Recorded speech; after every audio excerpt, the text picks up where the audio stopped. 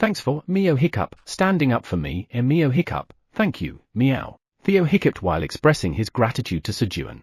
I'm sorry I couldn't tell you beforehand. Sejun hugged Theo and patted his chest. And then, snore. Theo, seemingly calmed by Sejun's touch, quickly fell asleep. Go. The baby bear, thinking it was nap time since Theo was asleep, leaned against Sejun's back and lay down. Plop. The black rabbit also hopped onto Sejun's lap. Guys? Snore. Yawn. Go. Instead of answering, he just heard low snoring.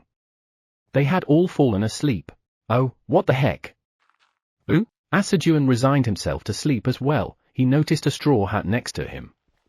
It must have flown over when the mother crimson giant bear snorted earlier.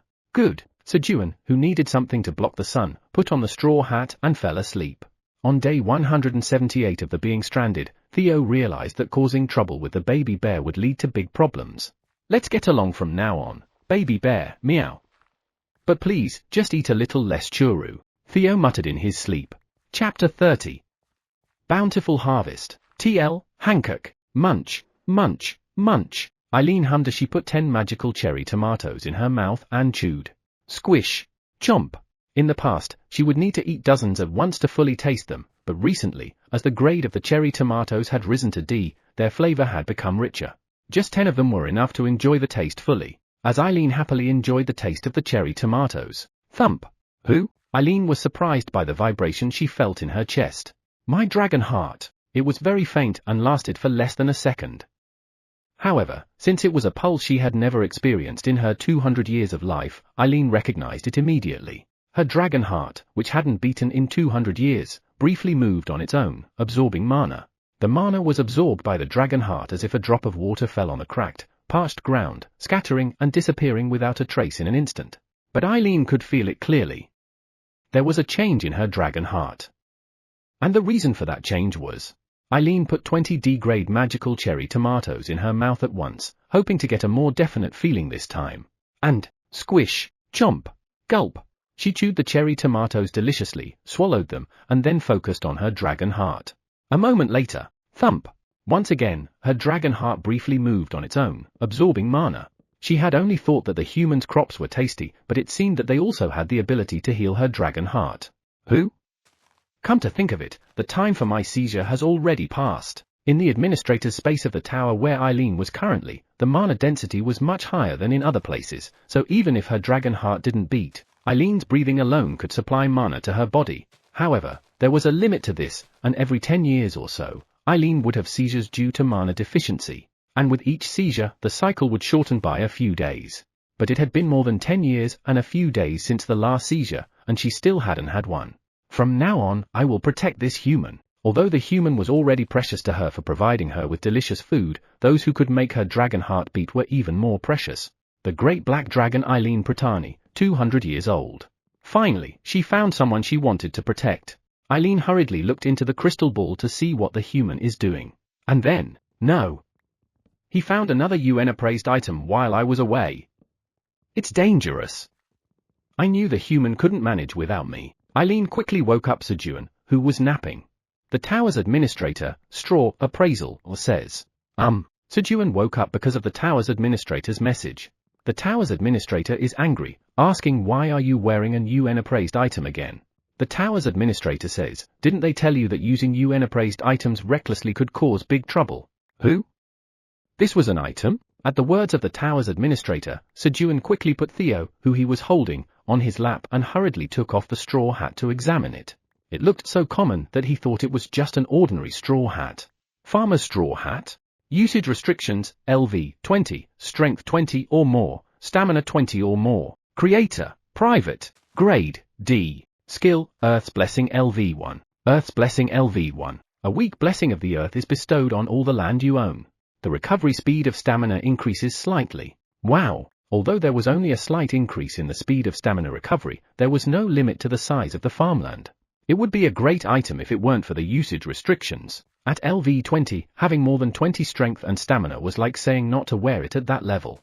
Sejun, who was worried about the wasteland on the surface, was very disappointed that he couldn't use the Earth's Blessing skill of the straw hat because of the usage restrictions. The tower's administrator suggests appraising the straw hat first. All right.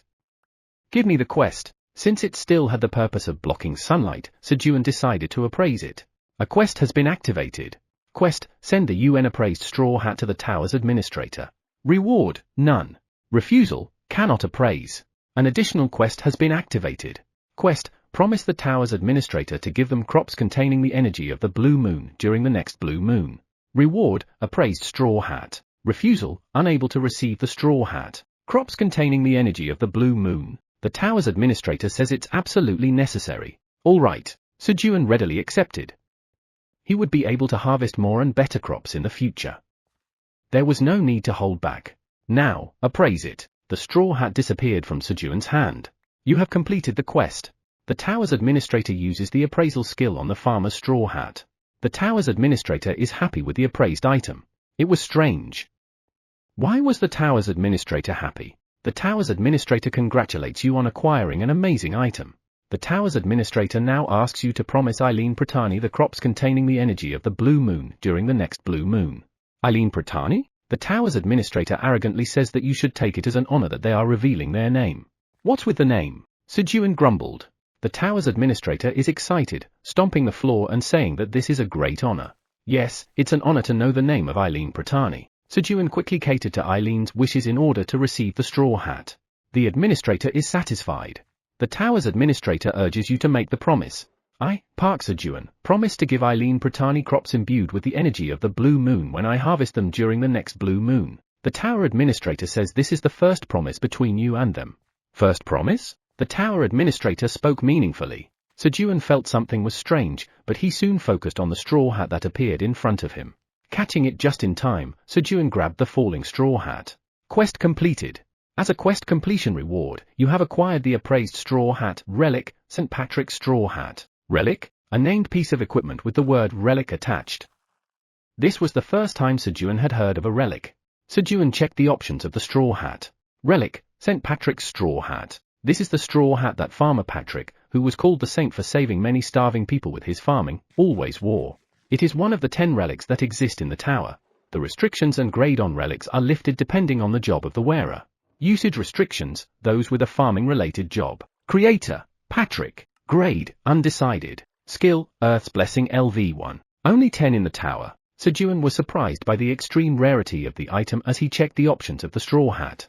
The original grade and stat restrictions had disappeared, but a new restriction, those with a farming-related job, was added.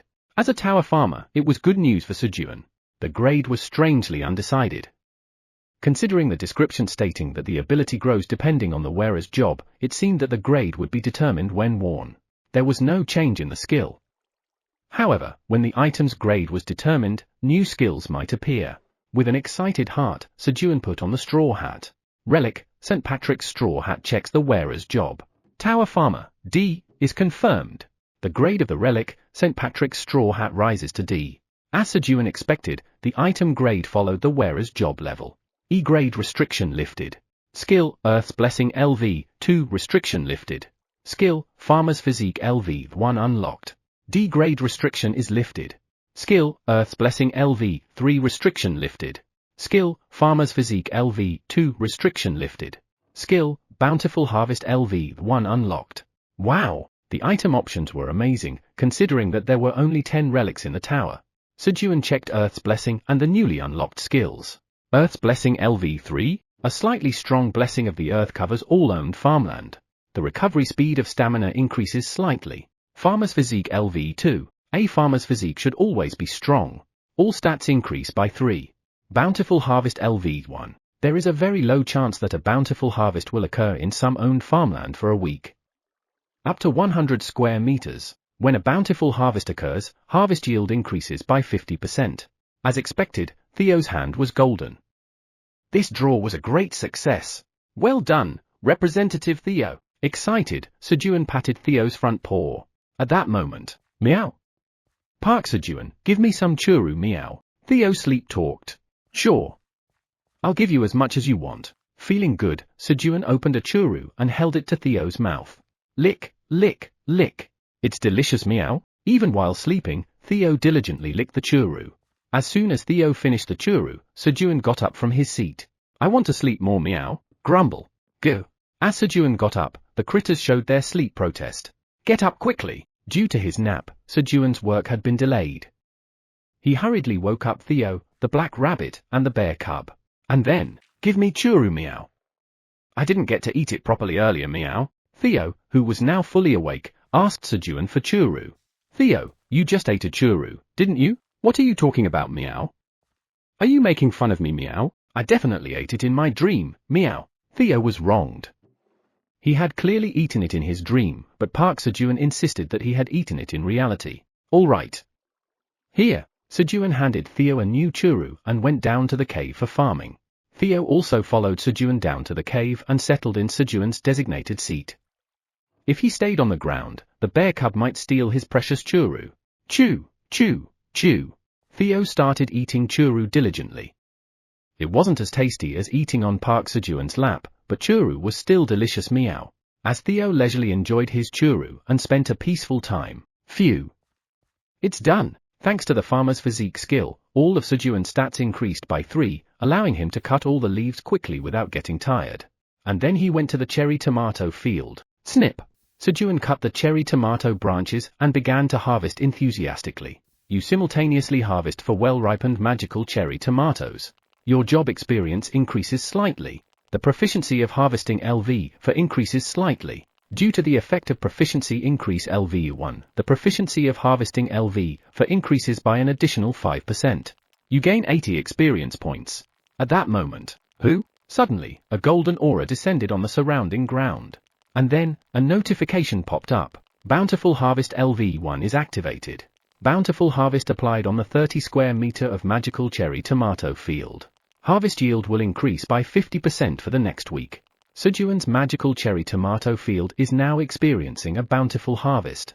Chapter 31. New family members are born. TL, Hanguk. Why won't the tower open? A man in his 50s with black hair and a hearty face looked angrily at the inactive portal. It had been 10 years and 3 days since his granddaughter Eileen's last seizure, but the portal remained unchanged. Lord, please calm down. A man in his 30s with the same black hair and a hearty but beautiful face spoke to the man in his 50s. How can I calm down when I can't see our Eileen? Father, please maintain your dignity. The other dragons are watching. Anton, who had prepared precious medicines to treat Eileen, spoke quietly as he looked at the dozens of dragons from the Pratani family waiting behind him. They were both members of the Pratani family, with Kaiser Pratani as its head and Anton Pratani as his son and Eileen's father. Who cares? Aren't all these dragons worried about Eileen too? Eileen also has our Pratani blood. She will overcome the seizures. Anton spoke coldly as if it were someone else's business. Anton, Eileen is your daughter. No dragon will say anything if you show concern. Kaiser felt frustrated and sorry seeing Anton's cold treatment of his own daughter, Eileen, due to the gazes of the other dragons in the family. The dragons of the Pratani family had made many sacrifices to save Eileen, a hatchling. The Black Tower's administrator space was originally where the dragons of the Pratani family took turns to rest and gain strength. The abundant magic in the Black Tower's administrator space made the dragons stronger just by being there, but the dragons of the Pratani family gave all those privileges to Eileen. Moreover, the dragons of the Pratani family were running around in all directions to find medicinal ingredients to treat Eileen. Unable to show concern for his daughter due to guilt towards the dragons sacrificing so much for Eileen, Anton remained cold. In such a situation, the Black Tower was not opening, and they even had to wait for several days, which increased Anton's feeling of guilt. And they couldn't send them back either. Whenever Eileen had a seizure, dozens of dragons had to pour in mana along with medicine to balance her physical imbalance. Did something good happen to Eileen's dragon heart? If so, it would be a real relief. Anton couldn't be happy about the portal not opening when he saw the dragons waiting behind him. For now, we'll wait here until the tower opens. Yes, Kaiser, who had issued the order, looked back at the portal. Is our granddaughter eating well? Kaiser was worried about his granddaughter, unaware that Eileen had recently become a foodie. The tomato field with the bountiful harvest activated. Suddenly, additional flowers began to bloom rapidly on the tomato branches. And then, buzz buzz, the poison honeybees approached the newly bloomed flowers and sucked the nectar. So, this is how they increase the yield by 50%. Sejun had thought that the 50% increase in harvest would come as an additional items, but it was different from his expectation. Occasionally, flowers bloomed on the branches, so Sejun had to pick each cherry tomato one by one in the field. However, he had no complaints as he knew that each flower would soon produce a cherry tomato if he just waited a bit. After harvesting the cherry tomatoes, "Theo, you'll be the representative for the next week," Sejun said to Theo, who had taken his place at his bedside before he went to bed. Since he had acquired the incredible relic, St. Patrick's straw hat, this benefit was natural to Sejun. He honestly wanted to extend the period, but refrained from doing so as not to decrease the value of being a representative. Really? Meow? You're making me the representative for a whole week, meow. Theo couldn't believe he was made the representative for a whole week without doing anything special. Theo had no idea he had a golden hand. Snore. While Theo was touched, Sejun had already fallen asleep. Swish. Theo, who had been at Sejun's bedside, got up and lay down on Sejun's stomach. And then, with a purr, feeling the stability from Sejun's moving stomach, Theo soon fell asleep as well. In the tranquil cave where everyone was deep asleep. Squeak! The scream of the wife rabbit echoed in the cave. The wife rabbit's labor had begun. Squeak! Sejun wasn't too surprised since he had experienced this before, but, what's going on? Meow. Squeak! Squeak! Theo and the baby rabbits were not. It's okay. Your siblings are coming. Sejun sat up and calmed Theo and the rabbits. Squeak! Squeak! The baby rabbits clung to Sejun's legs and anxiously looked at the cave where the rabbit couple was. And then, shivering, Theo was terrified, hiding between Sejun's legs and cowering in fear. He was really a coward. After about an hour, squeak! Squeak! The faint cries of the newborn baby rabbits came from the rabbit couple's cave. Squeak! The husband rabbit ran out of the cave to announce the birth of the new rabbits. It's time for your 2-hour reminder. If you've been sitting, consider taking a moment to stand up, stretch, use the restroom, or have a refreshing drink of water. Your body will thank you. Now back to the story. However, snore, gurgle, squeak, Sejun, Theo, and the rabbits had fallen asleep leaning on each other while waiting. On the 179th day of being stranded, new cave family members were born at dawn. Early morning. Roar! The baby bear stuck his head out of the hole in the cave ceiling and announced his presence, and the baby bear's cry echoed throughout the cave. At the same time, squeak! Squeak! As if responding, the cries of the baby rabbits came from the rabbit couple's cave. Roar! When the cub bear was looking puzzled at the unfamiliar sound that he heard for the first time. Squeak! The husband rabbit, who had just managed to put the baby rabbits to sleep and finally fell asleep himself, shouted in anger. Sure! Sejun, awakened from sleep, hushed the baby bear by putting his index finger to his mouth. Sejun added a line to the wall and quietly prepared breakfast. The rabbits also moved quietly, looking at the rabbit couple's cave from time to time.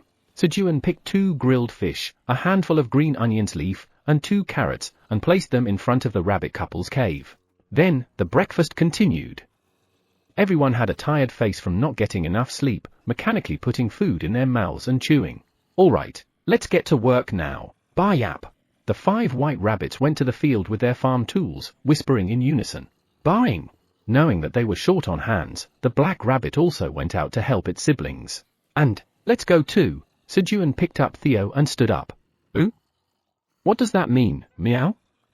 Where are we going, meow? Theo, held in Sejun's hand, asked with a puzzled look. Remember what we did last time? When I cut the branches of the cherry tomatoes, you just pick the tomatoes and put them in the basket. It might be difficult for other rabbits, but it's too easy for our representative Theo, right Theo? Sejun spoke as he placed Theo down next to the cherry tomato field. Of course, meow. It's too easy for representative Theo, meow. Theo, who had been unexpectedly drawn into farming work, got excited by Sejun's encouragement. Even though the rabbit couple was absent, Sejun's increased stats allowed him to work faster, and with the help of the black rabbit and Theo, they managed to finish all the morning tasks. In the middle of the work, Theo decided to show off his dignity as representative and neatly cut green onion leaves with his claws, surprising Sejun.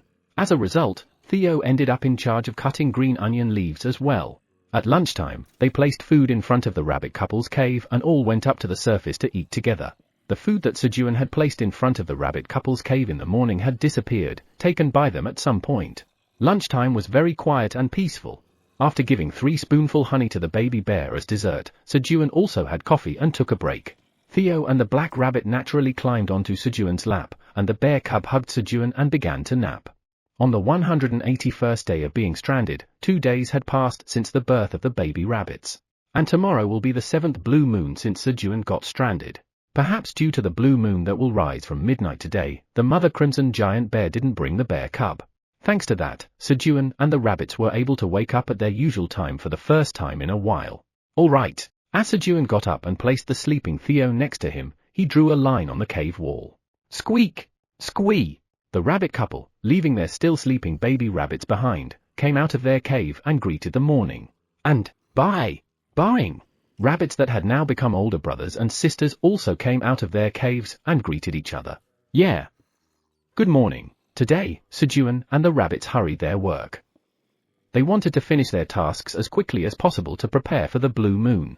Representative Theo, wake up. I want to sleep more. Sejun placed Theo in front of the green onion leaves and, with a swish, he went to the field to cut the cherry tomato branches and started harvesting. You have simultaneously harvested 8 well-ripened magical cherry tomatoes. Your job experience has increased slightly. Your proficiency in harvesting LV4 has increased slightly. Due to the effect of proficiency increase LV1, your proficiency in harvesting LV4 has increased by an additional 5%. You have gained 160 experience points. I will show you the dignity of Representative Theo. Rustle! Theo, who had woken up from his sleep, took out his claws, cut the green onion leaves, and showed off his abilities to the sickle rabbit and the cart rabbit. The day passed quickly like this. As evening came, the rabbits went into the cave, closed the entrance, and prepared for the blue moon. The poison bees also closed the entrance to the hive to prepare for the blue moon. And, Representative Theo, what are you doing? I'm going in here to avoid the blue moon. Theo began to squeeze himself into the entrance of the bag. It turned out the bag had more features than expected. Representative Theo, take this with you as well. Sejun entrusted Theo with the poison queen bee's cocoon, just in case. Soon after, the blue moon began. Roar! The roar of the crimson giant bear echoed. I wonder if the mother crimson giant bear and the cub are all right? Asked Sejun, worried about the crimson giant bear. Thud! Thud! Thud! Something was approaching the cave. What is it? Clink! Sejun tensed up and gripped the dagger in his hand. He hurriedly put on earplugs, ate 10 D-grade magical cherry tomatoes at once, and increased his magic by 2. Roar! A monster roared above the cave. It was a roar he had never heard before. Sejun barely managed to hold on to his fading consciousness and came to his senses. Fortunately, the monster went on a rampage above the cave and then ran towards the roar of another monster. Phew! As Sejun sighed in relief and relaxed his tense body. Swish! A blue light began to form on the trees in the cherry tomato field that was experiencing a bountiful harvest. The blue light filled the cherry tomatoes along the stem, turning them blue. How many are there? There were more than 10 at a rough count. Even the cherry tomatoes containing the energy of the blue moon had a bountiful harvest. As Sejun was looking at the cherry tomatoes with joy. Swoosh! A blue light began to form in another field as well. Who? That's... Though he wanted to quickly harvest and taste them, he had been patiently waiting for the corn to ripen in the cornfield. The blue light gathered on the corn leaves and settled on the corn. Hooray! Sejun couldn't shout because the blue moon hadn't ended yet, but he raised his hands to the sky, expressing his uncontrollable excitement. On the 182nd day of being stranded. Today's breakfast is corn. Chapter 32, Harvesting Corn. TL, Hangak. As the blue moon ended, the monsters of the 99th floor, who had been rampaging, returned to their own areas. And the Black Minotaur King, who guarded the waypoint of the 99th floor, began to take a roll call of his subordinates. This was because occasionally there were ones who wandered into the territories of other monsters and failed to return. Minotaur 1, Minotaur 2, Minotaur 3. While the Minotaur King was checking his subordinates, clang clang, he noticed something hanging on the horn of Minotaur 1003. The Minotaur King asked his subordinate. Minotaur 1003, what's that? However, the subordinate seemed unaware that something was hanging on his horn and asked the Minotaur King in return. Boss, what? A warrior who doesn't even know what's attached to his body. The Minotaur King, frustrated by the reaction of his subordinate, personally removed the object stuck on the subordinate's horn. It was a plant with green leaves and orange roots. It was clear that Minotaur 1003 had been digging into the ground with his horns during the blue moon. The Minotaur King bypassed Minotaur 1003 and continued to check the rest. Minotaur 3000. Fortunately, there were no missing subordinates. Thud. Thud. The Minotaur King returned to his spot in front of the waypoint on the 99th floor. And while he was passing the time, sniff sniff, a delicious smell wafted in the air. The Minotaur King turned his gaze towards the source of the smell. The plant that he had removed from his subordinate's horn was in his hand. Why didn't I throw this away? But that wasn't important. The Minotaur King put the plant in his mouth and chewed. Chew chew. Munch munch.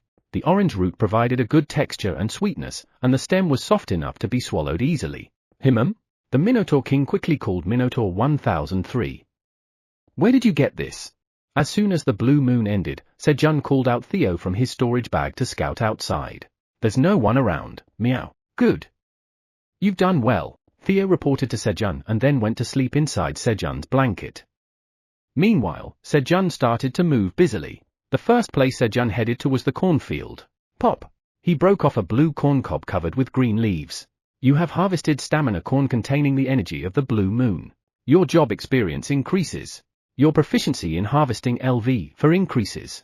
Due to the effect of proficiency increase LV1, your proficiency in harvesting LV for increases by an additional 5%. You have gained 100 experience points. Stamina corn? The corn was a crop that increased the stamina stat. Stamina corn containing the energy of the blue moon. This is corn grown inside the tower, full of nutrition and delicious. Moreover, it contains the energy of the blue moon, enhancing its flavor. Upon consumption, your stamina permanently increases by 0.1.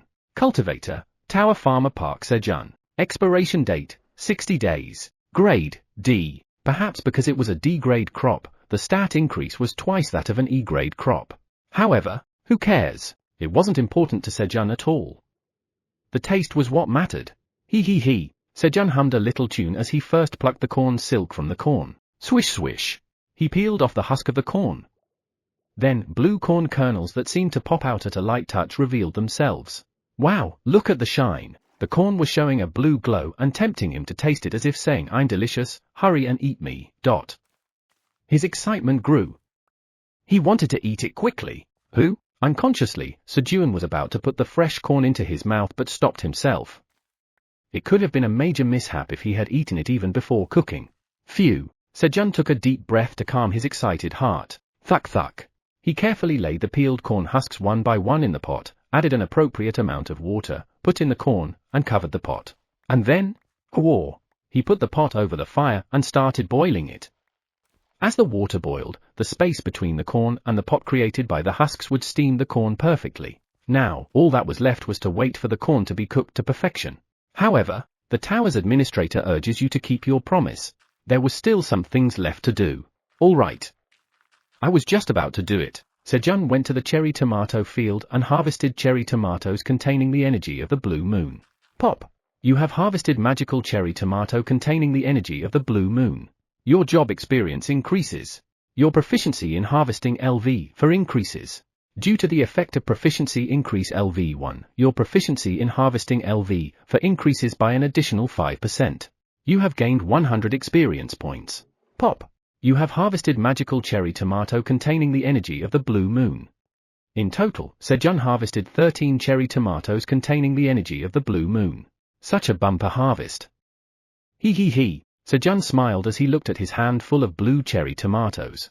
Here, take these. Sejun gave 5 blue cherry tomatoes to the tower's administrator.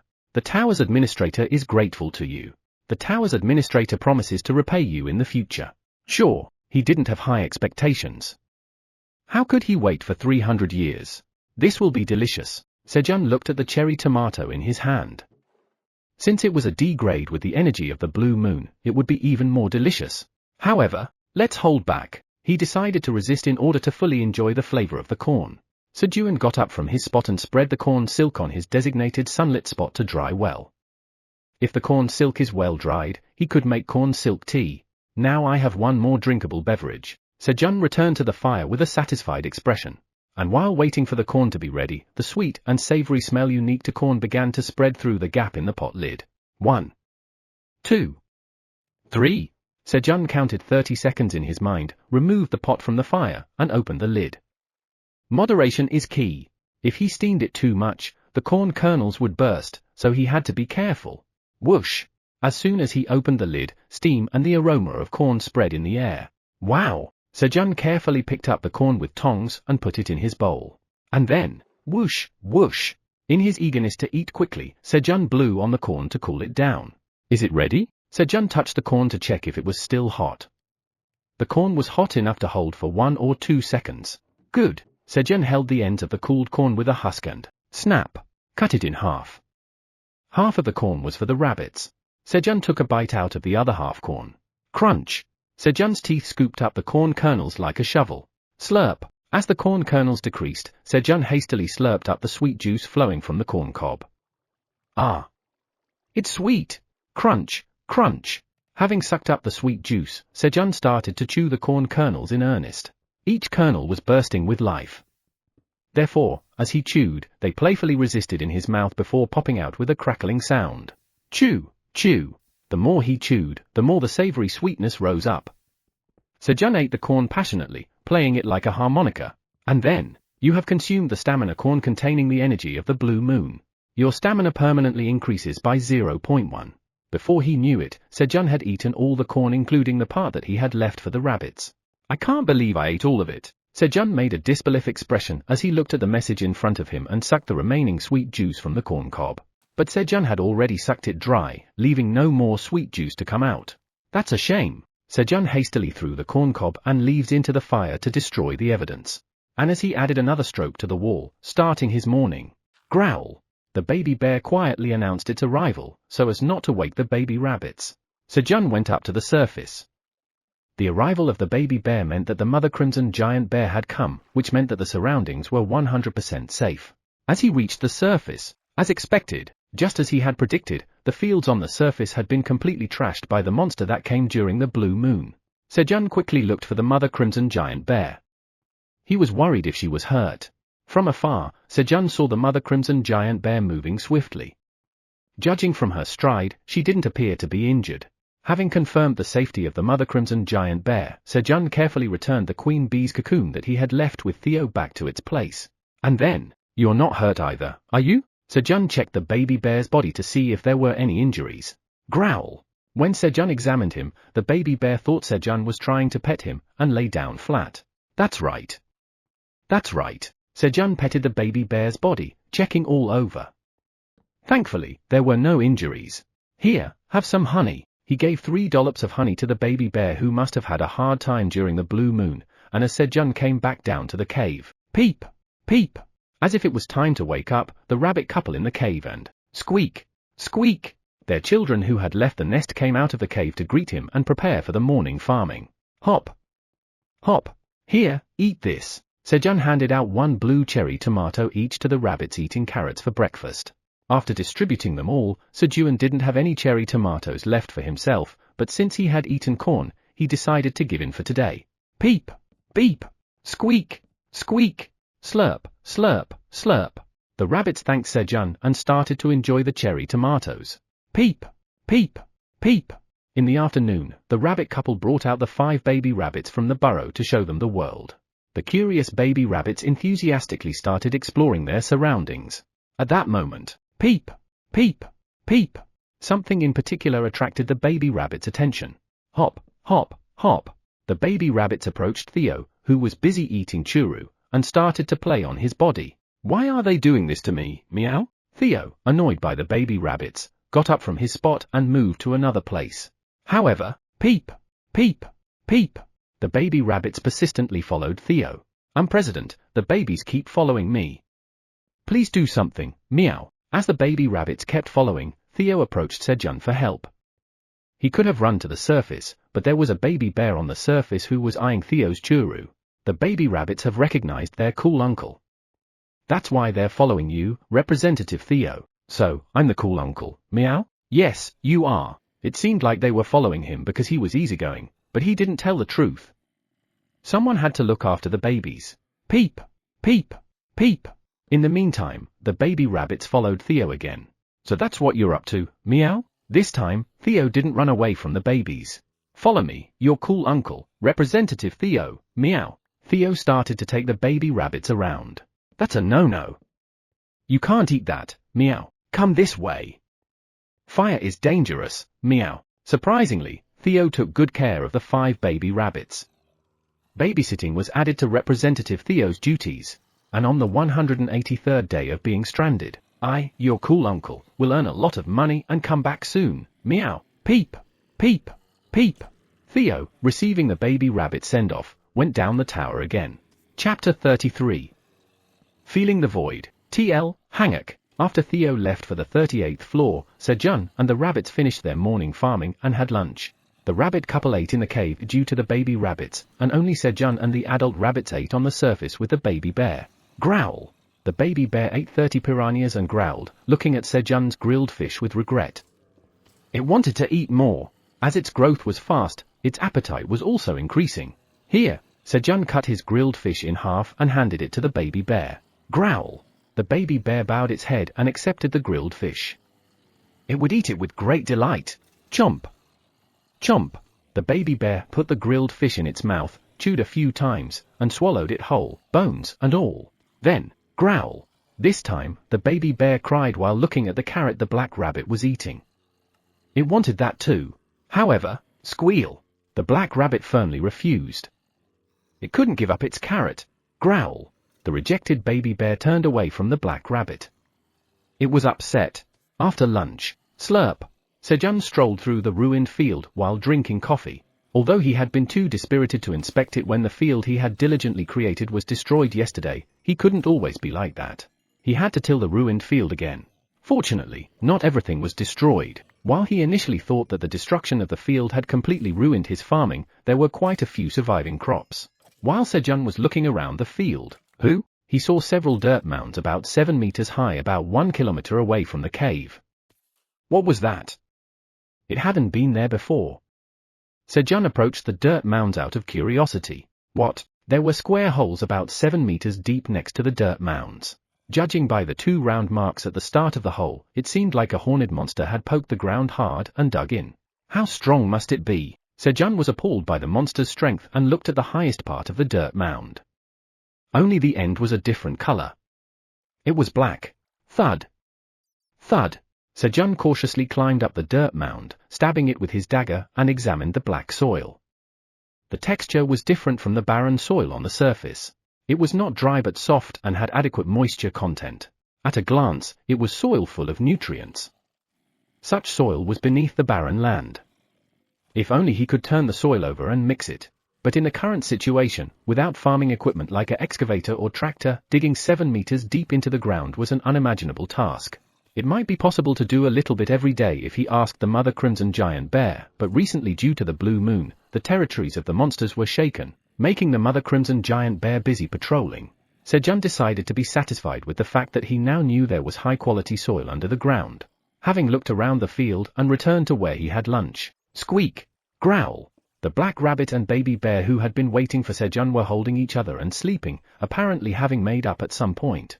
Hey, wake up! Sejun woke them from sleep by patting their fluffy buttocks. Squeak, growl. The black rabbit and the baby bear opened their eyes slightly while remaining in a sleepy state. Guys, what do you think this is? When Sejun brought out dried sweet potatoes and honey. Squeak, growl. Both barely opened their eyes and asked Sejun for food. Munch munch. Lick lick. The black rabbit and baby bear woke up from sleep while eating the snacks Sejun gave them. Guys, let's work. The snacks weren't given for nothing. Growl.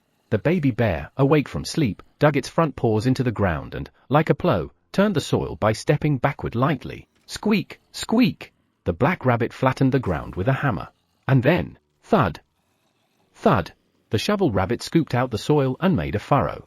Finally, when the small field was completed, Sejun planted sweet potato stems that he had cut from the sweet potatoes he had planted in the cave. You have created a 10 square meter sweet potato field. You have gained 20 experience points. After planting all the sweet potato stems, Sejun left the baby bear and rabbits making the field and went down to the cave. It was time to harvest the corn in earnest. Sejun began to pick corn from the field. Snap. As he broke off the corn, you have harvested well-ripened stamina corn. Your job experience slightly increases. Your proficiency in harvesting LV for slightly increases. Due to the effect of proficiency increase LV1, your proficiency in harvesting LV for increases by an additional 5%. You have gained 20 experience points. I wonder what effect the corn has? Sejun looked at the options of the corn. Stamina corn. This is corn grown inside the tower, full of nutrition and delicious. When consumed, it breaks down 20 g of body fat and increases stamina by 0.2 for 10 minutes. The effect can be applied up to 10 times within an hour. When consumed by a non-awakened, it breaks down 20 g of fat and improves skin elasticity. Cultivator, Tower Farmer Park Sejun. Expiration date, 60 days. Grade, D. Skin elasticity? It was vague, but he thought it would be good since the content written on the item guarantees 100% effect. Mom would love it. Sejun thought that he should soon convey his news to his family again, and this time he would also deliver his crops. It could be disappointing that his crops were being sold outside under his name, but his actual family hadn't eaten them yet. Snap. Snap. Sejun harvested the corn again. Tower floor 38. Why isn't the wandering merchant coming? Theo should have arrived by now. The hunters anxiously awaited Theo. They had received numerous requests to procure magical cherry tomatoes this time. This time, the requests were not from acquaintances, but from tycoons whose wealth easily exceeded tens of billions of won. Outside the tower, rumors about the magical cherry tomatoes spread among the wealthy, and they started to eat the magical cherry tomatoes like medicine every morning. These were people overflowing with money. Scarce and good products attracted their attention, and currently, the price of one magical cherry tomato on Earth had risen to about 500,000 won.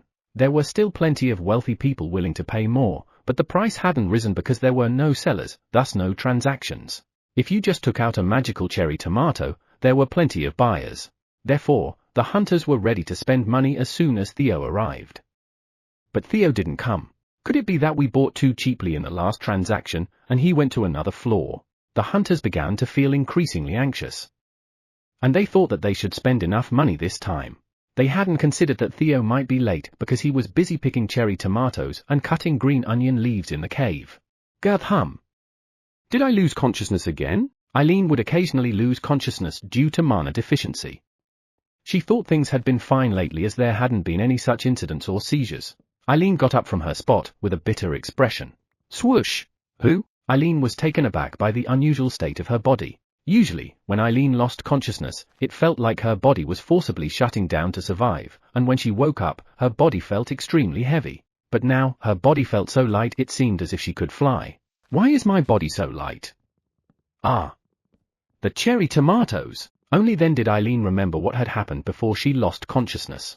The magical cherry tomatoes imbued with Blue Moon's energy. As soon as she received the 5 blue magical cherry tomatoes from Sejun, Eileen immediately put them in her mouth and chewed.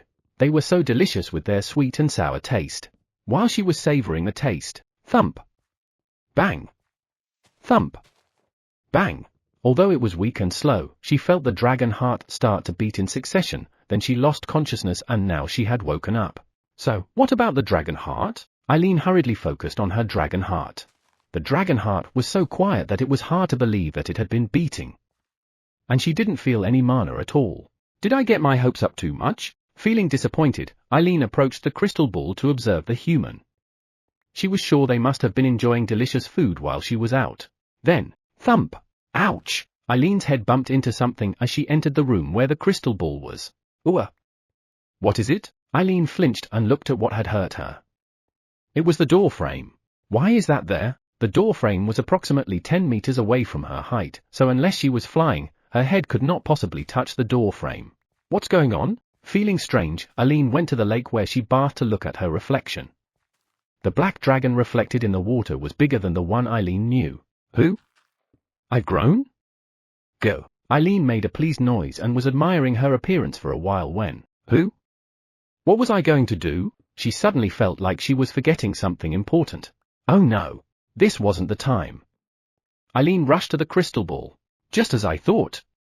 That human was trying to eat something delicious without me. Just then, Sejun was taking steamed corn out of the pot in the crystal ball. It was perfect timing. Eileen, who always had good luck with food, felt lucky once again. Tonight's dinner was dishes made with corn, steamed corn and grilled corn. It's done. Sejun started taking out the steamed corn one by one from the pot on the fire. Just then, the tower administrator says they wants to taste the corn too. The tower administrator says they would be happy with just one.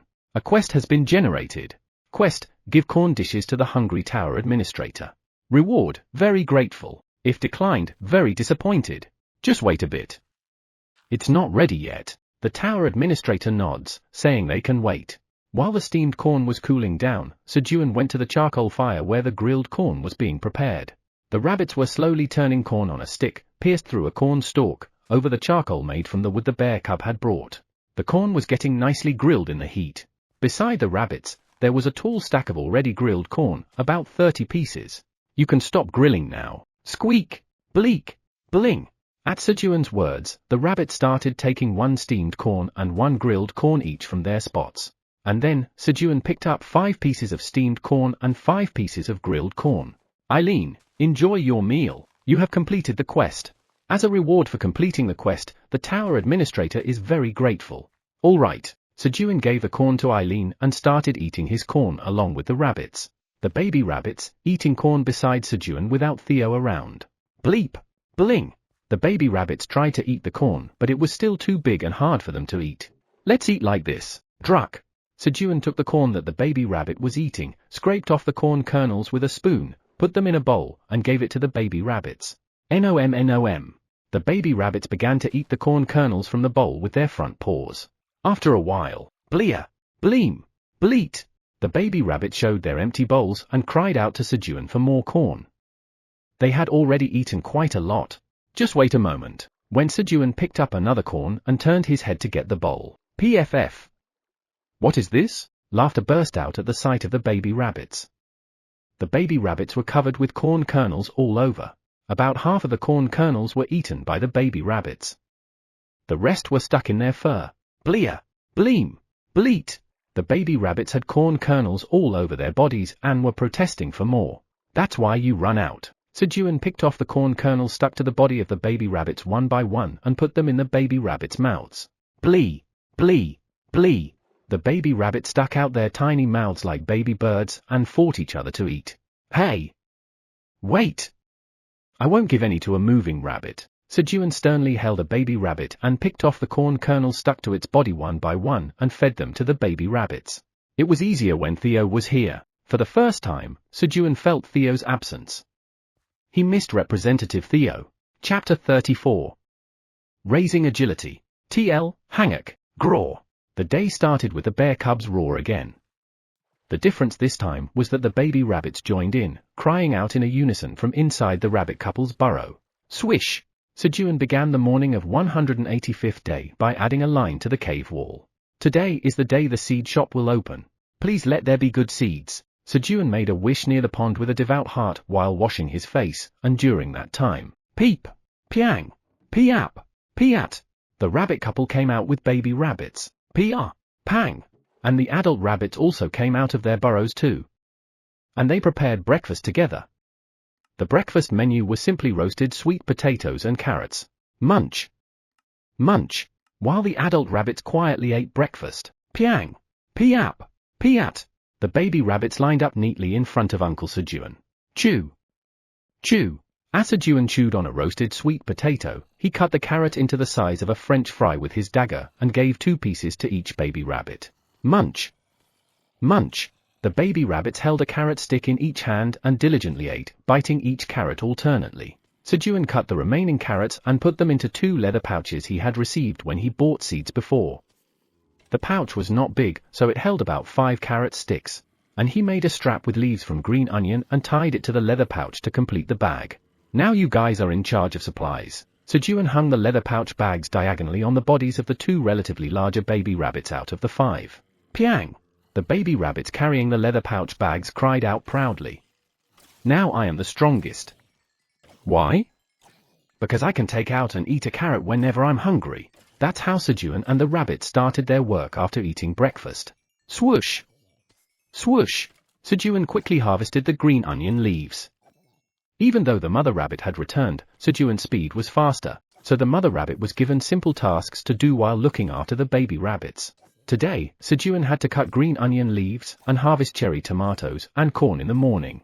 The corn was harvested once more yesterday, leaving only those that hadn't fully ripened, so there was not much to harvest. Snip! As Sejun took the harvested cherry tomato branches to the mother rabbit. Peep! Bleep! Bleat! The baby rabbits seemed to be following their mother rabbit and picking cherry tomatoes. They were still too weak, so they were picking cherry tomatoes in groups of 2 to 3, and it was adorable to see them struggling to pick the cherry tomatoes. Sejun, lost in observing the baby rabbits, regained his senses and went to the cornfield to harvest the remaining corn. Pop! You have harvested well-ripened stamina corn. Your job experience has slightly increased. Your proficiency in harvesting LV4 has slightly increased. Due to the effect of proficiency increase LV1, your proficiency in harvesting LV4 has increased by an additional 5%. You have gained 24 experience points. He finally harvested a D-grade crop, which had not appeared among the D grades so far. Its shelf life was 90 days, 1.5 times that of the D grade. It seems I've accumulated a lot of job experience. From Sejun's experience, crops of the grade were harvested when job experience was about halfway full. Good. Sejun energetically harvested the corn. And then, you have leveled up. You have gained 1 bonus stat. Sejun leveled up to level 16. He raised his agility to increase his working speed with the bonus stat. I have some time left. There seemed to be less work than usual today, and there was still a lot of time left even after the corn harvest was finished. Sejun decided to sow the corn seeds before preparing lunch. Sejun brought out 20 pieces of corn from the storage. From the harvested corn, he had separately selected those with pretty and well-attached corn kernels for sowing. Thud. Thud. Concerned that the seeds inside the corn kernels might get damaged if he scraped them off with a spoon, Sejun carefully detached each kernel by hand and put them into a plastic container. You have obtained corn seeds. Your job experience has slightly increased. Your proficiency in seed harvesting LV1 has slightly increased. Although there were about 200 corn kernels per corn, Sejun's work became faster as he got the hang of it, and the harvesting seeds of 20 corns quickly finished. Then, your proficiency in seed harvesting LV1 has filled up and your level has increased. The level of Sejun's seed harvesting skill increased after he had harvested exactly 3,987 corn seeds from 20 corns. I'm done. Just as Sejun, who had finished harvesting seeds, was about to stand up. Seed shop is now open. 3 types of seeds available for sale today will be shown randomly. At your current grade, you can only purchase seeds once. The seed shop opened and the seeds that could be purchased today appeared. 100 radish seeds, 0.1 tower coin. 100 cucumber seeds, 0.2 tower coins. 1,000 peanut seeds, 5 tower coins. They're all fine but, Sejun pondered while looking at the seeds.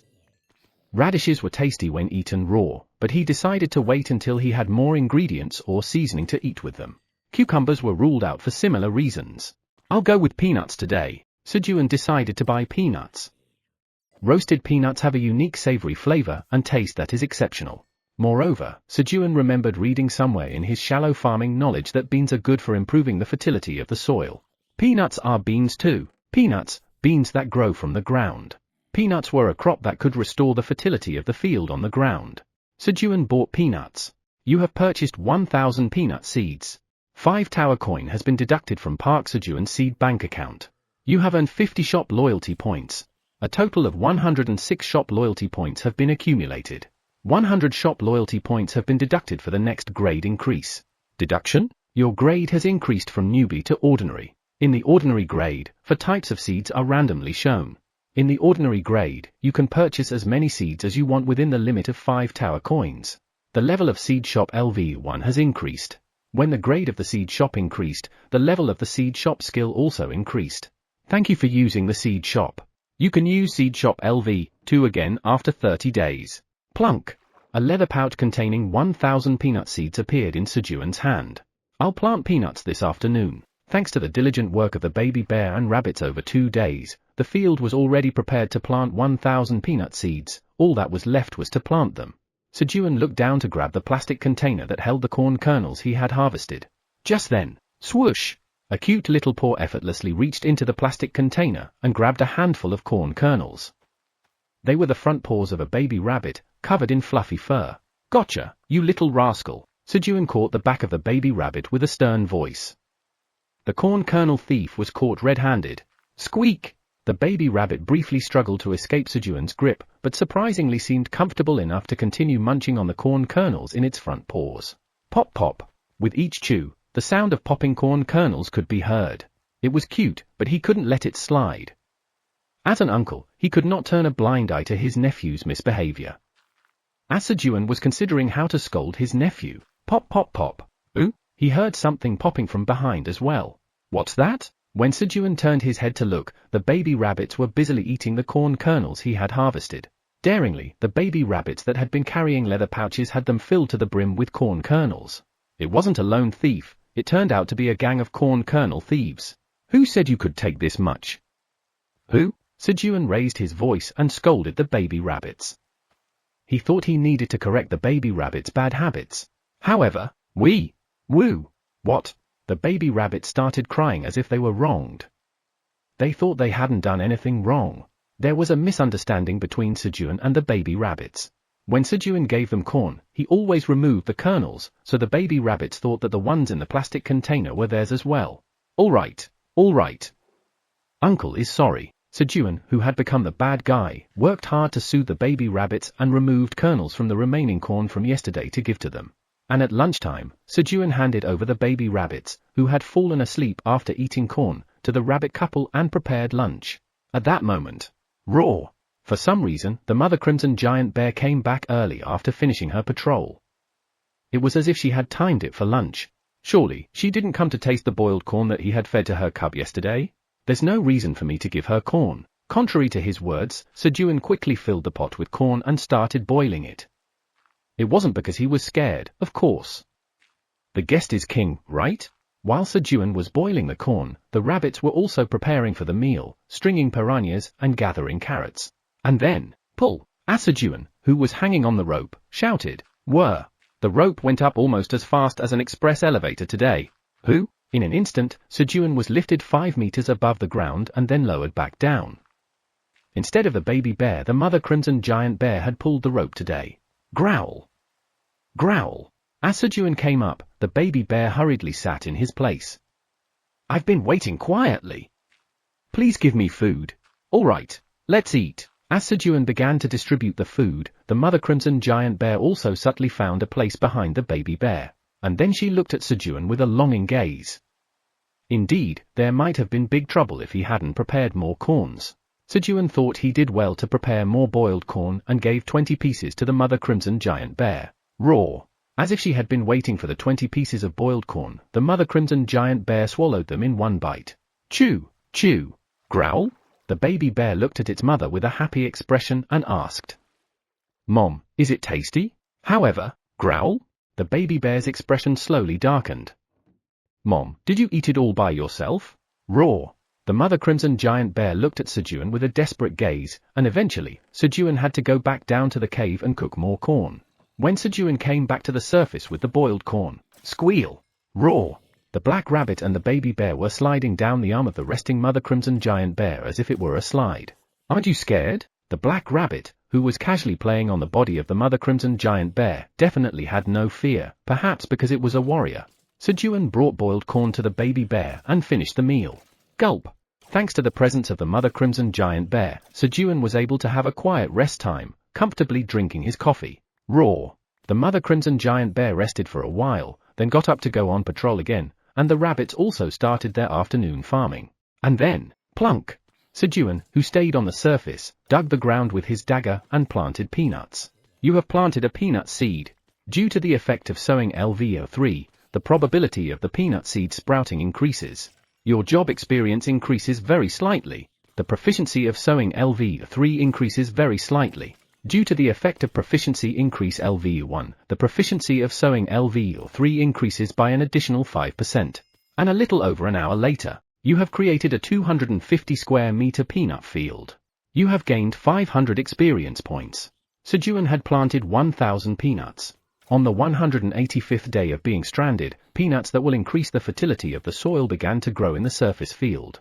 Chapter 35, Becoming a Legend. TL, Hanguk. Meow, meow, meow. As soon as Theo came out of the passageway from the 60th to the 50th floor, humming a tune. I must hurry, meow.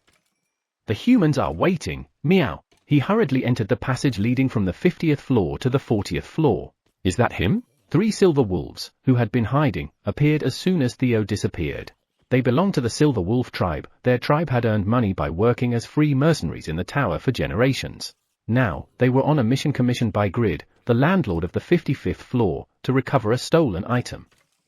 It was an ordinary straw hat, an item that could be found anywhere. They didn't know why Landlord Grid wanted an ordinary straw hat. But it didn't matter. They were mercenaries who moved for a fee. So, the only clue they found by mobilizing their entire tribe was that one of the thieves had handed over the straw hat along with other stolen goods to the blacksmith shop in the 75th floor shopping area. While tracing the straw hat with that one clue, one of the blacksmith's employees remembered who bought the straw hat. A wandering merchant cat with yellow fur bought it from the lottery corner. So, they traced the traveling merchant cats with yellow fur and learned that Theo was last seen appearing here, and they are lying in wait. Chief Elka, what should we do? Let's keep following him for now. They were mercenaries, but due to the agreement between the Free Mercenary Association and the Wandering Merchant Association, mercenaries could also use the merchant's passage if they paid a usage fee. So, the 3 silver wolves followed Theo into the merchant's passage. And then, why are the silver wolves here? Jerez, who was also waiting to tail Theo, quickly entered the merchant's passage. Unaware he was being followed, Theo headed for the 38th floor, where the humans were waiting. Day 186 of being stranded. After having lunch on the surface, Sejun took a nap with the black rabbit and the baby bear, then went down to the cave. And then, snip! While he was harvesting the branch of the cherry tomato, squeak! Meep! The husband rabbit came with a sickle rabbit and pointed at the cornfield. The cornstalks were left lush with green stems after the corn harvest. Why the cornfield? Sejun didn't know whether the corn would grow back like the cherry tomatoes or if he needed to completely cut it down and replant it, so he had left the cornstalks unattended. Meep! The sickle rabbit gestured as if cutting down the base of the cornstalk in the cornfield. Oh, do I need to cut this? Squeak! The husband rabbit nodded his head. It seemed that he needed to cut it down and replant it. So, Sejun finished harvesting the cherry tomatoes and cut down the cornstalks. Snip! Snip! Sejun tied the cut cornstalks with a rope and moved them to the surface. Lately, he had been covering the area where he planted crops with green onion leaves and branches of cherry tomato plants. The reason was to prevent the moisture from evaporating due to the sun. By doing this, the watering period could be delayed a little, allowing him to spare some labor for other tasks. Pull! Growling and groaning, the bear cub pulled up the cornstalks tied in bundles of 40. In this way, a total of 139 cornstalks were moved to the surface in 4 rounds. Sejun carefully spread the cornstalks in the peanut field, taking care not to cover the areas where peanuts were planted. He then spread the remaining cornstalks widely in the field he had prepared beforehand. And when the work was finished, roar! The mother crimson giant bear came to pick up the bear cub. Growl! The baby bear waved to Sejun from atop the head of the mother crimson giant bear. Goodbye! See you tomorrow. Sejun also waved to the bear cub, went down to the cave, finished the remaining work, and went to bed. The next morning, roar! Unlike usual, it was not the baby bear but the mother crimson giant bear who woke Sejun up. What's going on? The tower's administrator reports that the crimson giant bear found traces of another monster around the cave. Eileen answered in response to Sejun's question. Another monster? Even the rabbits, who had sensitive hearing, had been quiet all night. The tower's administrator reports that the crimson giant bear thinks it's the horned creatures. Asterisk asterisk asterisk asterisk asterisk. Horned creatures? Upon hearing the word horn, Sejun immediately thought of the monster that made several pits 7m deep during the Blue Moon event. That's serious. Sejun first went up to the surface and looked around. Fortunately, they hadn't destroyed the field as they had before. Instead, all the cornstalks that had covered the field were gone. Wuchen Sam, Minotaur 1003, was wandering around in search of tasty grass, as directed by the Minotaur King. At that moment, sniff sniff, a fragrant scent wafted from somewhere. What's this? Wuchen Sam cautiously entered the wasteland area. This was a useless area where no one claimed territory. However, because it was no one's territory, all monsters could roam freely, so caution was necessary. The strong smell of red fur suggested that someone had passed by not long ago. Wuchen Sam walked carefully to avoid making noise and arrived at the place where the fragrant smell was coming from. Upon seeing the fragrant-smelling grasses discarded on the ground, he eagerly picked them up. The boss will praise me. Wuchen Sam, with both hands full of grass, returned to his own territory. In this way, all the corn stalks, green onion leaves, and tomato branches that Sejun had spread out to prevent moisture from evaporating were stolen. Roar! The mother crimson giant bear informed Sejun about the monster intrusion and went out for patrol. The plan was to focus on patrolling the direction where the horned creatures were spotted. With the mother crimson giant bear gone, Sejun was lost in thought. Well, let's be thankful for now. Although it was a mystery why the monster took the cornstalks and other plants that were laid out on the ground, he decided to be content that no one was hurt. However, there was no guarantee that it would be the same next time, so preparations were needed. I indeed need the power to protect myself. What Sejun thought of as a measure was the poison honey bees. He had been thinking about increasing their numbers to protect the surroundings. The number of poison honey bees in the cave quickly increased and now exceeded 200. It's still a number that is difficult to compete with a single monster, but if it continues to increase, it will reach a level that can threaten monsters. With these thoughts in mind, Sejun quietly took a seat in front of where the poison honey bee queen's cocoon was, near the rock where the rope was tied. Today was the day when the poison honey bee queen metamorphosed. According to the description of the poison honey bee queen's cocoon, the first being they see after metamorphosis is recognized as their master. So, Sejun planned to take a break from farming today and wait here until the queen's metamorphosis ended. As Sejun carefully removed the leaves that covered the pit where the poison honey bee queen's cocoon was placed and looked inside, rustle! Rustle! The poison honey bee queen was struggling to come out of the cocoon. Hang in there! Sejun quietly cheered for the poison honey bee queen and covered it again with leaves. Sejun, making sure no one around could interfere, quietly ate dried sweet potato snacks with coffee while waiting for the metamorphosis to end, so as not to disturb the queen's metamorphosis. Just in case the metamorphosed poison honey bee queen was hungry, he also prepared honey and a branch of cherry tomatoes with flowers. And so, Sejun took his place and waited, wondering how much time had passed. Buzz, buzz. The sound of feeble flapping began to be heard from the pit where Sejun had put the poison honey bee queen's cocoon. Could it be? As Sejun slightly lifted the leaves. Flap! Flap! The poison honey bee queen slowly flew up from the pit and made eye contact with Sejun. You have successfully metamorphosed the poison honey bee queen's cocoon. The newly born poison honey bee queen has successfully recognized you as the master. Your beekeeping LV2 proficiency has increased significantly. Your beekeeping LV2 proficiency has been filled and the level has increased. Flap! Flap! The poison honey bee queen rubbed her body against Sejun's hand, showing affection. Then, as if she were hungry, she approached the cherry tomato flower and began sucking nectar. Eat as much as you want. The poison honey bee queen, who would protect the surroundings of the cave, sucked honey and regained her strength. This was abandoned in the wasteland? Yes, boss. You did well. Thank you. Wu Cheon-sam was very happy with the compliment from the Minotaur King. Chomp, chomp. The Minotaur King was amazed as he chewed and ate the grasses that Wu Cheon-sam had brought. Each one was sweet and tender. It was unbelievable that such grasses were abandoned in the wasteland. He wanted to send his subordinates to claim the entire wasteland if he could, but the amount of grass was too small. The amount of grass laid in front of the Minotaur King was only 1/10 of what was stolen from Sejun. The rest? Burp! I'm sorry, boss. Wu Cheon-sam apologized to the Minotaur King after burping. During the process of fetching the grass, Wu Cheon-sam was so hungry that he ate grass until he was full. Thanks to this, the Minotaur King didn't send his subordinates to the wasteland. Wu Cheon-sam, go back to the wasteland and bring more of this grass. Yes, boss. At the Minotaur King's command, Wu Cheon-sam headed back to the wasteland. Of course, since he was full, he thought he should go somewhere quiet and get some sleep first. 38th floor of the tower. 5 days had passed since the hunters were waiting for Theo. Most of the hunters had given up and left, and only 2 teams that really needed the magical cherry tomatoes remained. Do you think he might have gone to another floor? No, it's possible that there was a problem with the supply of goods. As they were considering various scenarios for Theo's absence. Humans, I'm here, meow. Theo appeared. He's here. Theo, why are you so late? The hunters welcomed Theo. Sorry, meow, I had some business. But what, meow? Has my popularity waned? Theo's ears drooped at the sight of fewer humans than he had expected.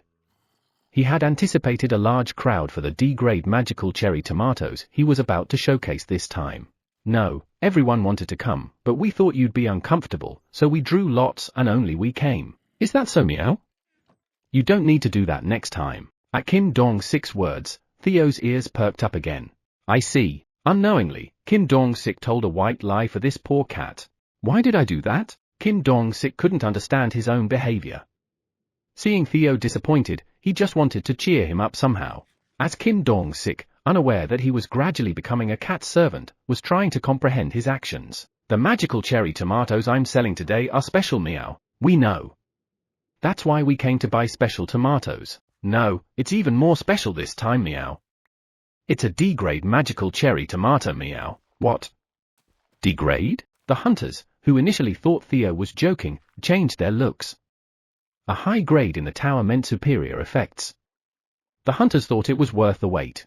Can we see the options? I want to see too. Me too. The hunters rushed to Theo to see the options of the D-grade magical cherry tomatoes in a hurry. Humans. Form a line, meow. Theo lined up the hunters and let them check the options of the magical cherry tomatoes one by one.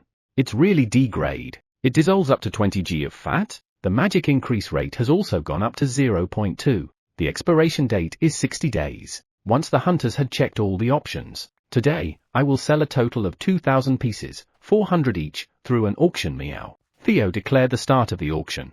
70 tower coins for 400 pieces. 90 tower coins for 400 pieces. Within 2 bids, the price of the D-grade magical cherry tomato surpassed 0.2 tower coins. The hunters called out high prices without thinking about money. The D-grade magical cherry tomato was an item that hadn't been released outside yet. Considering its rarity, this deal was a surefire way to make more than double the investment.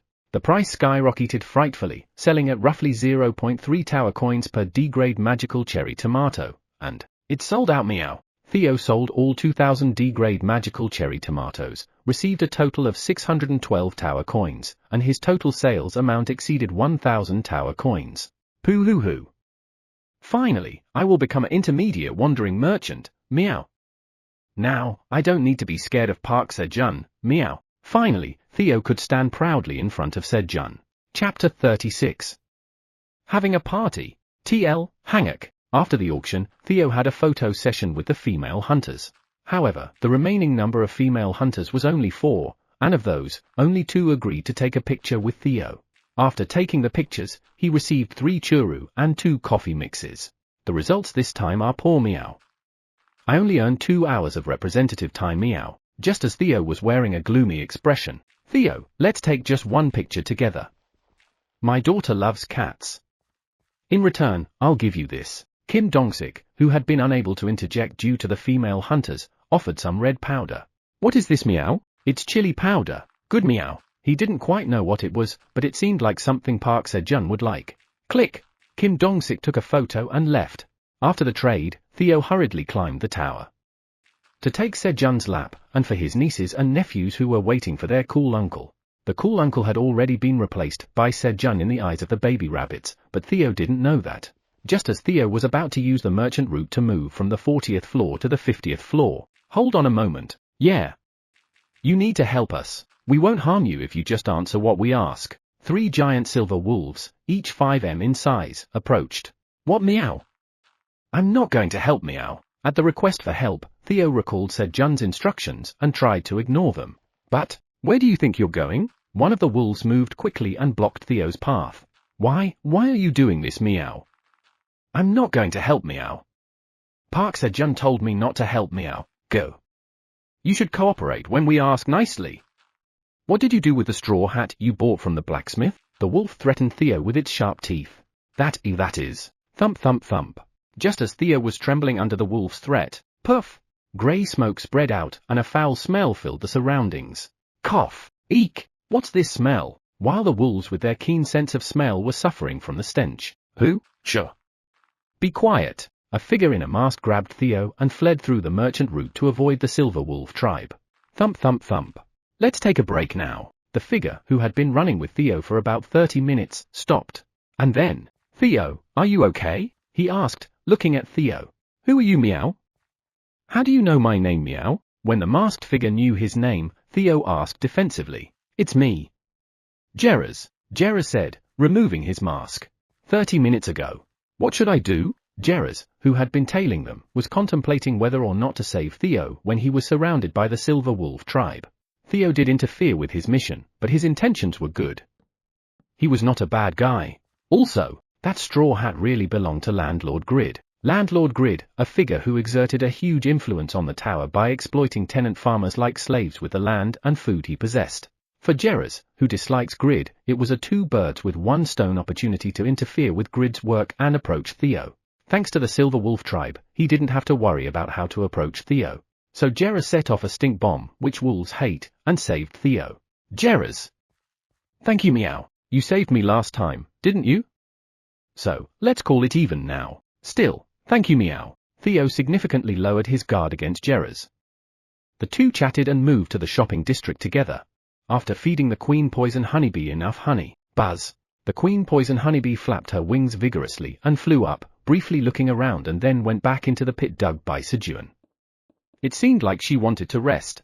I should also head back down now. It was already late in the afternoon. Sejun, who had descended into the cave, planted 400 corn seeds in the field where he had cut down the corn stalks.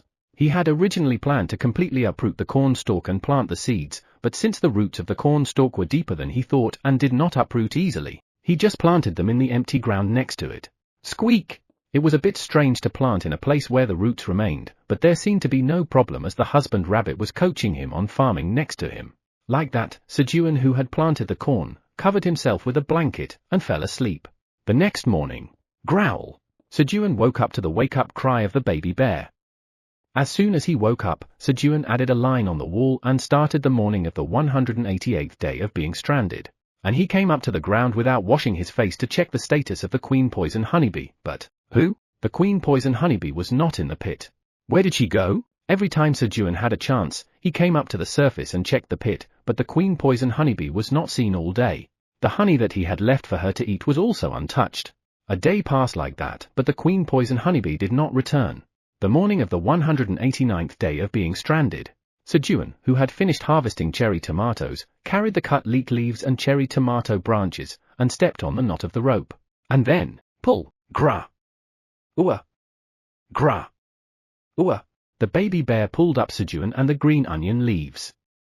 Sejun was covering the field again with green onion leaves and cherry tomato branches to prevent moisture evaporation.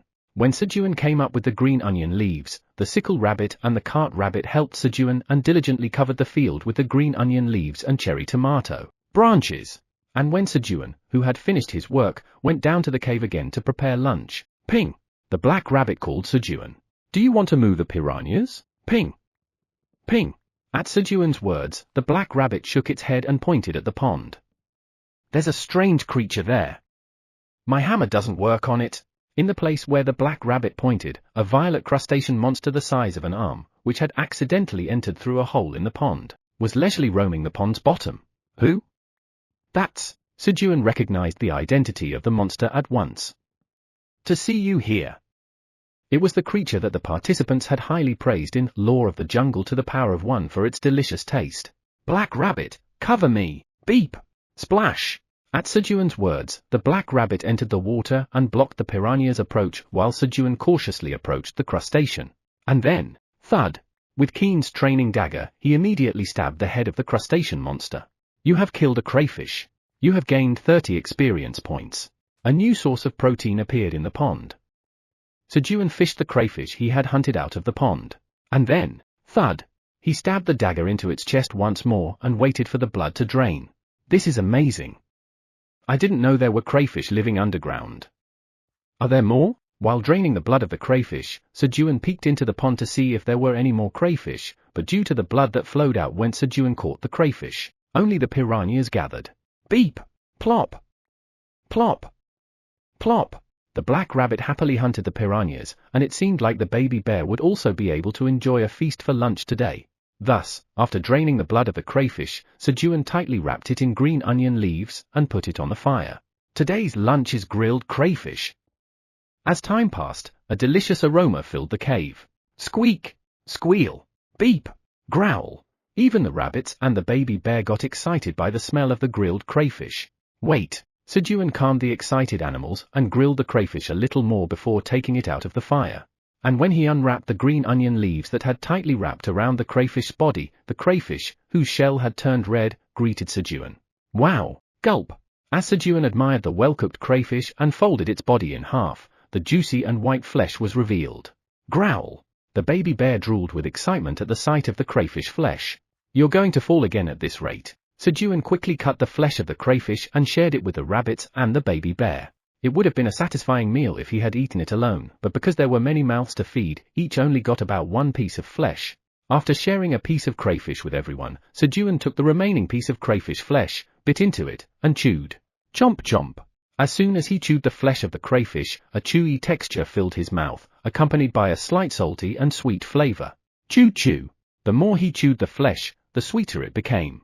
So this is the taste. Having tasted the true flavor of the crayfish, it was time to taste the combined flavors of the other parts. Shush. He dipped a piece of crayfish meat into the entrails inside the body of the crayfish. It was said that the entrails were delicious, and indeed, a taste of cheese and butter exploded in his mouth. Ping? At Sejun's reaction, the black rabbit dipped a finger into the crayfish's unpleasant-looking innards and tasted it. And then, ping! Munch munch! Bewitched by the taste of the intestines, the black rabbit began dipping its carrot into the crayfish's intestines and eating it. Crunch crunch! The baby bear finished off the grilled crayfish by chewing on the shell. Ah! Squeak! Squeal! Peep! Go! While everyone was savoring the aftertaste of the grilled crayfish with a look of regret. Splash! Splash! There was a commotion in the pond. What's that? Sejun, who had regained his senses, approached the pond. It was a battlefield overflowing with blood. No, it would be more accurate to call it a massacre scene. 10 crayfish were brutally slaughtering the piranhas. It seemed like they had come for revenge, following the blood that flowed out when Sejun had stabbed the crayfish earlier. This is trouble. There was not enough fire. The current fire was not enough to cook 10 crayfish. Guys! Quickly make more fire, and Black Rabbit, bring a long stick and rope. It's a crayfish party today. Ping? The Black Rabbit, puzzled by Sejun's instructions, got excited when it saw the crayfish in the pond and brought a long stick and a rope. Then it ran to the fireplace and made for more hearths with the white rabbits and dried green onion leaves. In the meantime, Sejun carved a notch in the wood so he could hang a rope and connected it to the hilt of the dagger with a rope. And then, thud! You have killed a crayfish. You have gained 30 experience points. Sejun used the long reach of the stick to hunt 1 crayfish at a time and pull them out. Ping! When Sejun caught a crayfish, the black rabbit moved it to the fireplace, and the white rabbit covered the crayfish with leaves and placed it on the fire. Whoosh! The crayfish began to be grilled. Thud! You have killed a crayfish. You have gained 30 experience points. While Sejun was pulling up the hunted crayfish, he saw a crayfish coming in through the pond hole. The blood of the crayfish had called its comrades again. Looks like we'll be able to fill our stomachs with crayfish today. Thud, thud. Sejun deliberately punctured the body of the crayfish several times to make the blood spread and lure other crayfish. That day, Sejun and the animals hunted 30 crayfish and ate their fill. Crunch, crunch. Of course, the baby bear eating the crayfish shell seemed a bit unsatisfied, but to fill the baby bear, even 50 crayfish seemed insufficient. Thus, Sejun and the rabbits, having had a high-protein meal with crayfish, energetically started afternoon farming. And as the afternoon farming was nearing its end, roar! The mother crimson giant bear came to pick up the baby bear. Roar! Goodbye! As Sejun waved his hand to say goodbye to the baby bear and was about to go down to the cave, buzz, buzz. The queen honeybee, who had been away for a few days, returned with a plump tail. Chapter 37. Catching a thief. TL, Hanguk. Theo and Jerez arrived at the 75th floor, the shopping district of the tower. Where are you going now, Theo? First, I'll apply for the promotion to an intermediate wandering merchant. Meow. You're already becoming an intermediate wandering merchant. I'm jealous. Jerez was surprised inwardly. To become an intermediate wandering merchant, a sales amount of 1,000 tower coins was needed. Considering Theo's period of activity, it was almost an impossible amount unless there was special support. What do you sell, Theo? Jerez asked cautiously because some wandering merchants kept their traded items a secret. I sell cherry tomatoes. Meow. Ooh? Cherry tomatoes? It didn't seem like a lie. That's right. Meow. I'll show you when I have a chance. Meow. While they were talking, Theo arrived at the branch of the Wandering Merchant Association and requested a promotion to an intermediate wandering merchant. Mr. Theo, you are now an intermediate wandering merchant. The promotion to an intermediate wandering merchant was processed right away, as there were no special conditions other than the sales amount. Here is your intermediate wandering merchant license. An employee of the Wandering Merchant Association branch gave Theo a rectangular license made of blue metal. Thus, Theo was promoted to an intermediate wandering merchant. Pew pew fut. Now I am an intermediate wandering merchant. Meow. With the issue of the cultivator resolved for Sejun, Theo's steps became even lighter. Congratulations, Theo. Thank you, Meow. Jerez congratulated Theo as he came out of the Wandering Merchant Association branch. Where is your next destination? Now I need to go to the general store. Meow. Theo bought 2 iron pots, a saw, thread, and needles at the general store. 1 iron pot is 1 tower coin, a saw is 0.9 tower coins, and thread and needle are 0.5 tower coins, so the total is 2.4 tower coins. As the owner of the general store called out the price, Jerez's eye sparkled next to him. I could haggle it down to 2 tower coins. Jerez was thinking of helping Theo and gaining more trust. Just then, give me a discount, meow. Theo started to haggle the price.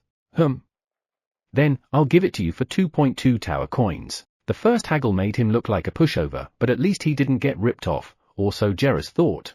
However, give me more discount, meow. Sir, we also have to make a living. That's difficult. When Theo used the second haggle, ho ho ho, just because you bluntly ask for a discount doesn't mean they'll give one. Jerez chuckled and shook his head. Then, okay, meow. Jerez, let's go, meow. Theo answered and began to turn around and leave. Ah. Sir, why are you so impatient? I give in. I'll give it to you for 2 tower coins. Jerez was greatly surprised at the store owner's words. Without the 5 logical reasons that he found quickly by looking at the products and without any flashy rhetoric, Theo achieved the result he had in mind with just 2 words. But that wasn't the end. 1.8 tower coins. Or, I'll just leave. When Theo smacked down the price with his final, third haggle, his lowering the price even more, Jerez was shocked at Theo's audacity. That's impossible. However, sigh. All right. As if to mock Jerez's thoughts, the deal went through. How could this? Jerez completely lost his confidence in his haggling skills. He had even received education from a notable family, but the gap he felt when compared to Theo was enormous. He had simply asked for a discount 3 times, but Jerez felt awe at Theo's haggling skills. With that level of haggling skills, he might have made a fortune even without doing anything illegal. Jerez completely let go of his suspicions about Theo. Theo, I'll be going now. Be careful, as you may encounter wolves again. Got it? Take care, meow. Theo said goodbye to Jerez and went to the blacksmith to get some equipment. However, there's nothing I want today, meow. There was no equipment that caught Theo's eye. I should just go, meow. Theo moved to the 99th floor. After parting with Theo, Jerez returned to the Secret Inspection Bureau. And he submitted a report to the bureau chief. The reason for the sudden increase in Theo's sales: Theo is a genius at haggling.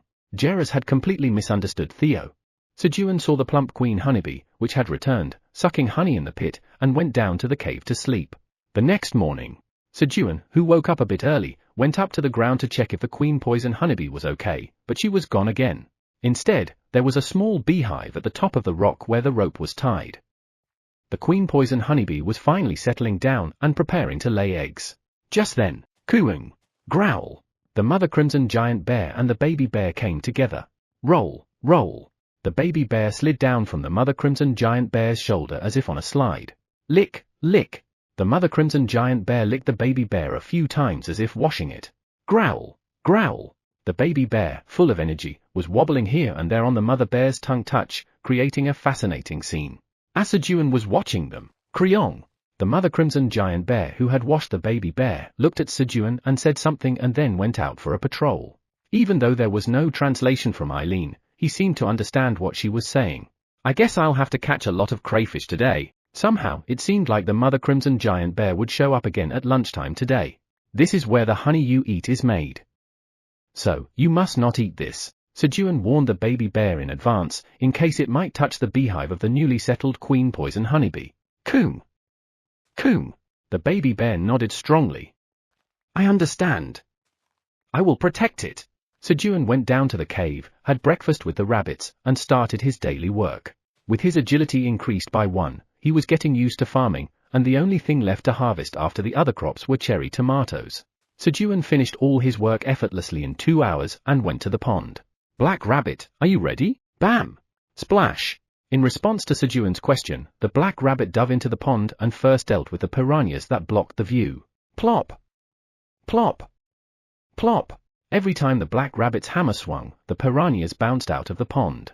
Sejun quickly skewered the piranhas with a rope, making 2 bundles of piranhas for the baby bear. And when the black rabbit came out of the pond, Sejun started hunting crayfish in earnest. There were about 40 crayfish in the pond. For some reason, once they entered the pond, they didn't attempt to go back out. Sejun went into the water and caught each crayfish by hand. Yesterday, he had thoughtlessly stabbed them all to death, but if caught like this, he could catch them without attracting other piranhas or crayfish. I can't leave the pond water contaminated. Yesterday, due to the crayfish massacre of the piranhas, the pond water was contaminated, and Sejun could neither drink nor wash until morning. He needed a way to purify the water. So, Sejun thought of ways to purify the water while picking up crayfish from the pond. And while Sejun was picking up crayfish like that, bang! The black rabbit slit the belly of a crayfish with Sejun's dagger and drained its blood. Just then, thud! As soon as he stabbed the crayfish's belly, black light emitted from the body and hammer of the black rabbit. Usually, a bright light would shine when leveling up, but this time it was slightly different. There was no change in the black rabbit's body, but its hammer got a bit larger and the end of the handle turned sharply like an awl. It seemed different from a regular level up. Bang! The black rabbit proudly came into the pond with its hammer. Why all of a sudden? Bang! The black rabbit looked at Sejun and gave a thumbs up. I'll handle this now. Plop! When the black rabbit hit the crayfish's head strongly, its movement stopped. The crayfish was knocked out by the hit from the black rabbit's hammering, which had become stronger after leveling up. Plop! Plop! The black rabbit dragged the unconscious crayfish out of the pond. And then, thud! The black rabbit stabbed the crayfish's chest with the pointed end of its hammer handle. Bang! The black rabbit arrogantly looked at Sejun after draining the crayfish's blood. See that? All right, I'll leave the crayfish to you. With the black rabbit's growth reducing his workload, Sejun focused on grilling the crayfish. And then, raw! As lunchtime approached, as expected, the mother crimson giant bear returned to Sejun's cave. Chomp! Chomp! Sure enough, the mother crimson giant bear put 20 grilled crayfish in her mouth at once. This time, because he had set aside food for her separately, there was no need to go back down to the cave to cook again. After enjoying a delicious lunch, can you ask her to dig some ground for me? Sejun asked Eileen to translate his request to the mother crimson giant bear. Having treated her to a delicious lunch, Sejun felt justified in asking a favor, so he didn't hesitate. Originally, he intended to ask when he served the steamed corn last time, but Eileen was sleeping then. The tower's administrator translates for the crimson giant bear, who is asking where she should dig. Good. Here. Sejun pointed to the ground about 500 meters away from the cave. He chose a location far away in case the cave might be damaged. Thud. Thud. The mother crimson giant bear walked briskly and quickly arrived at the place Sejun pointed. And then, roar! Roar! With just a few movements of her front paws, the ground flipped over and the black soil underneath surfaced. It was a task that would have taken a few hours with an excavator, but she finished it in one go. Thanks to the mother crimson giant bear, Sejun was able to overturn about 1,000 square meters of land all at once. Roar! The mother crimson giant bear left to patrol again, and Sejun spent the afternoon planting 3,000 corn and 1,000 cherry tomatoes in the 1,000 square meters of land with the rabbits. And then, swoosh! When the watering rabbits had almost finished watering the planted seeds, drip! The water coming out of the watering can stopped. Ooh? What's going on? Why isn't the water coming out? Sejun, who thought that water would come out infinitely from the watering can, asked. Beep!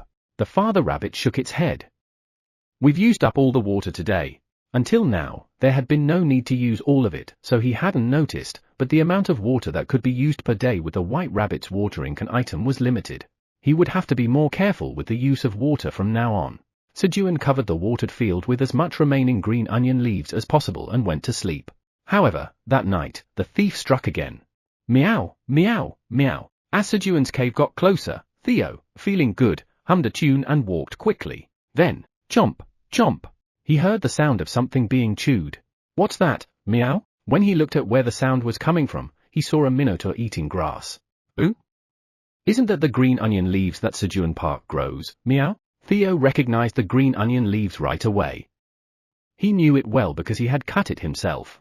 Where did you get that? Meow? Theo approached the minotaur and asked. Ooh? The minotaur, recognizing the other party as a wandering merchant, responded. I picked it up from the ground. No way, meow. Those are the green onion leaves that Sejun cherishes, meow. Sejun uses those leaves as a dish, makes ropes with them, and even uses them to wipe his butt, meow. You've stolen Sejun's green onion leaves, meow. Theo caught the green onion leaves thief, Woochin Sam. Chapter 38, Hiring. TL, Hanguk. Magical cherry tomato. Is this the newly released D-grade magical cherry tomato? It's really amazing that just eating this can break down 20 g of fat. Michael McLaren, the vice chairman of Gaggle, a huge food corporation that controls 39% of the world food market, said while looking at the red cherry tomato. Being an awakened, he could see the options of the magical cherry tomato. What was the result of planting the E-grade magical cherry tomato on Earth? Michael had been researching the magical cherry tomato for several months now and had recently had the first harvest. We planted it in the best conditions for cherry tomatoes to grow, but perhaps because the environment is different from the tower, it grew into a normal cherry tomato that we know, not an item. Michael McLaren fell into thought. 10 years ago, the tower appeared while Michael was learning about company work under his father. And a few months after the tower appeared, Michael was lucky enough to get into the tower through vanishing. The tower was much larger than it looked from the outside. Even by securing a place on just one floor, you could grow and harvest enough crops to cover 5% of the crops currently produced by Gaggle. Plus, with the sun shining 24 hours inside the tower, the harvest cycle was short. If they could grow crops in the tower, it wouldn't be a dream to control the entire global food market. Michael convinced his father, the chairman of Gaggle, as soon as he came out of the tower. He then led the Tower Farm project, which involved setting up a large-scale farm inside the tower. Everything was going smoothly. But a problem arose unexpectedly. The seeds that the Tower Farm project team took into the tower didn't sprout for some reason. They tried various methods such as changing the germination conditions and environment, and bringing seedlings, but all failed. And they found out the cause of their failure through a research report from another research team. Research on the reason why awakened become infertile. The content of the research report was shocking. Awakened lose their reproductive ability as soon as they enter the tower.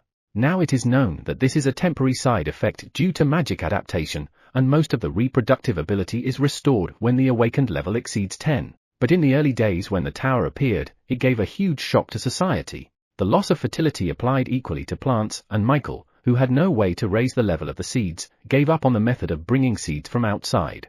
Instead, he chose a method to get the seeds directly. The tower was selling food made from various crops. So when he tried to buy seeds from the merchants in the tower, seeds? A greedy guy named Grid on the 55th floor has monopolized them, so they can't be sold. So Michael's Tower Farm project was discarded after hearing that it was an ahead-of-its-time project that could only be started if they reached the 55th floor. However, with the emergence of the magical cherry tomato in the world, Michael's ambition for the Tower Farm project reignited. What was the result of planting the magical cherry tomato in the tower? We sowed 100 E-grade magical cherry tomatoes on the first floor of the tower as a trial, and 10 of them successfully sprouted and are about to be harvested soon. Really? Yes, Chairman. Although the current sprouting rate is 10%, Michael thought that using the know-how of Gaggle, it was not a big deal to increase the sprouting rate. Get the budget for the Tower Farm project approved immediately. Employ awakeners to clear out the monsters around the area where we'll build the farm. Like that, the once halted Tower Farm project of the huge food corporation Gaggle, thanks to Sejun's cherry tomatoes, restarted. Who? Wu Cheon-sam was enraged by Theo's words. You're accusing a warrior like me of thievery. That's right, meow. If not, let's go ask Park Sejun, meow. Theo was taken aback by Wu Cheon-sam's anger, but he quickly regained his confidence. He had Park Sejun on his side. Park Sejun would solve everything, meow. Who? Wu Cheon-sam stood up, blowing out hot breath through his nose. Lead the way. Follow me, meow. Theo led Wu Cheon-sam to the cave. In the cave where everyone was asleep. Thunk. Thunk. Theo? Sejun woke up due to Theo pressing on his cheek with his paw. President, I'm back, meow. You've worked hard. Let's sleep now. Sejun reached out to hold Theo and sleep, but, swoosh. Theo blocked Sejun's hand with his paw. No, meow.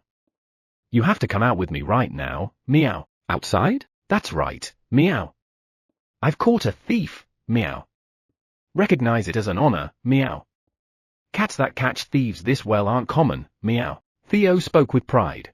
Did he catch a rat? Sejun didn't take Theo's words seriously. Can't I check it out in the morning? No, meow. The thief might run away, meow. Let's go outside quickly, meow. Okay. Sejun, urged by Theo, got up from his seat and went up to the ground. Huff. Huff. There, Sejun, who had come up to the surface, locked eyes with a black monster with horns, 12 m in size, breathing heavily. Black Minotaur. It was okay because he had gotten used to the gigantic size of the Mother Crimson Giant Bear. If not, he might have fallen down from the pressure coming from the enormous size of the black minotaur. Theo, is this gentleman the thief you caught? That's right, meow. He's the thief, meow. Wu Qian-sam stole your grass, meow. Theo protested to Sejun, whining as he did so. Who? Who? At Theo's words, Wu Qian-sam protested strongly, feeling wronged. It's not true. I found it. No, meow. Wu Qian-sam is a thief, meow. The two started arguing back and forth over whether Wu Qian-sam was a thief. No matter how much Wu Qian-sam huffed and puffed, Theo was not afraid. Theo, who was with Sejun, was full of confidence. What's this? While watching the two, Sejun quickly grasped the situation. Considering the horn on his head, he was the one who messed up his field during the blue moon. However, listening to Theo's words, it seemed like the one who stole the green onion leaves and corn stalks that covered his field last time was also this guy. And today, he was caught by Theo while trying to steal green onion leaves again. Black Minotaur, Wu Qian-sam, was claiming his innocence under Theo's interrogation, insisting he had just picked up what was dropped on the ground. Catching a thief when you're not even a dog. There had never been a cat like this, let alone a dog. Moreover, the thief he caught was not just any thief, but a thief who had good strength and could be useful for farming. Sejun looked at Theo with admiration. President, your expression is strange right now, meow. Who? Before that, quickly tell me whether you threw away the grass or not, meow. Of course, I didn't throw it away. Sejun firmly shook his head. Even if he had, he wouldn't admit it. Tell Wu Qian-sam that I'm demanding 100 tower coins as compensation for wrecking my field and stealing the grass I had carefully laid down. Sejun called an enormous amount. It was too much for wrecking the field and stealing grass. Got it, meow. Who? When Theo delivered Sejun's words, Wu Qian-sam showed a look of despair. I don't have money. President, Wu Qian-sam says he doesn't have any money. What should we do, meow? What do you mean, what should we do? If he doesn't have money, he should pay with his labor. I'll give him 1 tower coin a day for working here. Sejun proposed a job to Wu Qian-sam. The reason he asked for such an excessive price was to lay the groundwork for this. Of course, there was some resentment for ruining his field and causing him to work multiple times. Ah. That's possible, meow. Theo admired Sejun's words. So, if there's no money, you can repay with labor, meow. Theo realized a new means of transaction. Who? Wu Qian-sam nodded in agreement with Sejun's proposal. As a black Minotaur warrior, he couldn't resort to stealing others' things. Tell him to rest and come to work in the morning. Got it, meow. It didn't seem like Wu Qian-sam would run away. After all, he was a monster who would return for the green onion leaves anyway. Thus, providing him with green onion leaves as wages while making him work could create a win-win situation for both. Of course, it would be more beneficial for Sejun. Theo conveyed Sejun's words to Wu Qian-sam, and, who? Wu Qian-sam went back with a gloomy face. Thus, Sejun employed a powerful black ox, no, a black minotaur, to plough his field.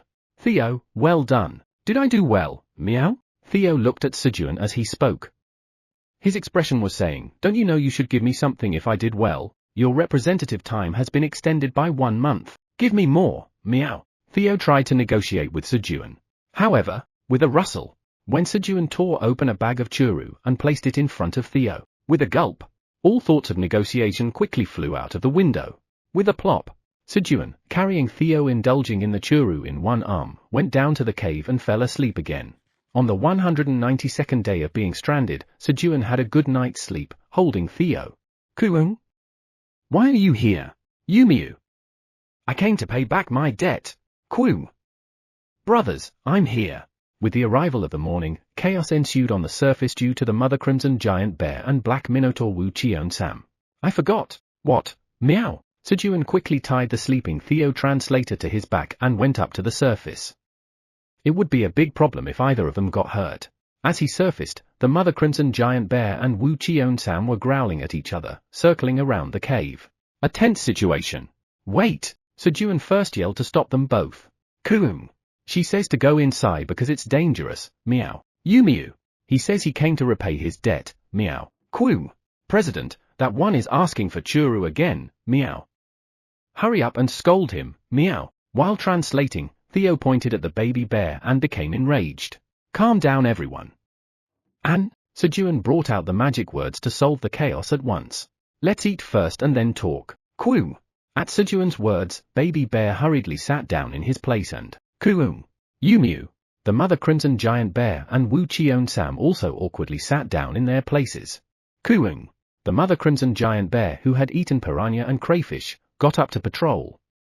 After hearing the full story from Sejun, she relaxed her guard against Wu Cheon-sam. Munch, munch. Yumio? While chewing on green onion leaves and cherry tomato branches, Wu Cheon-sam approached Theo and asked, "What should I do?" Wu Cheon-sam is asking what he should do. Meow. He have to turn over the soil. Sejun took Wu Cheon-sam to the pit Wu Cheon-sam had made during the blue moon. Make a pit like this. Yumio. At Sejun's words, Wu Cheon-sam plunged his 1-meter-long horn into the ground and elongated them. The horn pierced the ground and grew up to 7 m long. And then, Yumio. Kugung. When Wu Cheon-sam lifted his head with a shout, the ground rose with it. Good. You just need to do this until lunch. Yumio? Wu Cheon-sam looked moved. You're giving me lunch too? Of course. I'm not a black heart employer. Although the working conditions were poor enough to be immediately reported to the labor department if they were outside, if he provided meals while making them work in the tower, he is a wonderful employer. In this way, Sejun put Wu Cheon-sam to work and came down to the cave with Theo. Then, Pyong, Pyop, Pyat. The baby rabbits ran towards Theo. My little nephews, your cool uncle is here, meow. Theo, welcoming the baby rabbits with open arms. But the baby rabbits ran past Theo to Sejun. In their short lives, Theo was already a stranger. How can you change so easily, meow? Theo cried out in desperation towards the fickle baby rabbits, but they didn't even pretend to listen. Sejun played a bit with the baby rabbits and sent them to the rabbit couple. He had to settle the account with Theo for this trade. We sold out again this time and earned 612 tower coins, meow. And then, thump, thump. Theo grabbed the bag and shook it upside down, causing the churu, coffee, and the goods obtained from the general store and by taking pictures to spill out. There weren't many hunters waiting for me this time. I could only take pictures with 2 people, meow. Theo's ears drooped. That's okay. What about the lottery? I didn't see anything I wanted this time, so I just came back, meow. You've worked hard. Here's your incentive. Sejun handed over 35 tower coins as an incentive to Theo. Thank you, meow. And this is the incentive for catching the thief. Since he was able to make Wu Cheon-sam work for 100 tower coins thanks to Theo, he paid an additional 20 tower coins, 20% of 100 tower coins. Then that's a total of 55 tower coins, meow. Theo looked at the money piled on his paws with a touched expression. He had made more money in one go than the 50 tower coins he had brought when he left his hometown. With Park Sejun, I'm bound to succeed, meow. Park Sejun's lap must be mine, meow. Theo lay sprawled, determined to take over Sejun's lap. Hey, move over now. I need to work. I don't want to, meow. On the 193rd day of being stranded, Sejun had a hard time getting Theo, who was clinging to his lap whenever he got the chance, off him. Chapter 39. Turning the tables. TL, Hanguk. Wu Cheon-sam, where are you going? His colleague Wu Cheon-sa, Minotaur 1004, asked, as Wu Cheon-sam had been leaving for the wasteland area early every morning for the past 3 days. I'm going to eat delicious food, Wu Cheon-sam replied cheerfully, as he was very happy that he could eat grass for lunch every day. He had completely forgotten about repaying his debts and the orders of the Minotaur King. Delicious food, yes. If I overturn the ground with my horns and then cover it again, they give me food. I want to eat too. Can I come with you? Wu Cheon-sa got up excitedly. Sure. Let's go together. Wu Cheon-sam took the new worker, Wu Cheon-sa, and went to work at Sejun's cave. Gah! Sejun woke up to the sound of the baby bear's cry. And then, swoosh! He drew a line on the cave wall and started the morning of the 195th day of being stranded. As Sejun climbed up the rope to reach the ground and give instructions to Wu Cheon-sam, the Black Minotaur, for the morning. Who? Yumu. Yumu. 2 black minotaurs were waiting for Sejun. There was one more. The reason Sejun could distinguish between the 2 was because of the different markings on their shoulders. While Sejun was thinking about what was happening, Nod, the black minotaur, who came with Wu Cheon-sam, bowed its head to Sejun in greeting. Yumu. Wu Cheon-sam asks if his colleague, Wu Cheon-sa, can also work and eat here, meow. Theo, who had been hanging on Sejun's leg, translated Wu Cheon-sam's words. Okay. I can provide food, but I can't pay wages. Ask if he's okay with that. Got it, meow. Theo passed Sejun's words to Wu Chionsa. For Sejun, it wasn't urgent to create a farm right now, so there was no reason to hire an additional black minotaur with payment. Yumu. Having come to eat, Wu Chionsa readily nodded and accepted. Thus, the two black minotaurs started to work hard, overturning the ground. Yumuo. Listening to the sound of the two black minotaurs turning the soil, Sejun went down to the cave. And he decided to split and plant the roots of the green onions that had been neglected for some time. To prevent moisture from evaporating, he needed to cover the surface field, and if he needed to feed 2 workers of huge size, it was necessary to increase the production of green onion leaves. So far, the number of green onions has always been abundant, so there was no need to increase it. However, the more you cut the green onions, the more the roots would multiply. Green onions had the potential to increase their numbers as much as he wanted if he set his mind to it. Sejun began separating the roots of the green onions he had originally planted when he was stranded. The roots of the green onions had thickened to the size of a tumbler, and there were nearly 30 roots. With those green onion roots, Sejun came up to the surface and went to the ground that Wu Cheon-sam had overturned until the day before to create a field and plant the spring onion roots. The reason why he planted green onions on the surface was to avoid the hassle of bringing green onion leaves up from the cave. Once the green onion roots were planted, the size of the green onion field on the surface increased by about 20 times compared to the green onion field in the cave. You have created a 200 square meter green onion field. You have gained 200 experience points. If he continues to divide and plant whenever the roots grow, he could quickly create a green onion field that is several times larger than the current size. Just one problem needs to be solved. Shush. Sejun looked at the rabbits watering the green onion field. The number of watering cans was fixed, so he couldn't water all the crops. So currently, Sejun is solving the problem by bringing pond water directly from the cave, but that also had its limits. As Sejun was contemplating how to solve the water problem, flash! The body of the husband rabbit shone brightly. And just like the hammer of the black rabbit changed, the husband rabbit's watering can transformed, and the part that holds the water got bigger. That's the second awakening. The term second awakening was a name Sejun attached to differentiate when rabbits level up and when their equipment grows. Rabbits that have undergone the second awakening have significantly better abilities than before. Squeak! The husband rabbit, who finished the second awakening, looked at his transformed watering can with pride. How is it? Has the water capacity increased a lot? Sejun asked with a voice full of anticipation. Squeak! The husband rabbit nodded his head vigorously and put up 2 fingers. Doubled? Oh, thanks to the husband rabbit's second awakening, there would be no water shortage for a while. With the water problem solved, Sejun's farm began to grow once again. 197th day of being stranded. Let's eat! Today, the baby rabbits came up to the surface for the first time to have a meal together. And as soon as the meal was over, gah! The baby bear greeted the baby rabbits, who are younger than him, first, as if he was glad to meet them. Piang! Piab! Piat! The baby rabbits, unafraid of baby bear's massive size, approached baby bear and began to play together. Kuyong! As an older brother, baby bear seemed eager to teach what he knew, so he took the baby rabbits to the field and taught them how to plant. He explained that if you plant here, more will come out later, teaching planting to white rabbits that have a farmer's blood. While drinking coffee, Sejun watched baby bear and the baby rabbits with interest.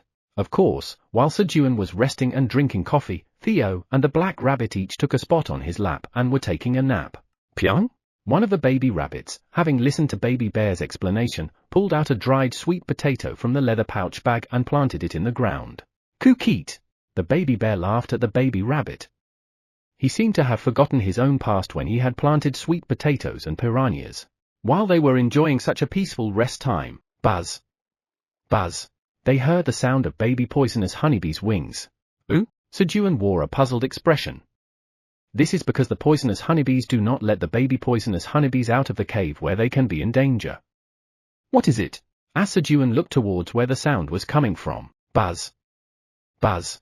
7 baby poisonous honeybees were flying around the beehive built on the rock. The first baby poisonous honeybees had finally been born from the second hive.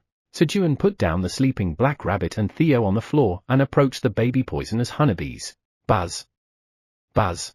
Thanks to being recognized as the owner of the queen poisonous honeybee, even without the queen's education, the baby poisonous honeybees came close without being wary of Sejun and showed affection. Guys, let's go eat something delicious. Sejun led the baby poisonous honeybees down into the cave. He took them to where the flowers were and let the baby poisonous honeybees suck nectar. Buzz. Buzz. The existing poisonous honeybees showed a wary attitude at the appearance of other factions' poisonous honeybees, but as soon as they saw Sejun with them, they relaxed their guard and sucked the nectar again. That's how the baby poisonous honeybees born from the second beehive settled in. In the future, the production of honey will also increase, and finally, a means to expand the activity area Sejun had in mind is being formed. Sejun started to smoothly manage the beehive. In the afternoon, he cut the green onion leaves to cover the field, went down to the cave, and started harvesting cherry tomatoes. While Sejun was harvesting cherry tomatoes, you have simultaneously harvested 8 well-ripened magical cherry tomatoes. Your job experience increases slightly. Your proficiency in harvesting LV for increases slightly. Due to the effect of proficiency increase LV1, the proficiency of harvesting LV for increases by an additional 5%. You have gained 176 experience points. You have leveled up. You have acquired 1 bonus stat. Sejun's level increased to 17.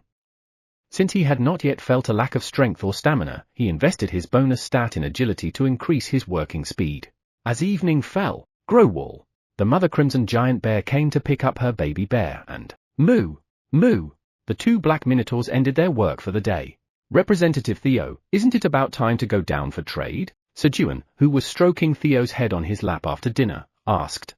Under normal circumstances, he would have let Theo play for a few more days, but it was time to send regards to his family. I want to go down, but I can't. Meow. What do you mean? On the way here, Theo talked about being attacked by wolves. The wolves tried to eat me, asking about the straw hat. Meow. This straw hat? Are there other people farming on different floors? Sejun touched the straw hat he was wearing and asked. It was a relic and had good effects, but it was an item with unnecessary options if you were not a farmer. That's right. Meow. So, I can't go down. Meow. Don't worry. How dare they target our representative Theo? I'll take care of it. How dare they target Theo's life? Sejun was furious and thought of a strong solution. How will you do it? Meow. We have Wu Cheon-sam, don't we? Representative Theo, can you hire a free mercenary? I can. Meow. Then hire Wu Cheon-sam as a free mercenary and have him go down and come back. Those who are hired as mercenaries for a wandering merchant can use the merchant route while being hired as a free mercenaries. It would be great if Sejun could go down the tower as a free mercenary, but due to one condition, Sejun could not become a free mercenary. The condition was to be born in the tower. It was a condition that could not be met unless reborn. Although he found out later, this was the same for the wandering merchants as well. A few professions like wandering merchants and free mercenaries were only allowed for those born in the tower. Oh. That's right. Meow. If the wolves dare to attack this time, Wu Cheon-sam and I will teach them a lesson. Meow. Theo gained courage from Sejun's words. So, Theo decided to go down the tower with Wu Cheon-sam the next day and fell asleep on Sejun's stomach. The next morning, Sejun offered to reduce Wu Cheon-sam's debt by 3 tower coins, 3 times his daily wage, if he would serve as a free mercenary and escort Theo. However, Wu Cheon-sam shook his head in refusal. Why? I'm offering 3 times the daily wage. He says he doesn't want to leave because he wouldn't be able to eat. Meow. What? For Wu Cheon-sam, food was more important than debt reduction. All right. I guarantee 3 meals a day. When Sejun agreed to provide all 3 meals, Wu Cheon-sam, who had been listening from the side, raised her hand. I'll go too. She had to take this job opportunity where she could eat 3 meals a day. Okay. So, you're okay with 3 tower coins and 3 meals a day, right? Sejun thought that if he had 2 black minotaurs, one could fight while the other protected Theo, ensuring Theo's safety. Wu Cheon-sam shook his head. She didn't need the money. She wanted food. All right. Sejun hurriedly began to cut the green onion leaves to prepare 10 days' worth of food for the 2 black minotaurs. No. I should prepare for 15 days. Sejun added 50% more green onion leaves to Theo's bag.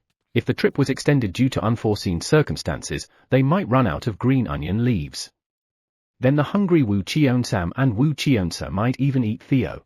Then that would be a disaster. Should I get a contract promising they won't eat Theo? While Sejun was pondering this, 15 days' worth of green onion leaves for the 2 black minotaurs was packed into Theo's bag. It was a huge amount, but it only took up 1/3 of Theo's bag space. Oh. It fits a lot? That's right, meow. It's because I am now Representative Theo, an intermediate wandering merchant, meow, Theo proudly stated. If Theo hadn't been promoted to an intermediate wandering merchant and his bag space hadn't increased significantly, he might have had to carry only green onion leaves for this trip. Be careful and come back safe, then I'll be on my way, meow. On the 198th day of being stranded, Theo left the tower with 2 black minotaurs, with Sejun seeing him off. Chapter 40. Harvesting Green Onions. TL, Hanguk. In the outskirts of the tower's first floor, 10 awakened ones were waiting for someone. After a while, a man with blonde hair and golden armor appeared from beyond the black wall. Today was the day to harvest the E-class magical cherry tomatoes planted by Gaggle's Tower Farm project team. Michael McLaren, the vice chairman of Gaggle, personally visited the farm. Vice chairman, this way. The research team leader guided Michael to the headquarters of the tower farming project. On the first floor of the tower, individuals or groups could rent buildings if they paid for them. How's the acquisition of the land for the large farm going? Currently, our slaves are driving out the goblin villages on the second floor of the tower and securing the land. The ones they referred to as slaves were the awakened ones who were forced into slavery contracts using the tower's contracts, after Gaggle took over the debt of the people who wrote promissory notes and then awakened them with tickets. They were working tirelessly, unable to leave the tower, in order to pay off debts they could never pay off in a lifetime. While talking about securing the site for the large farm, they arrived at the headquarters courtyard, where they saw a field full of cherry tomatoes. Finally, plop! Excited Michael approached the field, harvested a well-ripened cherry tomato, and inspected it. Even after a close look, no description appeared. So it's not an item. Michael, who had been somewhat hopeful, was disappointed. However, he decided to take pride in securing the seed to start the tower farming project. I wonder how it tastes. Michael put the cherry tomato in his mouth. Pop! Squish! The cherry tomato burst, and its juice gushed out. Munch munch! Michael's expression hardened as he chewed the cherry tomato carefully. And then, spit! Michael spat out the cherry tomato. And then, plop! Plop! Plop! Michael's hand hastily harvested other cherry tomatoes and tasted each one. However, what the hell is this? Michael yelled, throwing the cherry tomato in his hand. Vice Chairman, what's the matter? What's the matter? This thing doesn't taste like anything. What? At Michael's words, the research team members who grew the cherry tomatoes hurriedly began to taste them. This can't be. How can it taste like this? The research team leader looked incredulous. They had injected all the necessary nutrients, but the cherry tomatoes tasted like nothing. Michael left the tower with the research team leader and instructed him to analyze the cherry tomatoes. Even so, using the company's technology, they might be able to improve the taste of the cherry tomatoes by breeding new varieties. A few hours later, the research team leader came back with an analysis report on the cherry tomatoes harvested from the tower. How did it go? All the components are below the standard. They are of the lowest grade and have no commercial value. Moreover, for some reason, there are no seeds inside. No seeds? Yes. If there are no seeds, not only is it impossible to improve a variety, but it's also impossible to cultivate cherry tomatoes altogether. Phew. When the trading happens again on the 38th floor, secure all the D-grade magical cherry tomatoes by any means necessary and cultivate them again. Got it? Yes. Michael decided to pin his hopes on D-grade magical cherry tomatoes if the E-grade ones were not suitable. The higher the grade, the better it should be. Thanks to Michael's orders, Theo's sales were expected to hit record highs once again. After Theo left, Sejun prepared lunch throughout the morning. Today's menu is spicy piranha soup with piranha, green onions, and carrots in a pot, seasoned with red pepper powder and salt. Sejun found red pepper powder while organizing the items Theo had bought.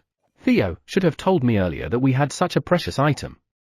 He. Sejun thought that when Theo returned, he would let Theo sit on his lap for 5 hours and let him eat churu to his heart's content. Sejun tasted the soup with a spoon. Gulp. The spiciness from the red pepper powder made Sejun's mouth feel numb. Squeak. The black rabbit cautiously dipped its paw into the ominous red liquid and tasted it. The black rabbit had to try everything Sejun ate to satisfy its curiosity. Squeak. After tasting the spicy soup, the black rabbit hurried to the pond and gulped down water as if its mouth was on fire. Thanks to the black rabbit, who gave up on the spicy piranha soup after trying the due to its spiciness, Sejun could enjoy the soup all by himself. Although the taste was lacking compared to the spicy soup he had eaten outside, the spicy taste after almost 200 days made Sejun eat the piranha soup clean. Slurp. Ha! It's so spicy. To suit the spiciness, Sejun began making cherry tomato juice. Squish! Squish! As Sejun started to squeeze cherry tomato juice into an empty pot, buzz! Poisonous honeybees flew in and dropped honey into the pot. Sejun then completed the sweet cherry tomato juice and scooped it into a tumbler with a ladle to soothe the spiciness. When the tower's administrator says they wants to drink cherry tomato juice as well. I knew you'd want some, so I made plenty. Give me a quest. A quest is generated. Quest, serve cherry tomato juice to the tower's administrator. Reward, Eileen's favor. If refused, disappointment. Here, take it. The cherry tomato juice inside the pot Sejun was holding disappeared, and the quest was completed. The tower's administrator is pleased with the tasty and healthy cherry tomato juice.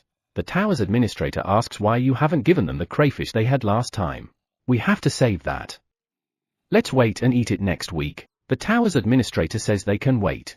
Perhaps because there weren't many crayfish, after luring them a few times, the number of them gathering gradually decreased, and now only about 1 to 3 come even when lured with blood of their comrades. So, Sejun decided to eat the crayfish only once a week to conserve its population.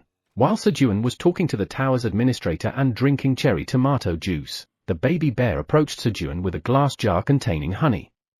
Give me honey. Okay. Sejun opened the lid of the glass jar brought by the baby bear and poured 1 spoon of honey on the baby bear's front paw. The opening of the glass jar was much larger than the opening of the water bottle, so 1 spoon of honey in the glass jar was about 20 spoons from before. The baby bear hurriedly licked the honey flowing down its paw. The reason why the baby bear could eat so much honey was that the number of poisonous honeybees increased and the amount of honey harvested greatly increased. Now there are about 400 poisonous honeybees combining 2 hives. Now the poisonous honeybees patrol up to about 100 m away from the cave. And stimulated by the appearance of the second hive, the queen of the first hive also increased the number of eggs she laid. Thanks to this, about 15 baby poisonous honeybees are born from both hives every day, and the number of poisonous honeybees is growing faster. Meanwhile, the baby bear, who had licked all the honey, lay down next to Sejun and prepared to sleep. Sensing this, the black rabbit also came to Sejun's lap and fell asleep. There was never an empty spot on Sejun's lap. Feeling the warmth of the black rabbit and the baby bear, Sejun took a nap and went down to the cave in the afternoon to harvest cherry tomatoes. He harvested a lot because he also harvested the amount he couldn't harvest in the morning, but Sejun finished harvesting without difficulty. And then, he cut off 10 sprouts from the golden sweet potato planted in the ground. He planted them in the empty space left in between the green onions planted on the surface. Sejun planted a sprout of the golden sweet potato in the hole he made with his dagger. You have planted a sprout of the golden sweet potato. Due to the effect of seed sowing LV3, the chances of the golden sweet potato sprout taking root increases. Job experience increases very slightly. The proficiency of seed sowing LV3 increases very slightly. Due to the effect of proficiency increase LV1, the proficiency of seed sowing LV3 increases by an additional 5%. After planting all the sprouts of the golden sweet potatoes, Sejun looked at the green onions he had planted from harvested seeds. 2 weeks ago, it was as thin as a green onion, but it had already thickened to the size of 2 fingers. Can I harvest it now? Snip snip. Sejun cut the leaves of the green onion. However, a message indicating he had harvested did not appear. Is it because it's not fruit? Thunk. Sejun pulled out the entire green onion, just in case. You have harvested detoxifying green onion. Due to the effect of harvesting LV4, you have harvested a crop of 1 grade higher. Your job experience increases significantly. The proficiency of harvesting LV4 increases significantly. Due to the effect of proficiency increase LV1, the proficiency of harvesting LV4 increases by an additional 5%. You have gained 36 experience points. Who? A crop of a higher grade? Sejun quickly checked the options of the green onion.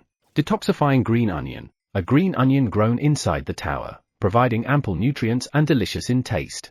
When consumed, it detoxifies poisons of grade C or lower for 1 hour. For non-awakened people, it enhances the detoxifying function of the liver for 24 hours when consumed. Cultivator, Tower Farmer Park Sejun. Expiration date, 135 days. Grade, C. It didn't have the popular fat dissolving option outside the tower. Also, the grade, which was originally D, had increased by 1 grade and became C. Is it good? Well, it's fine as long as it's delicious. For Sejun, who had no chance of being poisoned, detoxifying green onion was just a delicious green onion. Leaving a few green onions for seeding, Sejun harvested about 200 green onions. Phoenix Guild's headquarters on the first floor of the tower. Recently, the number of times our guild members are going to the 38th floor of the tower has increased a lot. What happened all of a sudden? Leon, the guild leader of the Phoenix Guild, asked while looking at the tower entrance records. He had just returned from performing a quest on the 36th floor for 3 months. Recently, guild members are getting more into trading with a wandering merchant on the 38th floor, so naturally, their stay time in the tower is getting longer. The vice guild leader, Catherine, replied. A wandering merchant? Yes. Guild master, look at this. Isn't it cute? Catherine showed a photo she took with Theo. A cat? Yes. It's a wandering merchant named Theo. And he's selling these magical cherry tomatoes. Catherine showed Leon a grade D magical cherry tomato. 0.2 magic power? It won't be much help in battle. You don't know. Take this to your wife. She will treat you differently. Really? At Catherine's words, Leon was intrigued. Honestly, he was careful because he felt awkward going home after 3 months. All right. I'll give you 10 of these, which I got with difficulty. Thanks. More importantly, were there any results from the quest? I've barely collected 3 bottles of antidote now, Leon replied in a weak voice. The deadly tarantula, the boss of the 38th floor of the tower, had a pattern of emitting strong toxic gas as soon as the battle began. Thus, an antidote was needed to defeat the boss, but there was no place to obtain an antidote that could neutralize the potent poison of the deadly tarantula. While struggling with the 38th floor strategy, Leon coincidentally met an alchemist studying spider venom on the 36th floor of the tower. And he accepted a quest to bring 100 corpses of poisoned spiders that occasionally appear in a specific area of the 36th floor of the tower and receive 1 antidote. As a result of hunting poisoned spiders with the 1st and 2nd teams of the Phoenix Guild, he completed the quest 3 times in 3 months and obtained 3 bottles of antidote. 1 month to obtain 1 antidote. At least 20 people are needed to defeat the boss of the 38th floor of the tower, which meant it would take 17 more months to defeat the boss of the 38th floor. Phew, you should go home and rest first. Okay, Leon, who came home after 3 months, was able to receive his wife's warm welcome thanks to the magical cherry tomatoes that Catherine had prepared. Meow, meow, he's coming. Attack when I give the signal. Yes. 3 silver wolves were ready to pounce, watching Theo humming a song coming from the merchant's passage connecting the 70th floor to the 60th floor. And then, now, with a growl, 3 silver wolves ran out and surrounded Theo. Just then, Chief, following behind Theo, the black minotaurs Wu Cheon-sam and Wu Cheon-sa came out of the merchant passage. Poo-ha-ha-ha. Now it's my turn, meow. Theo, laughing like a villain, looked at the silver wolves. Chapter 41. Receiving a gift. TL, Hanguk. Why are the black minotaurs here? Elka, the silver wolf tribe's chief, and 2 other silver wolves were taken aback by the sight of 2 black minotaurs following Theo. Black minotaurs were monsters from the 99th floor, and the gap between them and the silver wolf tribe that resided on the 85th floor was significant. It was a very unfavorable situation. However, Chief Elka, what should we do? Focus on the request. We have to complete the request to get food from Grid. They had a reason they couldn't back down. The young wolves of the tribe had been waiting for days just for the food they would bring. We must get information about Straw Hat this time, no matter what happens. The silver wolves prepared for battle against the black minotaurs. Yumio. Wu Cheon-sa protected Theo while Wu Cheon-sam stepped forward. Go easy on them, meow. You mustn't kill them, meow. Yumio. As Wu Cheon-sam was nodding in response to Theo's words, thump, thump, thump. The silver wolves rushed quickly towards Wu Cheon-sam. The only thing they could do in this situation was to make the first move. Elka rushed straight at Wu Cheon-sam while the other 2 wolves moved to the sides, looking for an opening. Roar! Elka launched his body at Wu Cheon-sam's right thigh. Quaduk! Elka managed to strike too easily. Thump! Thump! The other wolves bit Wu Cheon-sam's left arm and right shoulder. However, Yumio! Wu Cheon-sam's skin was tough and thick enough to resist the wolves' sharp teeth. Wu Cheon-sam, unbothered, grabbed the wolves biting his arm and shoulder and slammed them to the ground. Bang! Crack! Crack! Yumio! Having knocked out 2 wolves, Wu Cheon-sam threw a punch at Elka. It's dangerous. Elka quickly dodged back, seeing Wu Cheon-sam's attacking fist. But, Yumio!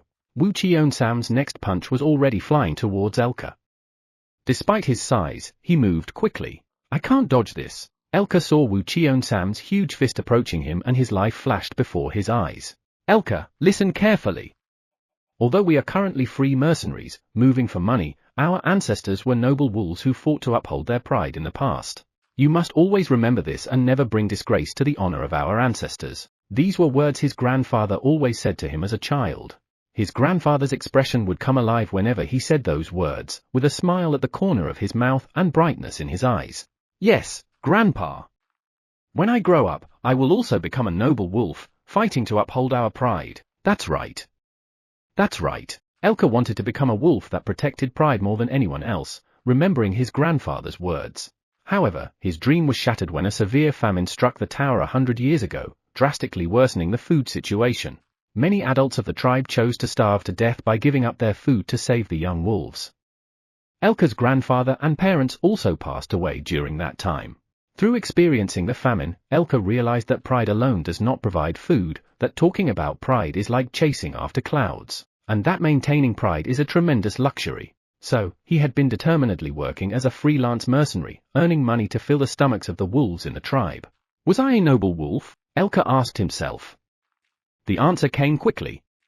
No. He was a despicable wolf who had thrown away his pride. He had no regrets, just a sense of disappointment. If there is a next life, I want to live once as a noble wolf who upholds pride. Elka closed his eyes with the hope of a next life. Thud! Crack! Elka, who was hit by the fist of Wu Cheon-sam, passed out. Did he really faint? Meow? Theo poked Elka's body with his front paw to confirm if he had truly fainted. And then, stamp! Stamp! Stamp! Theo took out a piece of paper and stamped the paw prints of the 3 fainted silver wolves one by one. The crime of aiming for my life is expensive, meow. I will take revenge with money, meow. It's time for your 2-hour reminder. If you've been sitting, consider taking a moment to stand up, stretch, use the restroom, or have a refreshing drink of water. Your body will thank you. Now back to the story. Take them, meow. Theo planned to take the wolves to Sejun and properly collect the price for their attempts on his life. Having Wu Cheon-sam and Wu Cheon-sa carry the 3 fainted wolves on their shoulders. Meow meow meow. Theo hummed a little tune as he descended the tower. Poo-ha-ha-ha. If these guys have no money, they will have to pay with their bodies, meow. If they have no money, they should pay with their bodies. An astonishing learning ability to apply what he learned from Sejun. Even the thoroughness of pre-stamping the contracts. Park Theo, the second-generation Sejun who was becoming more and more like Sejun. Swoosh! Sejun, who had woken up from his sleep, added a new line on the cave wall, completing the 4th line. Sejun greeted the 200th day of him being stranded. It's already been 200 days. Although it was a day no different from yesterday, the number 200 created ripples in Sejun's heart and he was about to fall into depression when, gah! The baby bear announced its arrival. I'm here. And then, squeak! Squeak! Squeak! The cave became lively with the responses from the baby rabbits. Since today is the 200th day, I need to give 200% of my energy. Thanks to them, Sejun's depression flew away in an instant. Sejun washed his face and prepared breakfast. The breakfast menu was grilled corn. Yesterday, he had eaten the last of the dried sweet potatoes that he used to have for breakfast every day, and had finished all the remaining sweet potatoes. Munch, munch. While Sejun was eating the grilled corn, squeak, the black rabbit came with a detoxifying green onion and grilled it on the fire. It seemed curious about the taste.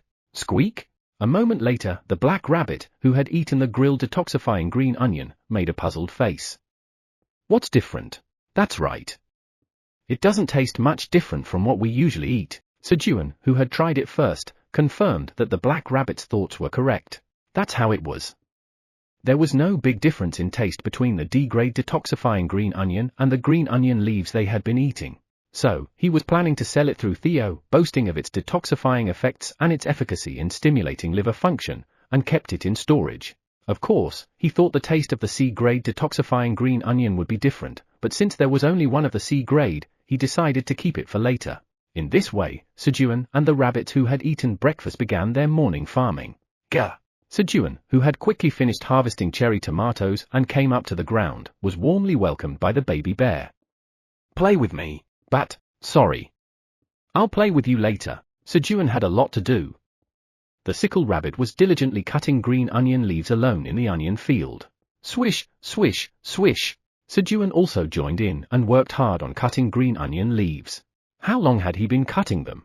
Phew, did I plant too much? Sejun sighed looking at the pile of green onion leaves he had cut that day. The green onion leaves were piled up to about 1 meter in height. While the shovel rabbit was making the field and the watering rabbits were watering, Sejun was covering the area with green onion leaves. However, the production of green onion leaves exceeded the amount being used, with twice as many leaves being produced each day. Thanks to splitting and planting each time the roots grew, the green onion field quickly expanded from 200 square meter to 400 square meter. They really grow quickly, Sejun commented, seeing that the leaves of the green onions he had first cut had already grown about 10 centimeters. Although he could have left the green onion leaves as they were, he couldn't bear to leave them untouched. Now I can handle 10 black minotaurs. Swish, swish, Sejun said with a big smile as he started cutting green onion leaves again. And when he had almost finished cutting all the green onion leaves, squeak! The black rabbit came up to the surface and called Sejun. It was lunchtime. The lunch menu was grilled fish seasoned with salt. Sejun and the black rabbit sprinkled a pinch of pepper separately and enjoyed it. Munch, munch, gulp, gah. Every time the baby bear swallowed a piranha, he exclaimed how delicious it was and ate with joy. After their enjoyable lunchtime, yawn, yawn. As Sejun was about to fall asleep for a nap with the black rabbit and the baby bear, the tower's administrator has prepared a gift for you on your 200th day in the tower. A gift? He was a little touched by Eileen's words that they cared for him because it was the 200th day. A quest is generated. Quest, give a magical cherry tomato to Eileen. Reward, secret. If refused, humph. You can't refuse my gift. A secret reward? Is it a surprise? Take a cherry tomato. Sejun completed the quest with high expectations. You have completed the quest. You have acquired Eileen's health soup as a reward for completing the quest. Health soup? The tower's administrator tells you to check the pot in the cave. The tower's administrator says they are going to sleep because they are sleepy from cooking a lot. Thank you. Sejun expressed his gratitude to Eileen. It was the first time he had received something from her. The tower's administrator says to eat it all since they put a lot of effort into making it. All right, Sejun responded and went down to the cave. And then, what is this? Inside the pot was a sticky green liquid of unknown substance. Did you make this for me to eat? Sejun frowned as he took a closer look at the liquid. A description appeared. Eileen's health soup. The first dish created by the great black dragon, Eileen Pratani, using various secret elixirs. The taste cannot be guaranteed, but the effect is excellent. If you survive, upon consumption, all stats increase by 3. Upon consumption, becomes poisoned by C-grade paralysis poison. Upon consumption, becomes poisoned by C-grade acid poison. Chef, the great black dragon, Eileen Pratani. Grade A. An item? If he drinks this and survives, all his stats will increase by 3. Fortunately, Sejun had a C-grade detoxifying green onion. Let's drink it. He decided to drink it since he wouldn't die from it. The increase of all stats by 3 gave Sejun the courage to make a bold decision. Gulp. Sejun ate the C-grade detoxifying green onion. You have consumed the detoxifying green onion. For the next hour, you will be able to detoxify any poison of C-grade or below. Good. He looked at the health soup in the pot with a serious face. This is not food, it's medicine. Brainwashing himself, Sejun blocked his nose, put the pot to his mouth and drank Eileen's health soup. Gulp. You have consumed Eileen's health soup. You are poisoned by C-rank paralysis poison. You have detoxified it. You are poisoned by C-grade acid poison. You have detoxified it. He easily overcame the crisis caused by the poison. However, gulp. Gulp. Ooh. The bitter taste of the green health soup quickly brought forth another crisis. He couldn't afford to stop here. He couldn't endure this pain twice. Let's finish it at once. Sejun steeled himself and kept drinking, suppressing the urge to vomit. But, gulp. Gulp. Ooh. Another crisis hit. As he drank the health soup, the fish head at the bottom of the pot started to slowly appear. Why did they put the whole fish head in there? Screaming inwardly, Sejun tightly closed his eyes to avoid meeting the gaze of the fish head, and continued to swallow the health soup. And then, you have consumed all of Eileen's health soup. All stats increase by 3. Finally, he reaped the fruit of his hard work. Shivering from the terrible taste, Sejun resolved to outright refuse if Eileen ever offered a gift again. You guys eat this. Plop. Sejun threw the fish head that was in the pot into the pond. A moment later, you have killed a piranha. You have gained 2 experience points. You have killed a crayfish. You have gained 30 experience points. You have killed a giant electric eel. You have gained 5,000 experience points. A giant electric eel? He didn't know that such a creature was around the pond. It would have been dangerous if it had spewed electricity. You have leveled up. You have gained 1 bonus stat. On the 200th day of being stranded, after eating Eileen's terrible gift, all of his stats increased by 3. And by using the gift, he was able to kill a giant electric eel, a potential threat in the cave, and his level increased. On the other hand, nothing was swimming around in the pond for a few days, so he couldn't eat piranha or crayfish for a while. Chapter 42. Setting out. TL, Hangak. Snip, snip. After having Eileen's health soup in the afternoon, which increased all of his stats by 3, Sejun invested all the bonus stats he earned from reaching level 18 into agility. As a result, his agility increased by 4, allowing him to cut through the green onion leaves as fast as a motorized machine. Moreover, with his increased strength, he started to cut 2-3 green onion leaves at once, which significantly reduced the work time compared to the morning. Snip, snip. Kuyong. Kuyong. To move the fast-cut green onion leaves, Sejun ordered the idle baby bear. Of course, honey was required as a reward to make baby bear move. Alright, we finished a row. Let's eat some honey, Kuyong.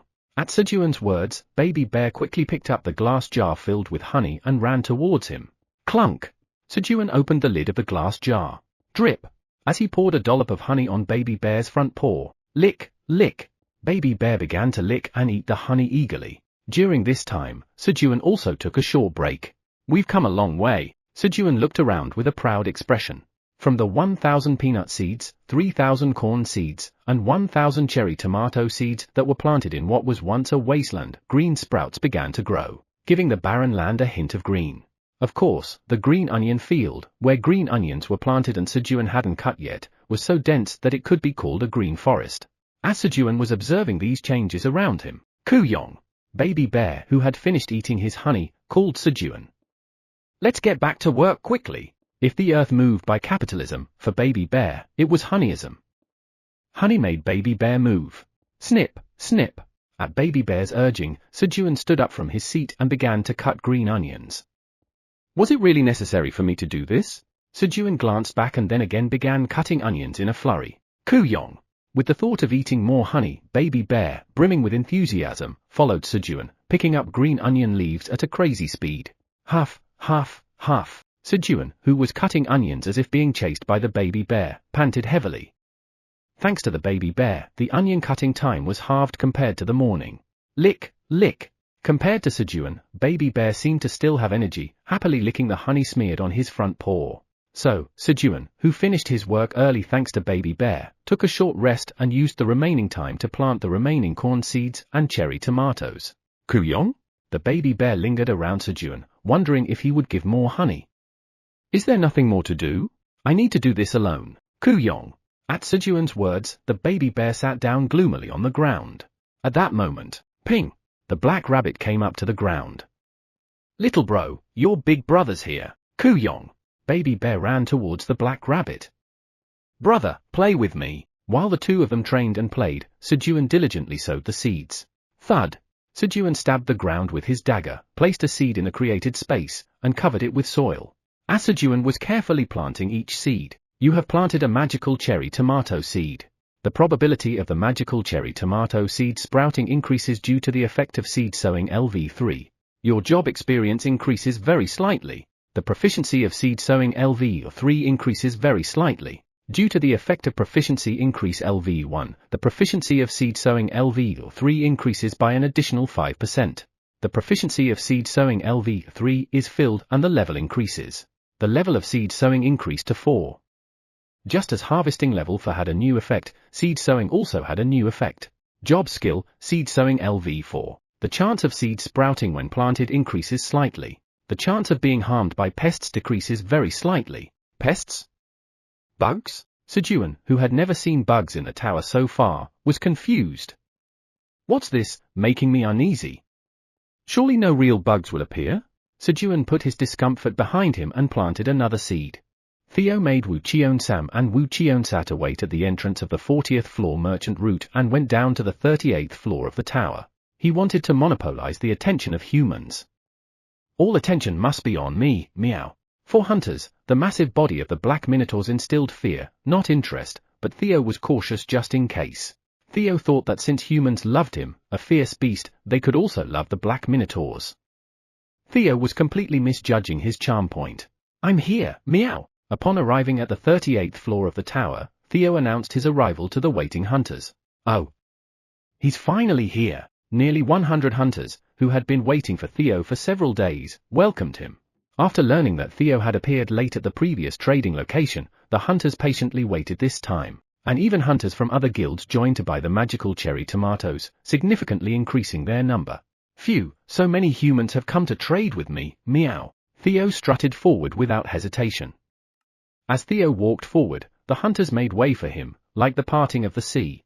Today, I will auction 3600 D-grade magical cherry tomatoes, 400 each, meow. Theo, standing in the midst of the humans, declared confidently. With Theo's storage capacity having tripled, he was able to store as many as 3,600 cherry tomatoes, even with a third of the space filled with green onions. There was space for about 400 more, but that space was reserved for the crops to be delivered to Sejun's family. What? 3,600. The hunters were excited by Theo's announcement. It was pleasing to them because the demand was overflowing outside the tower and they were having difficulty handling it, but now the supply increased. 120 tower coins for 400. As soon as the auction began, the starting price for 1 grade D magical cherry tomato started at 0.3 tower coins. 160 tower coins for 400. At Michael's instruction, Thomas, the head of Gaggle's research team, promptly raised the price to 0.4 tower coins each. However, 170 tower coins for 400, 180 tower coins for 400, 200 tower coins for 400, the hunters here were all acting on behalf of some of the world's wealthiest people. Their financial resources were nothing to scoff at. The auction heated up. 320 tower coins for 400. Thomas, who had instructions from his boss to secure the magical tomato at all costs, won the first auction at a price of 0.8 tower coins each. All right. Other hunters looked resentfully at the cheering Thomas. It was because the price had jumped too high because of Thomas. Subsequent auctions continued with a large quantity maintaining a price of 0.75 tilde 0.85 tower coins each. Out of these, Thomas bought 2,000 pieces. As it wasn't his own money, Thomas was spending freely. Sold out, meow. Thanks to Thomas, who splurged with company money, Theo achieved record-breaking sales this time. A whopping 2,870 tower coins. An incredible sum. Sejun will praise me, meow. The thought of receiving praise from Sejun while enjoying treats on his lap made Theo feel good.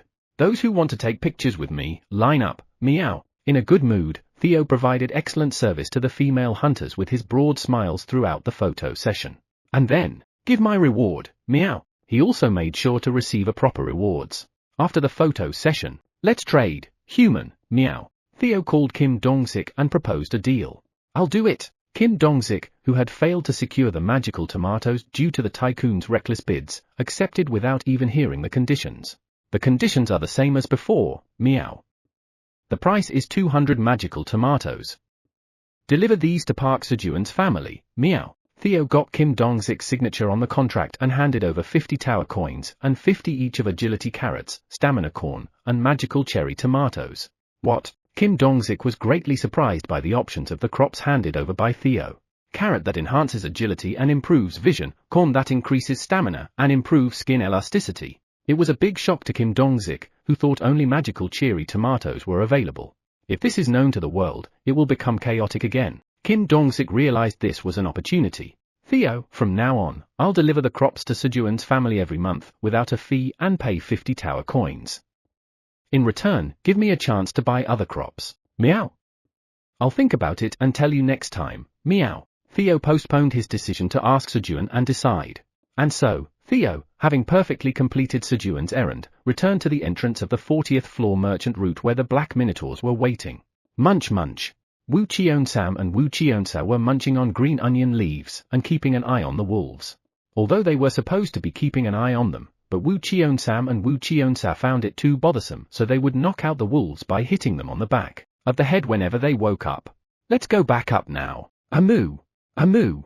Feeling gloomy at the thought of only being able to eat one meal per day if they go back now, Wu Cheon-sam and Wu Cheon-sa reluctantly got up on their feet. On the contrary, Theo's steps were incredibly light, excited at the thought of being able to climb up on Sejun's lap again. Meow meow meow. Singing to himself, Theo led the 2 black minotaurs and 3 wolves towards the 99th floor of the tower. Just then, while they were moving, Wu Cheon-sam suddenly scratched his head. He felt like he was forgetting something. What the hell is Wu Cheon-sam doing? The Minotaur King grew angry as there was still no news from Wu Cheon-sam, despite waiting for a long time. Could it be? Did he enter another monster's territory while searching for grass? He worried that this naive guy might have entered the territory of the red-haired beasts or the poisonous bees in search of delicious grass. No. What if he went there? A terrifying scene crossed the Minotaur King's mind. That place was inhabited by dreadful creatures who would leave nothing behind, not even a corpse. Is it because of my command? The Minotaur King felt guilty, thinking that his order to fetch grass could have led to Wu Cheon-sam's death. He never thought that Wu Cheon-sam was eating delicious grass 3 times a day. Feeling guilty, the Minotaur King decided to personally go out to find Wu Cheon-sam's corpse. The Minotaur King gathered his subordinates Wu Illinois, Minotaur 1, to Wu Beck, Minotaur 100, and ordered them to guard the waypoint. And then, thud! Thud! He began his search for Wu Cheon-sam. Phew! On the 205th day of being stranded. Sejun sighed as he looked at the piles of green onion leaves, each measuring over 1 m in height. There were just too many of them. Since each green onion root multiplied every time it was split and planted, the green onion field kept expanding, but there was no one to eat the green onion leaves. The production rate was overwhelmingly higher than the consumption rate. It'll get better once Wu Cheon-sam and Wu Cheon-sa return. Even then, it would only slow down the rate at which the pile of green onion leaves was growing. It was already more than what 2 black minotaurs could handle. Just then, Kuong! Baby Bear jumped into the pile of green onion leaves. He seemed to like it because it was fluffy. If you like it, you can take it to use when you sleep. Kuong? At Sejun's words, Baby Bear looked delighted and asked. Can I also take Mom's share too? Yeah. Just as the Mother Crimson Giant Bear and Baby Bear were about to take 10 piles of green onion leaves to use as bedding. Thunk, thunk. A black minotaur, similar in size to the Mother Crimson Giant Bear, came charging towards Sejun's green onion field with bloodshot eyes. Chapter 43. Dine and Dash. TL, Hangak, Thud. Thud. The Minotaur King, having left the Black Minotaur territory, started to run quickly. As the boss of the 99th floor of the tower, the Minotaur King could not leave the waypoint for more than 1 hour a month. Huff. This is where Wu Cheon-sam's Minotaur 1003 scent is coming from. The Minotaur King followed Wu Cheon-sam, Minotaur 1003 scent at a rapid pace. While moving, following the scent. Moo. What? Why do I smell Wu Cheon-sa, Minotaur 1004, with Wu Cheon-sam, Minotaur 1003 scent? Could it be? Have they fallen for each other? Those rascals, that explains everything. Why they hadn't been coming back into the territory for days. It was clear that Wu Cheon-sam, Minotaur 1003, must have seduced Wu Cheon-sa, Minotaur 1004, with delicious grass. Now, there was no Minotaur King who was worrying about his subordinate. There was only a Minotaur King who was cursing the couple. Moo! The Minotaur King roared in anger and again moved fiercely following the scent. Just then, huff!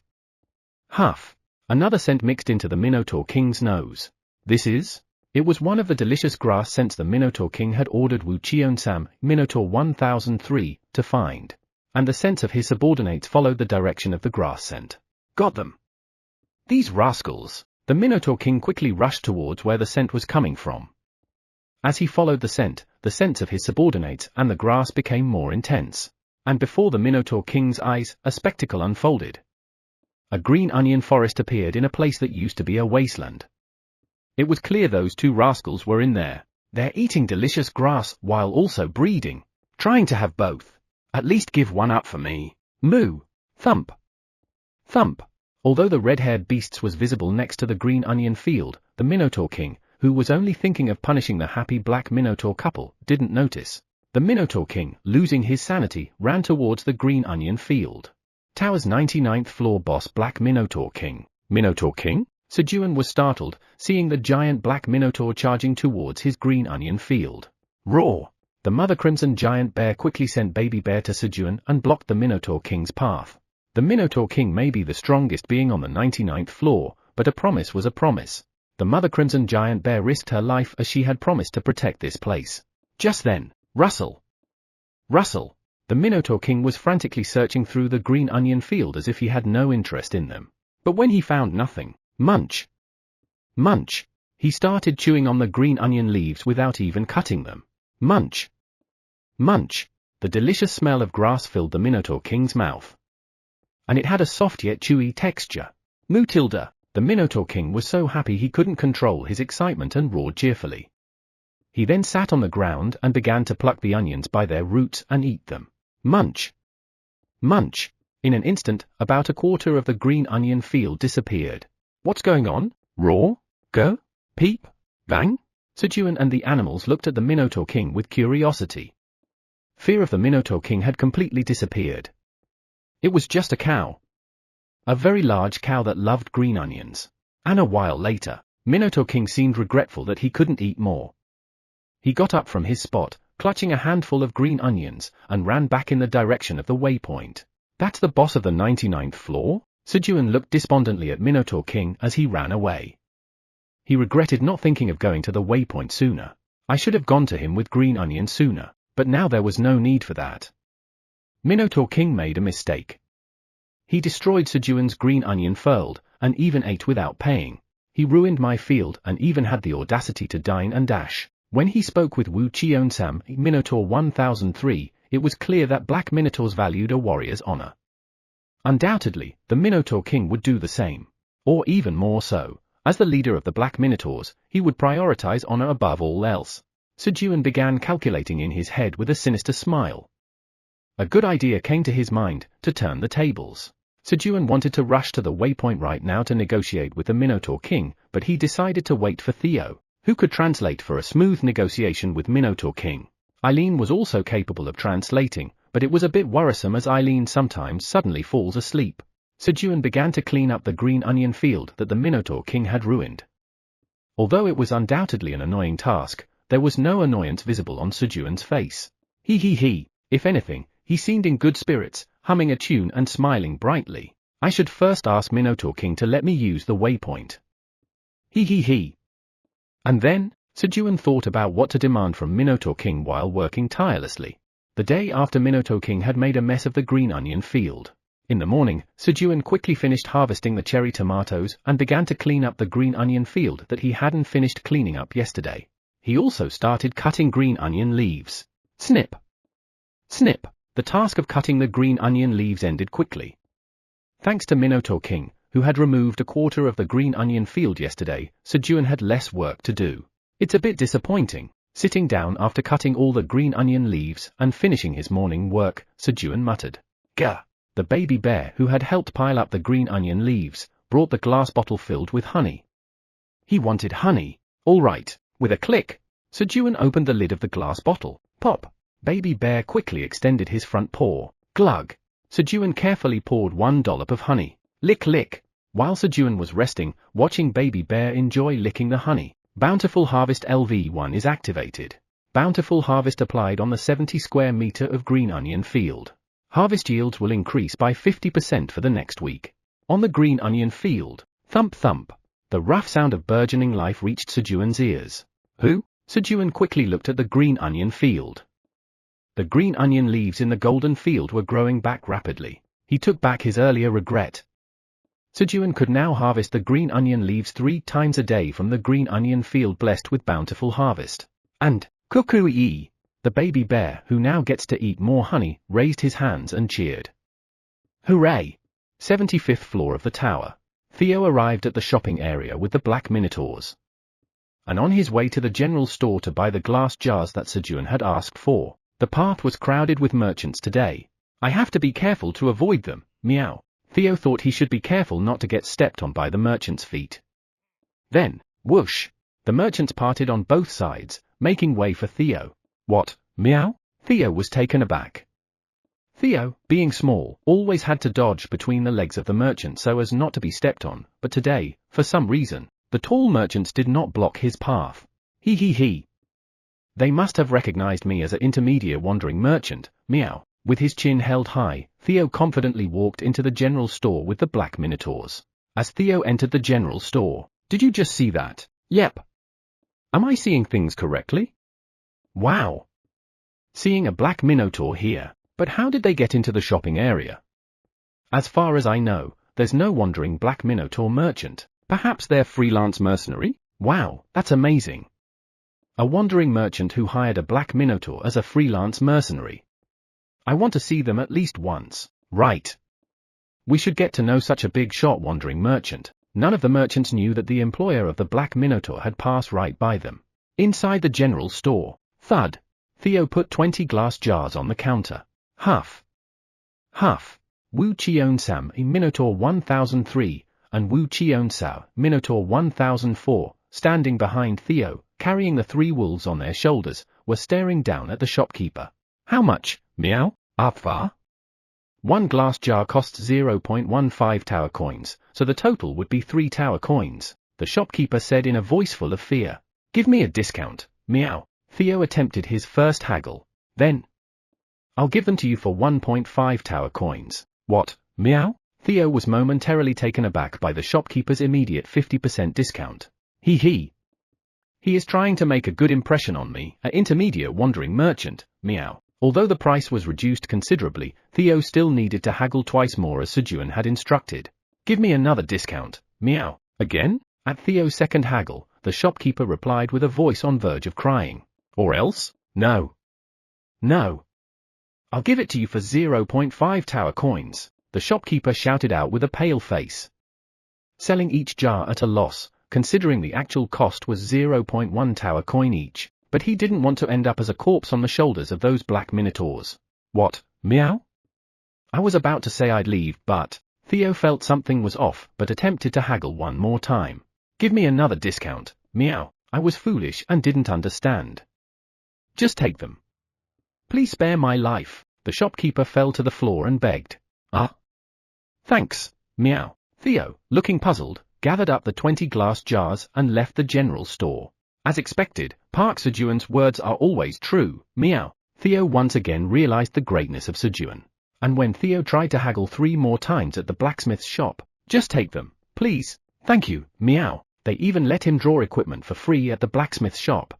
However, there's nothing that catches my attention, meow. Still, since it was free, he just picked something randomly. Let's go, meow. Having finished his tasks, Theo used the merchant route again to ascend to the 99th floor of the tower with the black minotaurs. In the shopping area swept through by Theo and the minotaurs, rumors spread that a black minotaur was threatening a cat merchant, establishing a freelance mercenary contract, and causing havoc, making the conditions for hiring a black minotaur as a freelance mercenary more stringent. When Sejun came down to eat dinner after cutting green onion leaves 3 times in the bountiful harvest green onion field, the black rabbit was nowhere to be seen. Sejun realized he hadn't seen the black rabbit since lunchtime. Peep! Pee-ya! The other white rabbits also noticed that the black rabbit had disappeared and began searching for it. At that moment, splash! The black rabbit emerged, releasing the breath it had been holding underwater. I'm sure I checked the pond too. Sejun was puzzling over this. Pyong! The black rabbit, having taken a breath, pointed to a hole in the pond. Upon closer inspection, the hole in the pond had considerably widened. Pyong! The black rabbit imitated hitting the wall with the end of its hammer. I broke it! After the pond poisoning incident, when no piranhas or crayfish came near the pond, the black rabbit went out through the hole in the pond in search of prey. Hey! That's dangerous. Though the pond water was diluted and not toxic, Sejun, knowing that there were dangerous monsters like giant electric eels outside, besides piranhas and crayfish, was angry. But, Pyong! The black rabbit argued back. I am also a warrior. Warriors need to get stronger. It felt a duty to protect Sejun, its family, and the field as a warrior. However, the black rabbit knew it was the weakest here. Only stronger than Sejun. Sejun was unaware that he was being treated as the weakest. So, when the piranhas and crayfish, which gave experience points, disappeared, the black rabbit felt anxious and ventured outside the pond. The fact that Sejun mentioned a giant electric eel outside the pond also played a part. Black rabbit, you. Sejun realized that he had been completely ignorant of the black rabbit's feelings. Did you want to eat meat that badly? Pyong. The black rabbit thought Sejun understood its intentions and nodded its head. They were like two people dreaming different dreams in the same bed. On 206th day of being stranded. Despite living together for almost half a year, Sejun and the black rabbit still had misunderstandings. I have translated the names of the minotaurs in this chapter using both terms. If this does not affect the reading experience, I will continue translating in this way. Otherwise, I will decide on one of the options I mentioned in the previous chapter based on the feedback received. So, once again, please let me know if I should continue in the above-mentioned way or choose only one way. On another note, we have come to know that Minotaur 1004, Wu Cheon-sa, is a female. I have made the necessary changes in the previous translations to reflect that. Lastly, I have one more thing for which I would like to get your feedback. It is the use of the Miao dialect for Theo. Should I use the Naya instead of Miao? In anime, this type of dialect is often expressed as Naya, which might be a better way. It would be great if you could let me know your thoughts on this as well. Chapter 44. Searching for the electric eel. TL, Hanguk. What should I do?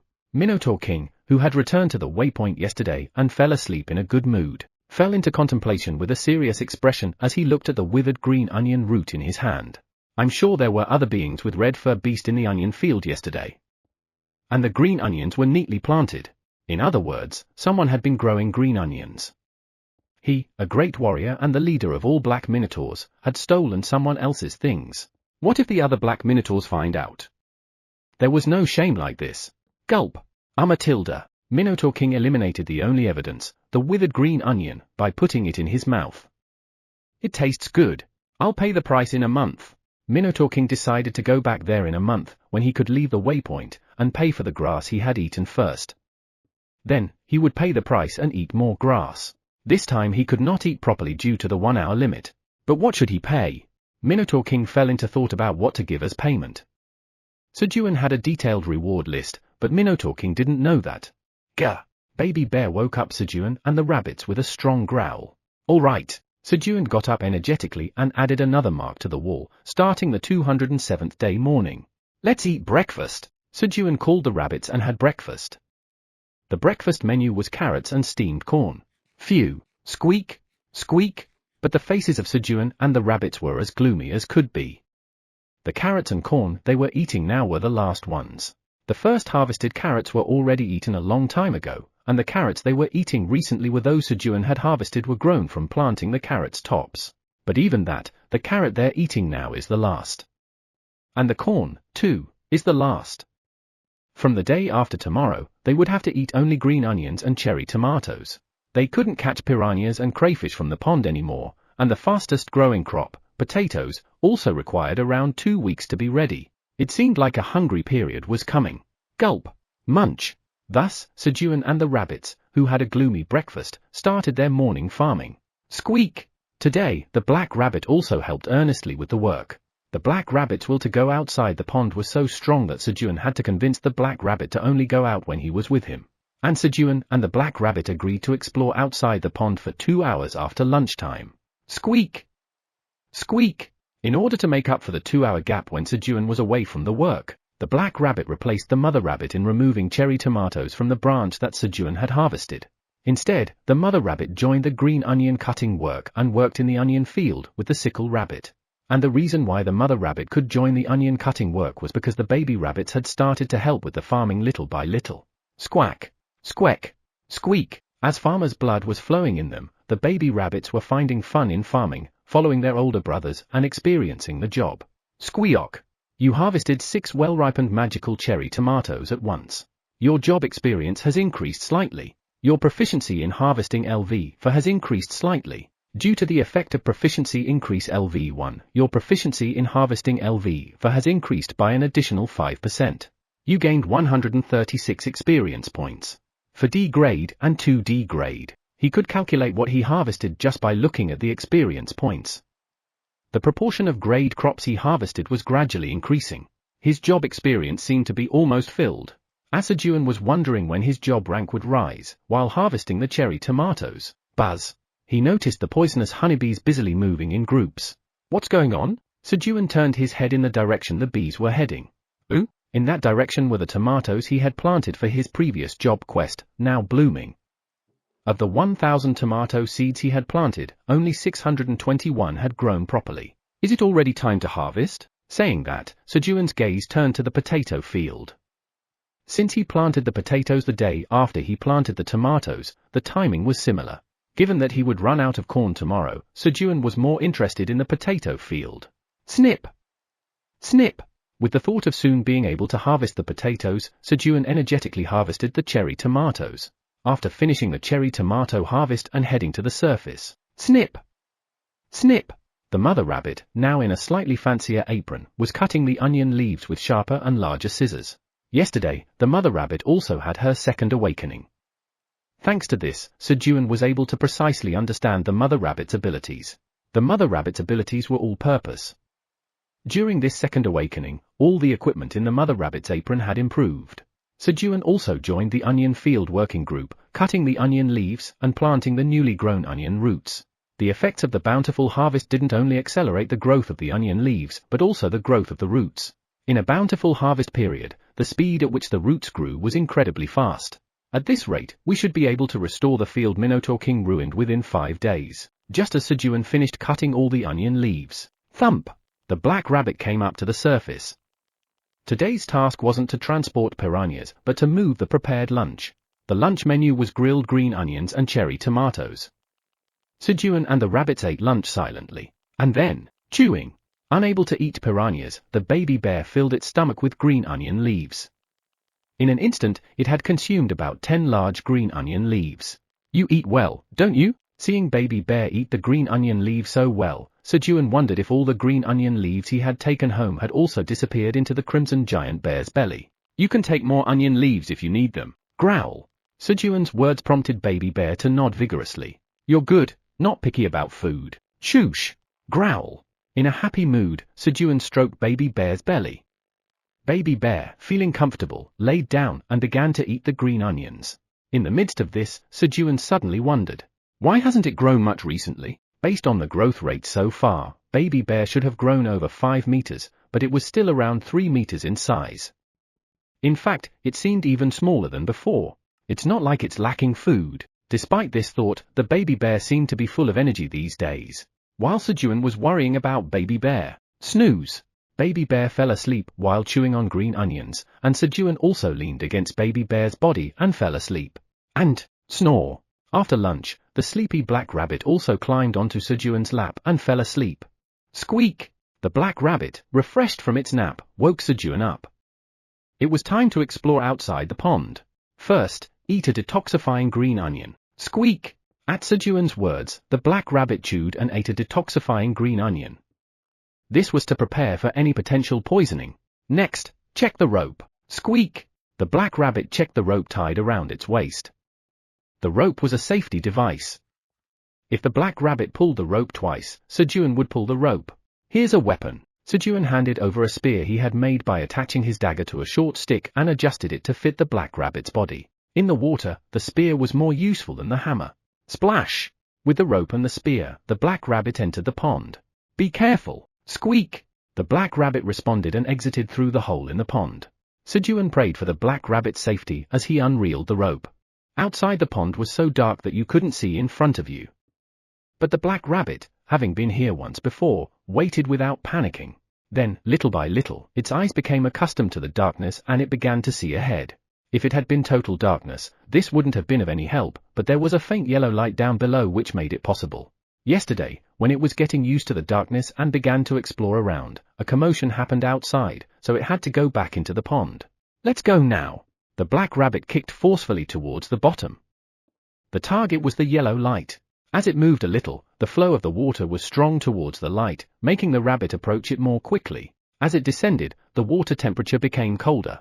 And, what is all this? When it arrived where the yellow light was, it saw a massive amount of piranha and crayfish corpses carried by the current. The yellow light was flowing from the other side of the piles of bodies. As the black rabbit cleared away the piles of bodies and went forward, it saw the corpse of a giant eel that glowed bright gold from its head. The eel's body was so long that it seemed like it would be the same length as 25 green onions' leaves were connected end to end. So that's it. Black Rabbit was certain that the eel was the giant electric eel that Sejun mentioned. Flutter, flutter. As Black Rabbit approached the head of the giant electric eel, he stabbed it with a spear. Thud! After slicing its flesh, it dug inside and, pop! Black Rabbit found a fist-sized golden bead. Uncle would love this. Plop!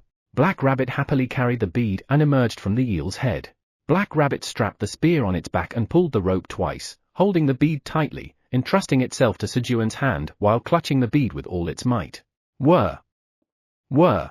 The rope was pulled and Black Rabbit was quickly pulled up. At some point, Black Rabbit lost consciousness. It had been holding its breath for too long.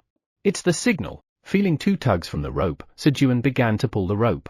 He had to pull the rope as quickly as possible, but gently so as not to snap the rope.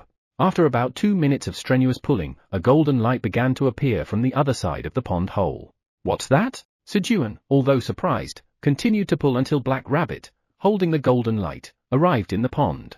Black Rabbit! Sejun rushed into the pond to pull out Black Rabbit. He then removed the bead and the rope from him. Huff! Just as he was about to give Black Rabbit artificial respiration. Fack! Ah! Black Rabbit's paw blocked Sejun's mouth. PSH! Black Rabbit looked at Sejun with a frown. What were you doing, Uncle? No. I was just trying to save you. Sejun felt somewhat upset. PSH! Regaining his consciousness, Black Rabbit got up with a lot of energy. Then it picked up the golden bead that Sejun had thrown and handed it to Sejun. What's this? Sejun took the golden bead that Black Rabbit handed him. You have obtained the core of the electric eel. Sejun had seen the same message when he removed it from Black Rabbit's arms earlier, but he hadn't checked it. The core of a giant electric eel. You found the giant electric eel. As Sejun looked in surprise. PSH! The Black Rabbit raised its head proudly. I am strong. Although Sejun didn't understand how finding the corpse of a giant electric eel equated to strength, but he first checked the options of the core. Giant electric eel's core. This is the core of a giant electric eel that lived for 1,000 years in the underground lake of the 99th floor of the tower. It emits light containing the power of electricity. Upon consumption, you can learn the skill, Rain Thunder. Usage restriction, magic power 10 or more, and the person who defeated the giant electric eel, Park Sejun. Grade A. The core could even grant a skill. The mysteries of the tower were indeed endless.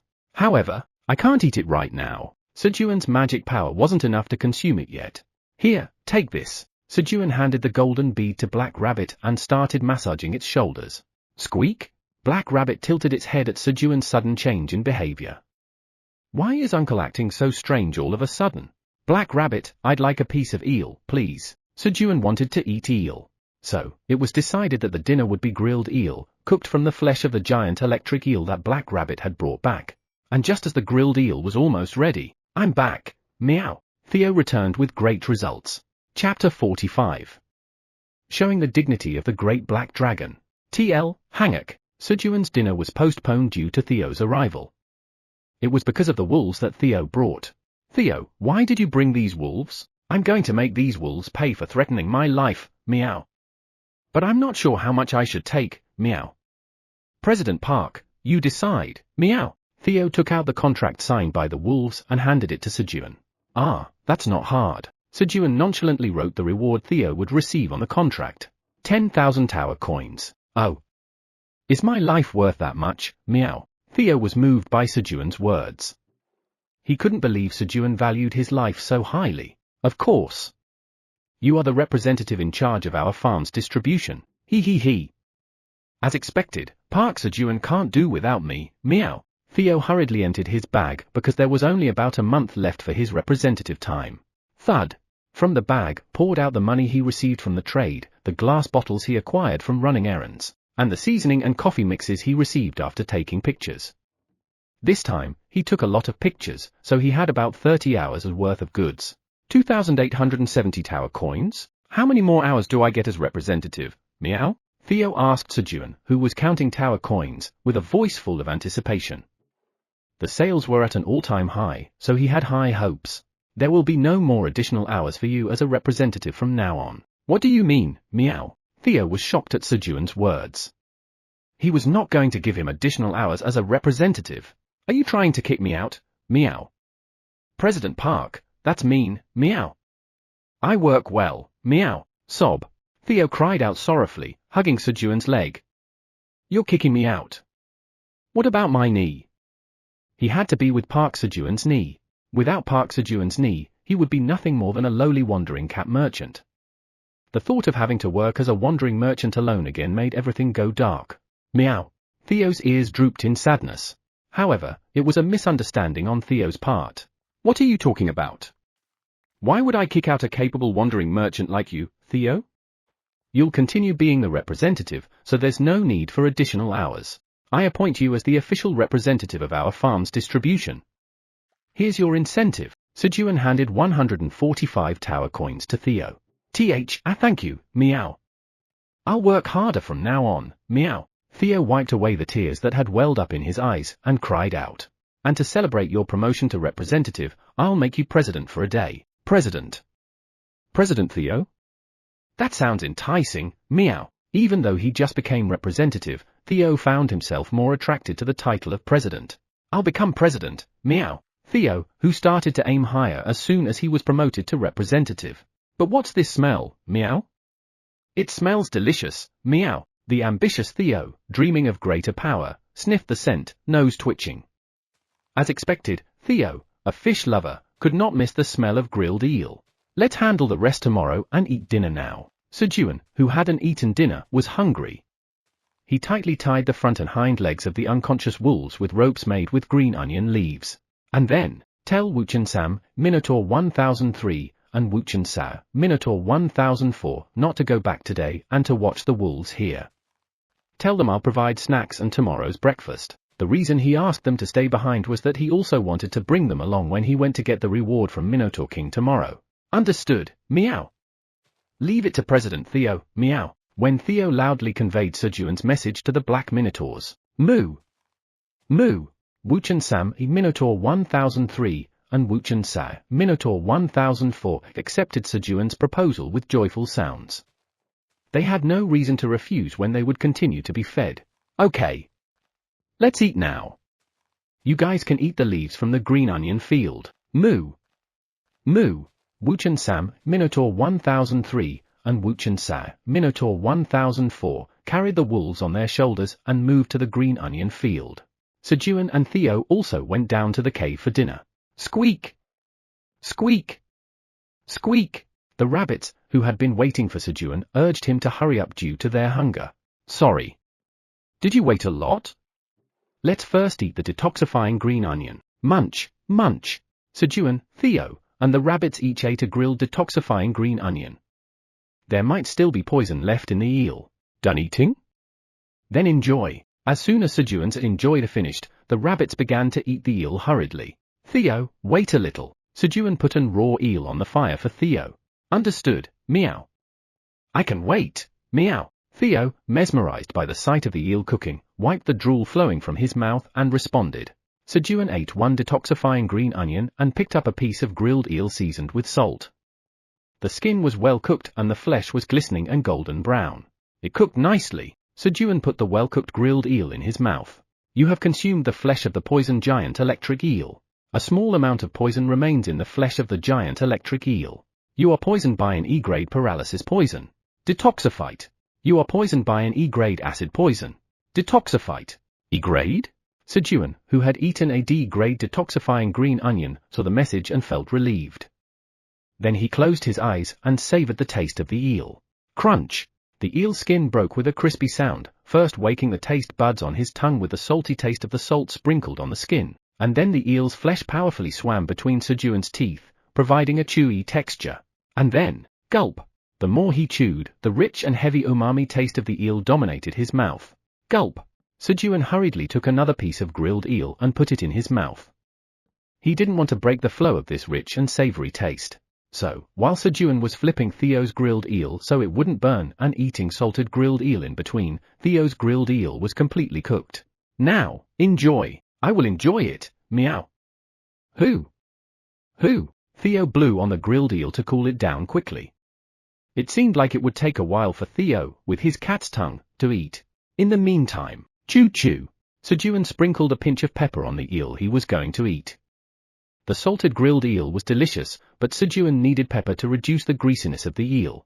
Sejun and the animals, having eaten their fill of grilled eel, sighed. "Ah, I can't eat anymore, I'm full, meow, squeak, squeak, squeak." Everyone's lips were glistening with oil from the eel. "Let's have dessert." Everyone, feeling lethargic from the greasy meal, hurriedly ate sweet and sour cherry tomatoes for dessert and went to bed. And, lick! Lick!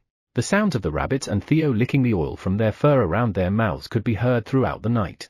Elka, who had been knocked unconscious several times, quietly opened his eyes. Saw-a-wrong! Saw-a-wrong! He could see 2 black minotaurs dozing in front of him. "I need to escape now, nibble! Nibble!" Elka carefully gnawed the rope binding his feet.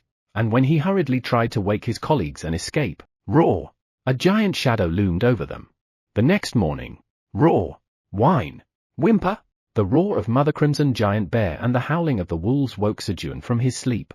"What's going on?" Sejun hurriedly ascended to the surface. Groan! The Mother Crimson Giant Bear was suppressing 2 wolves with her front paws, and, roar! One was being held down by the baby bear who had climbed onto the wolf's back and was strangling its neck. It was a demonstration of overwhelming physical strength. "What's going on?" Wuchen Sam, Minotaur 1003, and Wuchen Sa, Minotaur 1004, who had let the wolves escape, approached, scratching their heads. "We dozed off for a bit, meow." Theo, hanging onto Sejun's legs, replied. It seemed that while the 2 were sleeping, the wolves had chewed the ropes and tried to escape, but Mother Crimson Giant Bear and her cub caught them. "Go!" Baby Bear was drooling, looking at the wolves. "Can I eat them?" "No." Sejun had to collect the money for targeting Theo's life from the wolves. Growl! The baby bear looked greatly disappointed when Sejun told him not to eat the prey he had hunted. "It's what I caught. Instead, let's have grilled eel." Growl! At Sejun's call to eat, the baby bear's head turned quickly. Food! Sejun had the rabbits bring over the leftover grilled eel from the previous day, and the baby bear started eating it with relish. And, sigh! Sejun's back of the head felt hot. It seemed like he would have to prepare eel for Mother Crimson Giant Bear to eat for lunch as well. Thump! Thump! Mother Crimson Giant Bear quickly went on patrol to return for lunch while the rabbits, Theo, Baby Bear, and the Black Minotaur surrounded the wolves. "Did you attack our representative, Theo? We apologize." "Oh, Great Black Dragon! We did not know that the cat-wandering merchant was a subordinate of the Great Black Dragon. Please quell your anger with my life, the chief of the Silver Wolf tribe." In response to Sejun's question, Elka prostrated himself and cried out, misunderstanding Sejun's identity. Sejun nonchalantly issued orders to the monsters on the 99th floor of the tower, and the monsters, who should be fighting each other, were getting along well. Elka thought that this was impossible unless the existence in front of him was the Great Black Dragon. The Great Black Dragon? Sejun was about to deny it. The tower's administrator says it will allow you to impersonate the Great Black Dragon. A quest has been generated. Quest, show the wolves of the Silver Wolf tribe the dignity of the Great Black Dragon. Reward, Eileen is happy. If declined, Eileen is disappointed. The tower's administrator cheers you on to show the dignity of the Great Black Dragon. Eileen, who had not yet shown herself as the Great Black Dragon, wanted to vicariously enjoy it through Sejun. "What are you talking about, meow?" "Our President Park is." "Ah." Sejun quickly covered Theo's mouth. He would have to benefit from Eileen's favor soon, so he couldn't afford to upset Eileen. Although he had gotten close to Eileen, surprisingly, a relationship could be bent from a small disappointment. Sejun decided to do the quest. And he was not a fool to throw away this opportunity when the tower's administrator gave him permission to impersonate themselves. "Yes. You should know how great a crime you've committed by obstructing my work as the Great Black Dragon since you are aware of my identity." "Great Black Dragon! We are truly sorry. We really didn't know. Ignorance does not excuse you from guilt. Guilt is guilt whether you are aware of it or not. But I will specially give you the opportunity to be forgiven." Sejun held out a contract. "The cost of targeting our representative Theo's life is 10,000 tower coins. If you repay this money, you will be forgiven." "What? 10,000 tower coins? How can we repay such a large amount of money?" "If you don't have it, repay with your body, meow." From behind, Theo, who had been figuring out the situation, quickly shouted. He wanted to say this for sure. Theo thought Sejun looked cool when he said that to Wu Cheon Sam a Minotaur 1003. Repay with our bodies. Elka's head spun at Theo's words to repay 10,000 tower coins with their bodies. The commission with Grid was post-paid, and there was no particular disadvantage to cancelling the contract. But while he was paying off the debt with his body, the young wolves of his tribe who were in the village. Sir. Great Black Dragon. We dare to ask. Our entire tribe will repay the money. Just please don't let us starve to death. Looking at the crops growing in the fields, Elka thought that if they worked under Sejun, they would not starve to death. Good. From now on, President Theos will manage you. You guys, from now on, you need to listen to me well, meow. At Sejun's words, Theo shouted at the wolves. Even though Theo had wondered what was good about becoming a president, he had already conquered Sejun's lap. He didn't want anything more. But, pooh-hoo-hut. It seems becoming a president means getting subordinates. Theo was delighted to have his own subordinates. We understand. We will follow President Theo according to the command of the Great Black Dragon.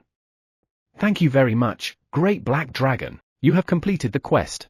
The tower's administrator is overjoyed at the Great Black Dragon being praised. Sejun established the status of the Great Black Dragon, recruited the entire Silver Wolf tribe, and expanded his power. Chapter 46, Harvesting Potatoes. TL, Hanguk. Once the fate of the wolves was decided, Sejun and the rabbits prepared breakfast and went down to the cave. And then, follow me, meow. Theo guided the wolves around, introducing them to Sejun's farm as if it were his own. This is the green onion field, meow. And here is, however, Theo's explanation was quickly stumped because all the green sprouts looked similar. When Theo was stuck, squeak, Quenji, baby bear, took the lead to explain. They planted peanuts over there. Since Quenji, baby bear, was playing near the field every day, he knew very well what was planted where. This is the peanut field, meow. So, with Quenji's, baby bear, support, while Theo was explaining the fields to the wolves, let's have breakfast. Sejun, who had prepared breakfast, called everyone. The breakfast menu originally consisted of green onions and cherry tomatoes, but after hearing from Black Rabbit yesterday that there were other corpses besides giant electric eel, Sejun suggested the wolves eat piranhas and crayfish. In truth, Sejun wanted to have a more substantial meal. Still, he gained some know-how from bringing back eel meat yesterday, which made it easier to bring back other corpses. Black Rabbit went down with several ropes and tied up dead piranhas, crayfish, and chunks of eel meat so that all Sejun had to do was pull up the ropes like fishing. Thanks to the low water temperature, the corpses didn't rot, and they could eat them without any issues. Of course, they had to eat detoxifying green onions. After a hearty breakfast, Sejun and the rabbit started their morning farming. And then, President Theo, put the green onion leaves in your bag. He asked Theo to put green onion leaves in his bag. He had a place to take the green onion leaves. I understand, meow. Wolf employees, follow me, meow. Yes. President Theo. The wolves, who had eaten their fill after a long time, actively moved at Theo's words. Theo, who received Sejun's order, filled his bag with green onion leaves with the help of the wolves. In the meantime, snip, snip. Sejun quickly harvested the cherry tomatoes. Then, you have simultaneously harvested 9 well-ripened magical cherry tomatoes. Your job experience increases slightly. Your job experience has reached its limit. Your tower farmer, D, rank increases. You have become a tower farmer, C. His job rank increased. Good. Sejun was happy that he could harvest more delicious C-grade crops in the future. Your job traits are enhanced as your job rank increases. Through job traits, you become more friendly with nature, and the hidden talent, Friend of Nature, awakens. Ooh? A talent awakens? Sejun was greatly surprised by the message that a talent had awakened. He had never heard of a case where another talent awakened besides the one during the awakening. Of course, there were hunters like Sejun who awakened new talents. It's just that hunters kept it a secret, and Sejun, who had been an ordinary person, couldn't access it. Your proficiency in harvesting LV for increases slightly. Due to the effect of proficiency increase LV1, your proficiency in harvesting LV for has increased by an additional 5%. You have gained 208 experience points. As Sejun was in a hurry to check out his new talent, Relic, St. Patrick's Straw Hat verifies the user's job rank increase. Tower Farmer, C, confirmed.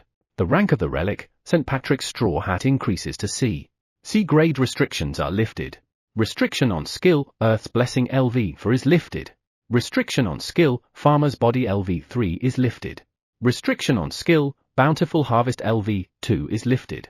Skill, Growth Acceleration LV1 is unlocked. Just the job rank rising by 1 changed many things. Sejun then checked his new talent. Talent, Friend of Nature. A talent that boasts a fairly high level of affinity with nature. Communication with plants and animals, with whom you cannot converse, becomes smoother when you make contact. Communication becomes smoother when I make contact? As Sejun approached Quenji, baby bear, who was playing alone above the ground. Kuwung? Quenji, baby bear, looked at Sejun, tilting its head, wondering what was happening. Why? Chak. Sejun grabbed Quenji's, baby bear, front paw. Kuwung? Dad, are you going to play with me? Quenji's, baby bear, cry began to be translated and heard. Oh, this is amazing! Sejun paused, amazed at the new talent. But Dad? To a person who hasn't even married yet. No, that isn't the problem. Our species are different. Explaining it to Quenji, baby bear, could take time and should be done slowly. If he explained to Quenji, baby bear, that he wasn't the father and Quenji, baby bear, shocked, hit him saying I hate Dad, it would be a fatal blow to him. And people usually regard their pets as their children. Sejun thought he just had a quite big pet bear. Definitely not rationalizing his thoughts to save his life. Definitely not. Thus, after checking his new talent, Sejun checked the skills of St. Patrick's straw hat. The Earth's blessing increased magic recovery from a little to quite a lot. The farmer's body increased all stats from 3 to 5. The bountiful harvest increased the area of bountiful yield from a maximum of 100 square meter to 300 square meter. And the new skill, Growth Acceleration. Growth Acceleration LV1. Active skill. Accelerates the growth of 10 crops by a week without side effects. Cooldown, 10 days. Accelerate the growth of crops by a week. Sejun thought of the potato field that was close to harvest. What if he used the skill on the potato field? Today's lunch menu is steamed potatoes. Sejun hurried to the potato field. And then, is this how I use it? Growth Acceleration. Sejun, who was using an active skill for the first time, awkwardly stretched out his hand and used the skill on the potato field. You used Growth Acceleration LV1. Accelerating the growth of 10 potatoes by a week. The 10 potato stems that were close to Sejun glowed. The surface didn't change much. Woodujuk. The sound of the potatoes growing from the ground could be heard. Sejun waited for a moment and then pulled out the nearest potato stem to harvest the potatoes. Fududuk. Along the potato stem, fist-sized potatoes fell out one by one. You have simultaneously harvested 20 well-ripened power potatoes. Your job experience increases slightly. The proficiency of harvesting LV for increases slightly. Due to the effect of proficiency increase LV1, the proficiency of harvesting LV for increases an additional 5%. You gained 600 experience. Fortunately, the potatoes grew well. Power potatoes? Sejun checked the option of the harvested potatoes. Power potatoes. These potatoes grown inside the tower are delicious due to ample nutrient absorption. Grown by a farmer familiar with agriculture, its taste and efficiency have improved. When consumed, it breaks down 30 g of fat in the body and increases strength by 0.5 for 10 minutes. Up to 10 effects can be applied simultaneously within 1 hour. When non-awaknas consume it, it breaks down 30 g of fat and increases stomach activity. Cultivator, Tower Farmer Park Sejun. Expiration date, 90 days. Grade, C. Thanks to Sejun's job rank rising to C, an extra line was added to the option, grown by a farmer familiar with agriculture. Its taste and efficiency have improved. And with the increased efficiency, it broke down 30 g of fat and strength increased from 0.3 to 0.5. This could draw interest from low-level hunters. Up until grade D crops, eating 10 of them resulted in a stat increase of 2, but now it has increased to 5. With that much, it could increase a stat equivalent to equipping a level 5 item at level 1. However, that wasn't important now. We have nothing to eat. Sejun thought he would sell the potatoes to hunters later when the potato harvest was more plentiful, and hurriedly harvested the rest of the potatoes. The option that makes the stomach functions more active wasn't of much interest to Sejun, who digests food well, so he quickly forgot about it. In total, he harvested 197 potatoes. Sejun hummed as he washed the potatoes. Then he filled the bottoms of 3 pots with green onion leaves and filled them with potatoes and began steaming them. The remaining potatoes were wrapped in green onion leaves to be roasted for faster consumption. While the potatoes were cooking, Sejun quickly pulled a rope that was tied to a branch stuck in the ground in front of the pond. It was to prepare grilled eel for the mother crimson giant bear. Soon after, chunks of eel flesh came up along the rope. The black rabbit had previously cut and tied them up. Squeak! When Sejun pulled the rope, the black rabbit, who had been patrolling the outside of the pond with a giant electric eel's intestine in its mouth, came out of the pond. It had come out to help, knowing that Sejun was preparing lunch. Sejun and the black rabbit grilled the eel. Then, rattle! Rattle! Steam began to push and leak out from the pot lid. Is it cooked? Sejun opened the pot lid and stuck a chopstick he had whittled from a twig into a potato. Plop! The chopstick penetrated the potato without resistance. The steamed potatoes were ready. And then, raw! Coincidentally, the mother crimson giant bear returned from her patrol. Let's eat lunch! At Sejun's shout, the animals gathered around the cave.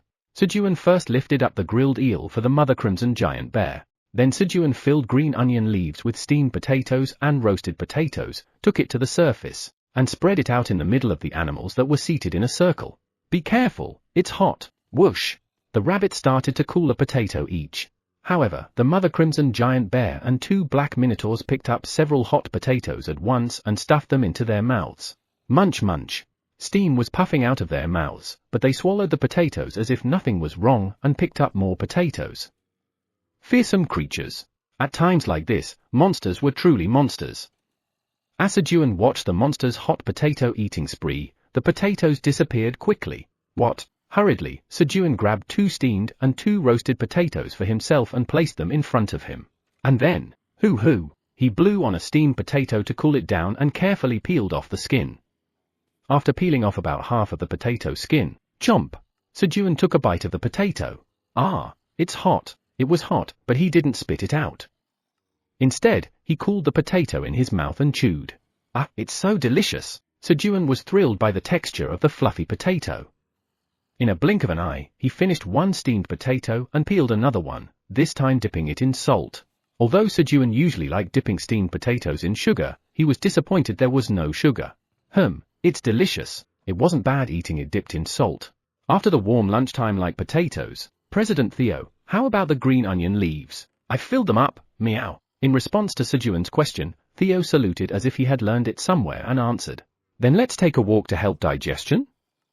Wuchen Sam, Minotaur 1003, guide us to the Minotaur King. For the first time, Sejun decided to go far from the cave to receive the compensation for Minotaur King's dine and dash. When Theo conveyed Sejun's words to Wuchen Sam, Minotaur 1003, what? Wuchen Sam, Minotaur 1003, belatedly remembered the order of the Minotaur King at the word a Minotaur King, and was startled.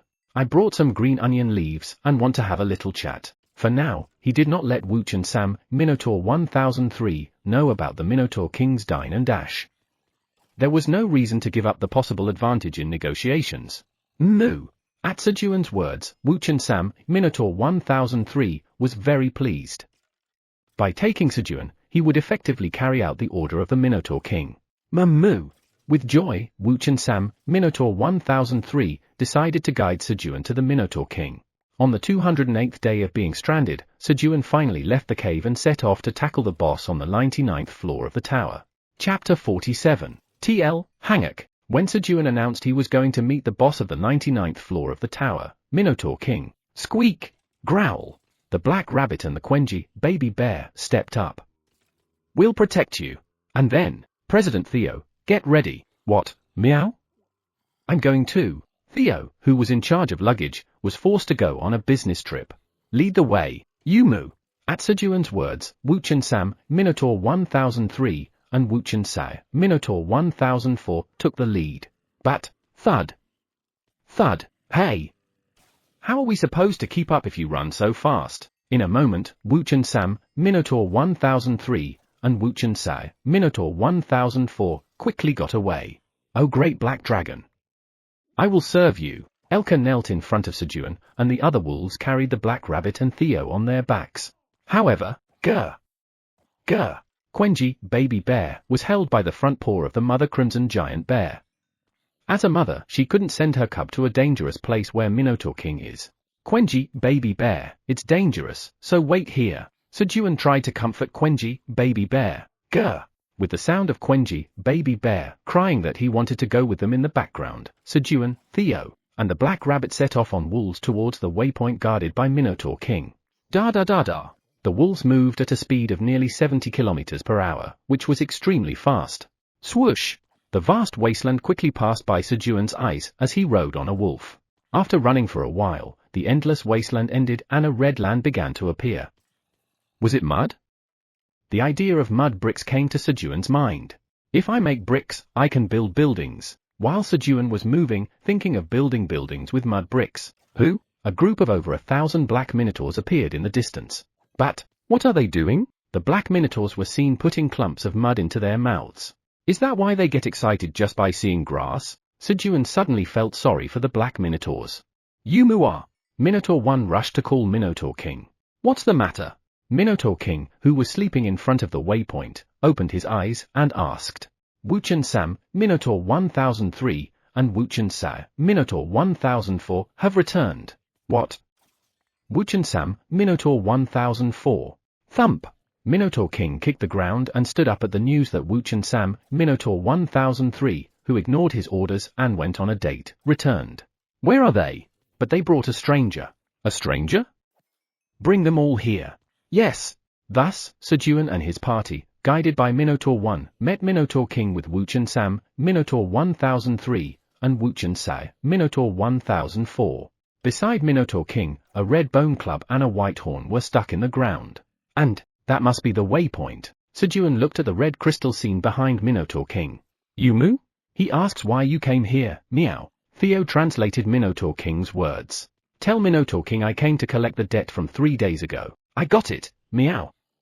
Minotaur King, we came to collect the debt from 3 days ago, meow. Theo bravely conveyed Sejun's words to Minotaur King. There was no reason for him to back down because he was the deadly yellow cat under the command of the great black dragon. Pooh hut. This adds a splendid scene to my life story, meow. When Theo was imagining a splendid scene for a story to tell others later, Yumuwa! Minotaur King was furious at the attitude of demanding a price so boldly. Meow gulp. Meow gulp. Theo, startled by Minotaur King's shout, began to hiccup. Calm down. Sejun soothed the startled Theo by stroking his head, then approached Minotaur King. And then, chuck! He put his hand on Minotaur King's leg and said, I've heard that black minotaurs are honorable warriors, but it seems that was an old story. You don't even feel ashamed of what you've done and instead you get angry. So, is it okay if I tell your subordinates that their boss stole someone else's food? When Sejun conveyed his words, Anne was about to remove his hand. Yumu! Wait! Minotaur King grabbed Sejun urgently. I knew it. Sejun forced down the corners of his mouth that were rising and said in an indifferent voice. What is it? Yumu! Yumu! I am a great warrior of the black minotaurs, who respect honor. I was planning to repay you later. As compensation for the grass I ate last time. Just as the Minotaur King was about to suggest a price. Hold on. I'll decide what I want to take.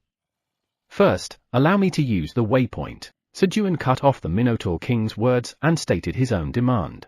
Yumu? You mean the waypoint? So, how about it? At Sejun's words, Minotaur King thought for a moment. And then, Yumu. Okay. I permit it. It might be useless to you, but... The Minotaur King stepped aside to allow Sejun to approach the waypoint. Got it.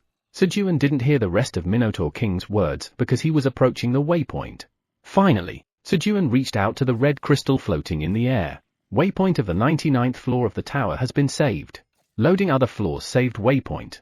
There is no other floor saved waypoint besides the 99th floor of the tower, so you cannot move to another floor. What? Sejun, who started from the 99th floor of the tower, didn't have any other waypoint saved. There was nowhere to go. Normally, other hunters would start from the first floor, marking the waypoint of the first floor, and then climb the tower. And generally, when a waypoint is saved, a portal to the next floor appears. This was possible regardless of the boss raid. There were many floors where the location of the floor boss and the waypoint were different. But he had never heard of a downward portal appearing. There was no need for that, since you could use the waypoint to go down. While Sejun was disappointed, Yumu, Minotaur King, who had kept his beloved bone, sighed in relief. Minotaur King, who valued his own honor, intended to give Sejun his cherished red bone as a compensation to maintain the honor of a great warrior. The red bone was a legendary grade club that turned red by absorbing the blood of numerous monsters. It was one of only 3 legendary items in the tower. He lost the opportunity to get a legendary club because of the waypoint he couldn't even use properly. Of course, there was a side effect of becoming a blood-crazed lunatic if not controlled, so it wouldn't have been good for Sejun to have it anyway. The next price is, Sejun asked Minotaur King for a few more things in return. Then, when Sejun looked at Theo, Theo took out a green onion leaves big enough to make a small hill from his bag. This is a gift for our future friendship. Although it was called a gift, it was brought to promote the green onion leaves to the black minotaurs. It meant, we have this, so if you're interested, come and work for us. Swallow. Minotaur King swallowed his saliva looking at the green onion leaves. It seemed as if he had already secured a worker. It's been 3 days since Sejun met Minotaur King. Several things had happened in the meantime. The biggest news was that Mother Rabbit was pregnant again. It was due to the grilled eel. Ever since they started sending baby rabbits to the first-generation rabbit's burrow, something odd has been happening. Let's see if they start asking for grilled eels from now on. Sejun was somehow irritated. And, thanks to the deal with Minotaur King, the whole wasteland area was recognized as Sejun's territory, and 10 black minotaurs came to work on Sejun's land every day and cultivated the wasteland. According to Wuchen Sam, Minotaur 1003, the competition among the black minotaurs who want to come here every day is fierce. Well, they used to eat mud every day. Finally, Sejun received another queen bee's larva yesterday. With this, there will be 3 beehives now. But the blue moon is coming soon. Will it be okay? Sejun looked at the surface field, remembering what happened about a month ago. When the surface field was destroyed by Wuchen Sam, Minotaur 1003, during blue moon, Sejun fell into deep thought. If this keeps happening, there's no reason to plant crops in the surface field. It would be okay if monsters didn't come during the blue moon, but if monsters came even once and made a mess of the farm, all farming would be in vain. Since there was no solution, Sejun even considered giving up on the surface field. Then, the tower's administrator says to leave it to them if you're worrying about monsters rampaging and destroying the fields during the blue moon. Leave it to them? What will they do? The tower's manager asks, smugly, didn't you see them suppressing the monsters during the blue moon? Oh, come to think of it, there was a time when the monsters quieted down when the black dragon appeared during the first blue moon when Sejun was in distress. It was Eileen. I got it. Then I'll trust you, Eileen. The tower administrator tells you to trust them and plant crops, a lot of crops. So Sejun trusted Eileen's words and worked hard to plant crops, but as the blue moon approached, he was a little anxious. It'll be okay, right? Since he had made the decision to trust, Sejun decided to trust Eileen to the end. Today, because of the blue moon, even the crimson giant bear and the black minotaurs did not come. And the wolves went down to the lower floor last night saying they didn't want to cause any damage. It feels somewhat empty without the big guys around, Sejun said while looking at the wide field. Then, chop, chop, chop. What's empty? Meow. The charming and deadly yellow cat, President Theo, is here, meow. While resting on Sejun's lap, Theo, who was eating churu, thumped Sejun's chest with his front paw to assert his presence. That's right. You're here. I'm sorry, where did he learn such charm? Sejun quickly stroked Theo's back. Today, because they had to finish their work early to prepare for the blue moon, he needed Theo's help. In a hurry, they finished their work and prepared for the blue moon. Sejun put out the fire and got rid of the smell, the rabbits went into their burrow, and the poisonous honey bees went into the hive and blocked the entrance. And, see you in the morning, meow. Theo went inside his bag. Once everyone went inside their homes, the cave was eerily quiet. It's cold. Although the weather wasn't too cold, Sejun felt chilly, perhaps because of loneliness, and pulled a blanket over himself. After a while, the blue moon rose. Hee. Human, put your trust in the great black dragon Eileen Pratani. Eileen was excited at the thought of helping the human. A while ago, Eileen, to celebrate the 200th day of human stay in the tower, prepared a soup by stirring various potions for hours for the weak human's health, and for expressing gratitude and apology for the human's constant hardships. However, I guess cooking is not my thing. Honestly, cooking was too hard. Eileen worried what if the human asked for more because it was too delicious, but the human did not ask for more, probably knowing Eileen's hardship. On top of that, the human even asked to never make it again from next time. Hee. It's nice to see that human worrying about me so much. It was because Sejun was worried about his own life, but Eileen thought it was because he was worried about her. While thinking about the peculiar human, Eileen moved to the rooftop of the tower administrator's space. There was a cylindrical object that looked like a searchlight, with a diameter of 5 m and a thickness of about 1 m. Mum. Squeak. Squeak. Eileen hummed and diligently cleaned the front part of the cylinder, which had a black dragon drawn on it. And after a while, the surroundings turned bluish, and the blue moon rose. Hee. Is it my turn now? Thump. When Eileen pressed the switch on the side of the cylindrical object, bam! Just as a bat signal appears on the moon, a light came out of the cylinder, and the black dragon drawn on the front of the cylinder moved, and the shadow of the black dragon began to fly above the sky where the blue moon rose. And when the shadow of the black dragon reached the zenith of the sky, roar! Eileen roared loudly from behind the cylinder. Roar dash! The cylinder carried Eileen's voice with magic power and spread it all over the 99th floor of the tower. This cylinder was a magical tool that Eileen's grandfather, Kaiser Pratani, made for his granddaughter. It was an item made so that his granddaughter who couldn't leave the administrator's space could use it once in a while when it was hard to manage the tower. Hee. The human will think that's me, right? Eileen proudly looked at the black dragon floating above the sky and roared loudly once again. Roar dash! The roar of the great black dragon soothed the monsters of the 99th floor of the tower who had gone mad due to the blue moon. Chapter 48. TL, Hanguk, Cultivator, Tower Farmer Park Sejun. When Theo became intermediate wandering merchant and the information of the cultivator appeared on the D-grade magical cherry tomato. Who is Tower Farmer Park Sejun? He seems to be Korean by his name. But was there a job called a tower farmer? People sent by hunters and the wealthy from various countries around the world started heading to Korea to gather information about Sejun. Korean Awakened Association's president's office. Inside the president's office, there was nothing but a desk and a table. And it was cold as a freezer. A muscular old man in his 60s with white hair sitting at the head of the table was taking off his top and sitting with his bare feet on a 1-meter thick ice slab, glaring at a man. Cheek! His foot was so hot that the ice was melting even in this cold place. Dongsik, I won't beat around the bush. Spill everything you know. Association President Han Tae-jun spoke to his youngest disciple, Phoenix Guild's 5th team leader Kim Dongsik.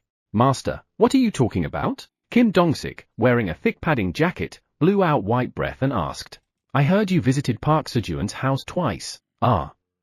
That. Have you ever met Park Sejun? Han Tae-jun asked with a serious expression. No. I just met through a cat-wandering merchant called Theo. Kim Dongsik explained in detail what he knew to Han Tae-jun. He didn't pretend to hide anything. If he got caught doing that, he'd be beaten to death by Han Tae-jun. He couldn't afford to be beaten like that after turning 40. His master, Han Tae-jun, although currently retired due to the curse of flames and having to cool his body like that, was a tremendous monster who unofficially climbed up to the 52nd floor of the tower. The reason Kim Dongsik believed Theo's words easily when Sejun said he had climbed up to the 40th floor was because he had already seen his master, the unparalleled genius, Han Tae-jun. So that's what happened. Well done.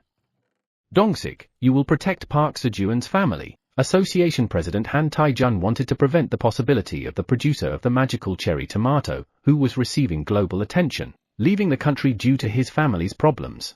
Excuse me, why? What? Since you're already familiar with them, it's best if you do it. Any objections? Ah. No, although there were objections, he couldn't voice them. Don't worry. I will arrange for your senior brothers to alternate with you. And so, unilaterally, Han Tae-jun arranged for Kim Dongsik to be assigned as the protection for Sejun's family. Raw dash. Fortunately, as soon as the blue moon rose, Eileen intervened as promised, so the ground farm was safe. That's a relief. Watching Eileen fly around in the sky where the blue moon was, Sejun looked at the crops with relief. And after a while, blue energy began to condense in the tomato field, potato field, and sweet potato field. Oh, he had forgotten. It was time to harvest the sweet potatoes. My goodness. I forgot about the sweet potatoes. Sejun blamed his foolishness and checked the crops where the energy of the blue moon had condensed. The blue moon's energy was imbued in 13 crops in the tomato field, 3 in the potato field, and 7 in the sweet potato field. Sejun hurriedly remembered the locations of the crops before the blue moon's energy completely permeated them. And as the blue energy completely permeated the crops, he harvested the potatoes and sweet potatoes, whose colors were hidden under the soil, first. Was it here? Sejun went to the location he remembered and pulled the potato stems. Thud thud thud. One blue potato was visible among the potatoes that were strung along the stem.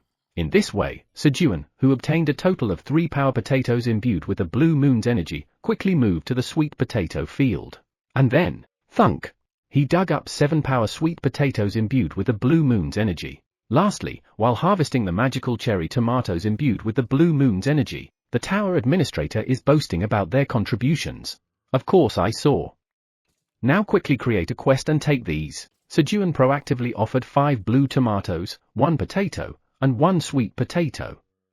He offered the crops first even though Eileen did not ask for them. He hoped that Eileen would actively block the blue moon in the future. And then, the tower administrator thanks you. The tower administrator shouts out loud to leave the blue moon to them in the future. Eileen did not betray Sejun's expectations. The tower administrator hesitantly asks if you can cook the potatoes and sweet potatoes. Eileen asked cautiously, as if she was sorry for asking for more while being the recipient.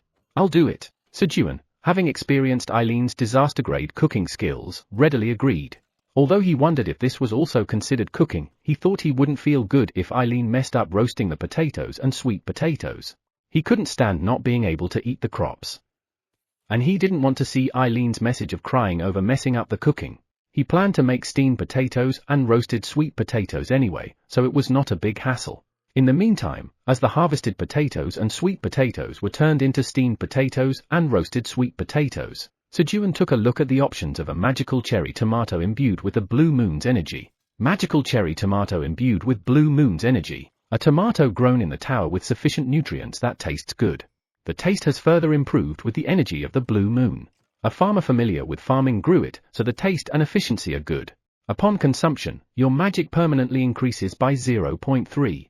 Cultivator, Tower Farmer Park Sejun. Expiration date, 120 days. Grade, C. My magic increases by 0.3. Up until now, the stat increase between crops imbued with the blue moon's energy and regular crops has been consistent at twice the amount, but starting from grade C, the efficiency of crops imbued with the blue moon's energy was better, making the difference less than twice. I'll just eat for now. Although he would not eat the eel's core right away as he needed it to use as a source of light when securing food outside the pond, Sejun prepared to raise his magic level to more than 10 so that he could eat the giant electric eel's core whenever necessary. When Sejun put the cherry tomato he was holding into his mouth and chewed, crunch, splash, the plump skin broke, releasing the sweet and sour juice inside. The juice of the cherry tomato, which was of C grade and contained the energy of the blue moon, tasted even richer. Wow, it's delicious. You have consumed a magical cherry tomato imbued with the energy of the blue moon. Your magic permanently increases by 0.3. Before the aftertaste of the flavor disappeared, Sejun put another blue cherry tomato into his mouth. Crunch! You have consumed a magical cherry tomato imbued with the energy of the blue moon. Your magic permanently increases by 0.3. In this way, Sejun, who ate for blue cherry tomatoes, finally increased his magic to over 10. Specifically, it was 10.25. Shortly after the steamed potatoes and roasted sweet potatoes were done, Sejun sent 5 cherry tomatoes, 1 steamed potato, and 1 roasted sweet potato to Eileen, thus completing the quest. And then, Sejun peeled the blue skin off the steamed potato. Hoo! Sejun blew on the potato to cool it down quickly. In a moment when no one was looking, he planned to eat the potato imbued with the energy of the blue moon and get rid of the evidence. It's a shame there's no sugar. It certainly tasted fine with salt, but for some reason he thought about sugar because he couldn't have it.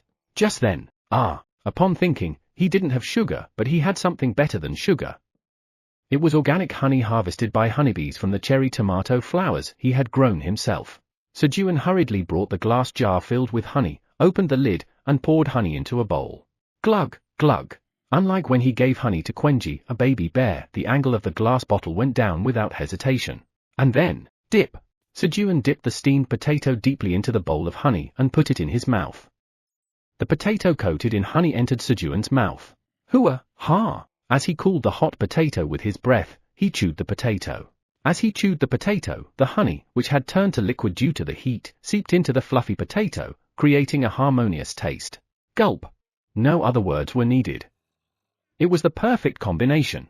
You have consumed a power potato imbued with the energy of the blue moon. Your strength permanently increases by 0.3. When he finished eating 1 steamed potato, you have achieved the feat of recreating the forgotten dish of honey potato. This is a forgotten dish, just because he dipped a steamed potato in honey? Eileen ate the 5 cherry tomatoes imbued with the energy of the blue moon that she received from Sejun all at once. Thump, thud, thump, thud. She focused on her dragon heart, which was beating slowly but steadily. Whether her body had adapted this time, she didn't faint. Creak!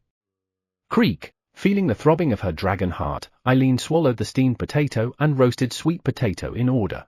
It's a pity. The potatoes and sweet potatoes disappeared as if they melted in an instant. When Eileen was feeling the lingering taste and regretting it, she saw the human dipping a steamed potato in something beyond the crystal ball. And then, achievement, recreation of the forgotten dish, honey potato, has been achieved in the tower. Eileen nodded at the human. Reproducing delicious food, he truly was an extraordinary human. He's done something remarkable, so he deserves a reward. Thump, thump. Thump, thump. Eileen's heartbeat grew stronger. This time, it wasn't her dragon heart but another heartbeat. Extraordinary human, accept this quest. Blinded by the honey potatoes, Eileen didn't notice. The tower administrator nods at your excellent achievement. A quest has been generated. Quest, serve honey potatoes to the tower's administrator. Reward, 1 job skill. Refusal, well, I'd be hurt, but I won't show it. What? I'd be hurt, but won't show it? Then don't put it in the quest. Can I just make it with regular potatoes? There was no reason to refuse when she was offering a skill after so long. And it wasn't hard to do either. The tower's administrator nods vigorously, indicating her understanding. Sejun peeled the skins off the steamed potatoes he had in the pot and put 5 of them into a bowl filled with honey. Here, the bowl in Sejun's hand disappeared entirely. And then, you have completed the quest. You have obtained a special job skill, cooking LV1 as a quest completion reward. He obtained a new skill. Cooking? Honey potato recipe has been registered in special job skill, cooking LV1. Recipe? Sejun checked the cooking skill. Special job skill, cooking LV1. The taste and effect of food made using ingredients from the tower will slightly improve. Registered recipes, 1. The effects increase slightly. As Sejun peeled the blue skin off another steamed potato and dipped it into honey, you have created a power honey potato imbued with the energy of the blue moon.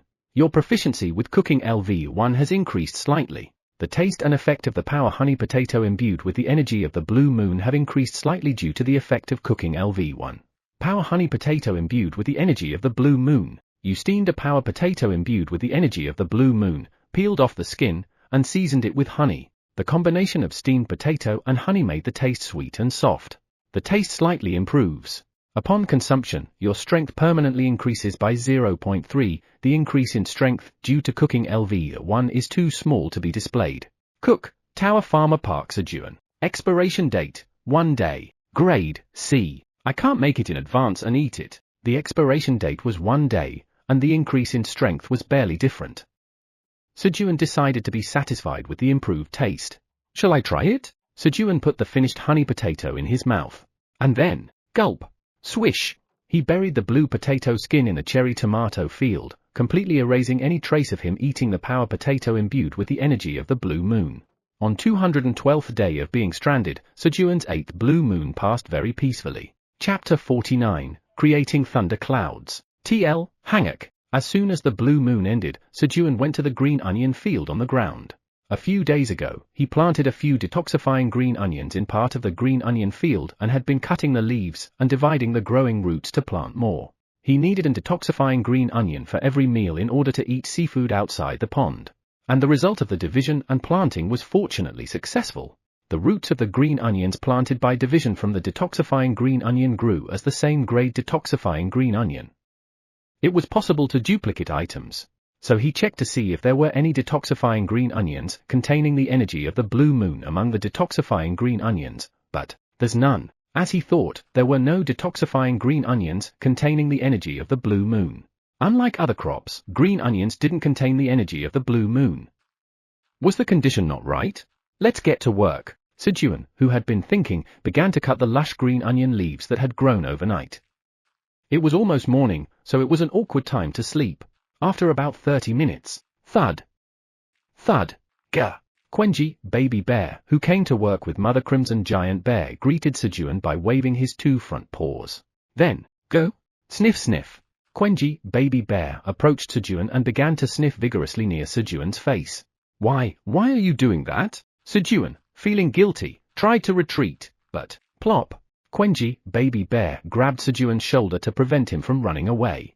Then, sniff sniff. He persistently sniffed around Sejun's mouth. Gah! Dad's mouth smells like honey. Go? Did you eat honey alone? Sejun's perfect crime began to shake violently with Sejun's pupils. Quenji, baby bear, shall we eat something delicious? Sejun quickly changed the direction of the conversation and brought boiled potatoes from the cave. Then, this is a honey potato. Sejun placed 5 boiled potatoes on the green onion leaves and generously poured honey over them. You have made 5 power honey potatoes. Your cooking LV1 proficiency has increased slightly. Due to the effect of cooking LV1, the taste and effect of power honey potatoes have increased slightly. Here, eat it. Quenji, baby bear, swallowed the honey potatoes that Sejun had made, along with the green onion leaves. Chew chew. Want more? Gah. At Sejun's words, Quenji, baby bear, nodded his head strongly. The moment Quenji, baby bear, tasted the honey potato, the fact that Sejun's mouth smelled like honey wasn't important. Sejun was barely able to keep Quenji's, baby bear, mouth shut with the honey potatoes. And a while later, the rabbits woke up and ate Blue Moon energy-imbued cherry tomatoes and roasted sweet potatoes, starting a busy morning. First floor of the tower, Gaggle's Tower Farm Project headquarters. In the headquarters yard, about 6,000 cherry tomatoes that were successfully germinated from the seeds of D-grade magic power cherry tomatoes had already grown up to ankle height. Come on, move quickly. Team leader Thomas was urging the researchers who were diluting the high-concentration growth stimulant with water. The reason why cherry tomatoes could grow so fast was thanks to the growth stimulant developed by Gaggle. Although the product was too expensive to commercialize compared to its effect, they were spraying the cherry tomato field without sparing the growth stimulant in order to check the results quickly under the direction of Vice Chairman Michael. They didn't even know what kind of result it would make. Squirm.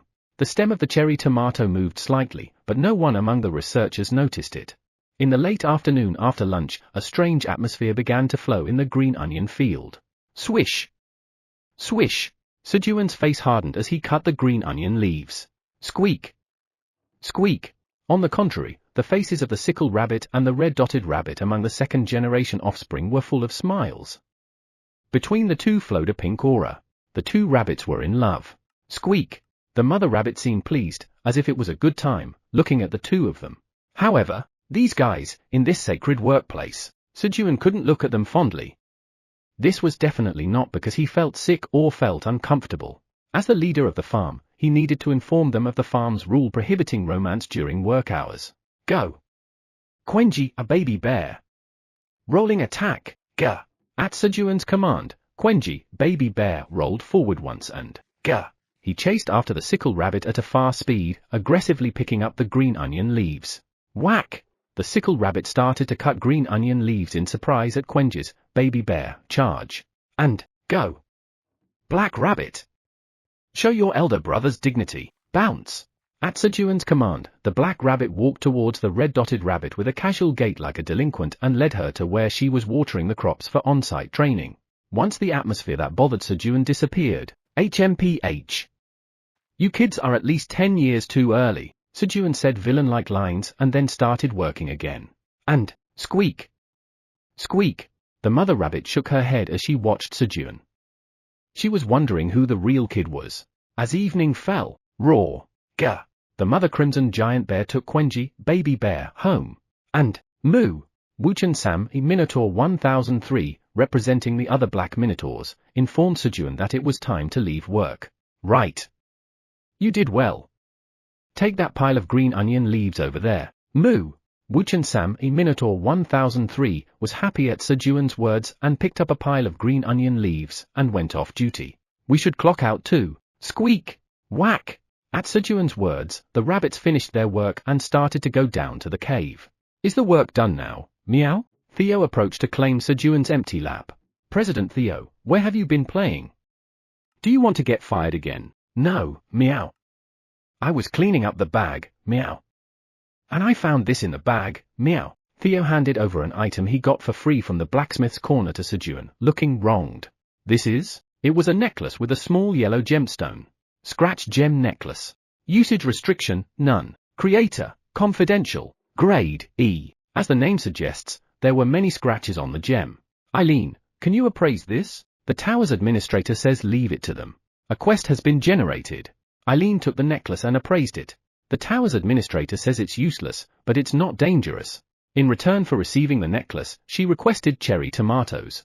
Here are 20 cherry tomatoes. Sejun gave Eileen 20 cherry tomatoes, and the necklace appeared in Sejun's hand. You have acquired the appraised necklace of light as a quest completion reward. Necklace of light? Sejun checked the options of the necklace. Necklace of light? It's a necklace with light magic inscribed on an amber gem. Usage restrictions, LV 5 and above, magic power 3 and above. Creator, Horin, the Green Tower's magician. Grade, C. Skill, light LV 1. Light LV 1. When you use the skill, it brightens up the surroundings. The higher the wearer's magic power, the stronger the light. How is it, meow? I didn't particularly like anything in the drawer, but I picked it up because it was free, meow. Theo spoke in an uncertain voice to Sejun, who was checking the necklace he had appraised. As expected, the golden paw, meow. Theo's drawing ability was impressive. The necklace of light had a feature that Sejun needed. That was the light skill, which emits light. Although he wanted to eat the eel's core, he had been enduring it because if he ate the eel's core himself, the black rabbit would lose the way to get seafood from outside the pond. If he used the light skill built into the magic necklace, everything would be solved. He needs to check the brightness first. Besides, that's amazing. Theo's golden paw was a perfect high-end item detector that did not even go below grade C. What? Meow. As Sejun looked at him with displeasure, Theo anxiously clung to Sejun's lap. Come here. Why, meow? Gotcha. Sejun grabbed Theo's body with both hands, lifted him, and moved Theo's front paw back and forth as if detecting pulse, and roamed around. How about it? Is there a place your foot is attracted to? Sejun asked as he carried Theo around for about 3 minutes. He was planning to stop and go down to the cave now since it was a joke. However, keep walking, meow. Okay. As Theo replied with a concentrated expression with his eyes closed, Sejun thought that Theo was seriously searching for items and walked around diligently. Foo-hoot. So this is how it feels to be carried? It feels good, meow. If Sejun knew what Theo was feeling, he would have stopped, but Sejun didn't have the ability to read minds. So they walked for about 10 minutes, but Theo's front paw was quiet. Let's eat. Hungry, Sejun brought Theo down to the cave. President Park, let's do it again next time, meow. Only Theo was satisfied with those 10 minutes. For dinner, they had baked sweet potatoes and grilled fish.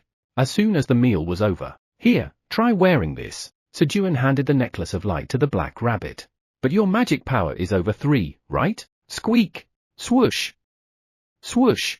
In response to Sejun's question, the black rabbit squeaked as if to say don't underestimate him and wrote his magic power number on the dirt floor with his front paw. 33. What? Sejun was surprised to see that the black rabbit's magic power was much higher than his own. Meanwhile, flash! The black rabbit, who wore the necklace, used the necklace's skill to light up the surroundings. And then, splash! The black rabbit, using the light skill, jumped into the pond and went out through the hole and returned. How about it? Can you see well? Squeak! In response to Sejun's question, the black rabbit nodded. It sees well. Really? In response to the black rabbit's answer, Sejun picked up the gigantic electric eel's core. Finally, it was time to eat the core. Crunch! He took a big bite and, swish! The hard core turned mushy and flowed into his mouth. Sejun was surprised at the unexpected taste he felt from the inner core. What? Why does it taste like orange-flavored soda here? He felt a fizzing orange-flavored soda taste from the liquefied gigantic electric eel's core. An image of orange Fanta came to Sejun's mind. Gulp. While enjoying the aftertaste, you have consumed the inner core of the giant electric eel. You have learned skill Rain Thunder LV1. A message appeared saying he had learned a skill. Learned? As Sejun was feeling strange, who always saw only the message that he had acquired a skill. You lack a great deal of magical power to properly use Rain Thunder LV1. For the user's safety, Rainfall is sealed. For the user's safety, Throw Thunder is sealed. What? If Rain and Thunder are sealed in the Rain Thunder skill, then it's not a Rain Thunder skill. Sejun quickly checked the skill. Skill, Rain Thunder LV1. You can create a thundercloud to use rain and thunder. Create thundercloud. You create a thundercloud with magic power. The stronger the magic power, the larger and denser the thundercloud you can create. If the environment is right, there's a low chance to make it rain. Rainfall, sealed, requires magic power of 30 or above. Throw Thunder, sealed, requires magic power of 70 or above. Create thundercloud. As Sejun used the skill, Fluffy Fluffy. A small thundercloud, about 1 meter above Sejun's head, was created. He used a third of his magic power, but the thundercloud was much smaller than expected. Sejun decided to be satisfied with the ability to create shade with the cloud when resting and having tasted the orange-flavored soda. Then, "Oh great black dragon! We have returned." The silver wolves that had gone down to avoid the blue moon came back with 3 grey rabbits. Chapter 50, Joining Forces. TL, Hanguk, Elka and the wolves, who had avoided the blue moon on the 99th floor of the tower, quickly stopped by the 85th floor to inform their tribal wolves that they were now working under the great black dragon. Then, they delivered a small portion of food prepared by Sejun and set back on their path to the 99th floor. Chief Elka, a subordinate wolf called Elka. "What? Look over there." The subordinate wolf pointed out something. There, 3 rabbits were begging on the roadside. "Are those rabbits the servants of the great black dragon?" They looked dirty and skinny from hardships, but they were unmistakably rabbits. Elka thought the grey rabbits had escaped from Sejun. How dare they run away from the great black dragon? Catch them and take them to the great black dragon. Yes, yes. In this way, Elka and the wolves caught the begging grey rabbits one by one and went up to the 99th floor. When Sejun and Theo went up to the ground to see the wolves, thud, the wolves carefully placed the 3 grey rabbits they had been holding in their mouths in front of Sejun. Shivering, the grey rabbits, dragged by the wolves, were shaking in fear. "Elka, who are these?" "We have caught the runaway servants of the great black dragon." "Runaway servants?" Elka looked at Sejun, wagging his tail as if to say, "Didn't I do well?" "You did well for now." Sejun patted Elka's head. "Where did they find these guys?" "Architect Grey Rabbit, Wood Craftsman Grey Rabbit, Leaf Craftsman Grey Rabbit." The wolves brought in technicians. Shivering, "What should we do, brother?" "Brother, I'm scared. Even if we are given to the dragon, as long as we stay alert, we'll survive." "Everyone, stay alert."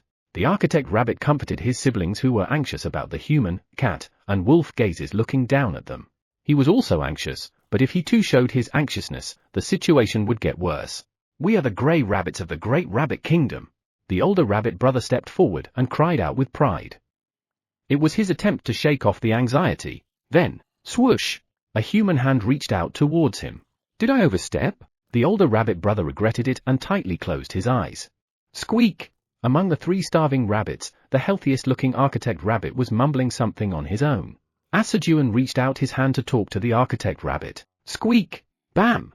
The other 2 grey rabbits behind threw themselves towards Sejun's hand. However, growl! "How dare you try to attack the great black dragon?" The wolves lightly swung their paws and the grey rabbits fainted in an instant. In the settled atmosphere, Sejun put his hand on the head of the architect rabbit. And then, "I'm sorry for now. Our wolves had some misunderstanding." Squeak? Squeak? Misunderstanding? Then, are you sparing us? Of course. Why would I kill you guys? Squeak? That's a relief. Upon hearing Sejun's promise not to kill them, the architect rabbit seemed relieved and passed out. "Let's sleep now and talk again tomorrow." "Yes, great black dragon," Sejun told the wolves, then took the grey rabbits down to the cave. He laid them down on straw and covered them with green onion leaves. "Representative Theo, let's sleep too," Sejun said, laying down and covering himself with a blanket.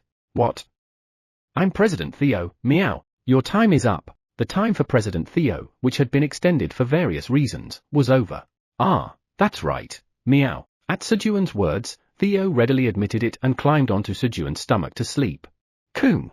When morning came, Quenji came to play and woke everyone up. "All right." Sejun got up, added a line to the wall, and began the morning of day 213. And then, squeak! Squeak! The rabbit couple emerging from the cave was surprised to discover the still sleeping grey rabbits. From the expression of the rabbit couple, it seemed they recognized them. "Do you know each other?" In response to Sejun's question, the male rabbit nodded his head. And then, chuck!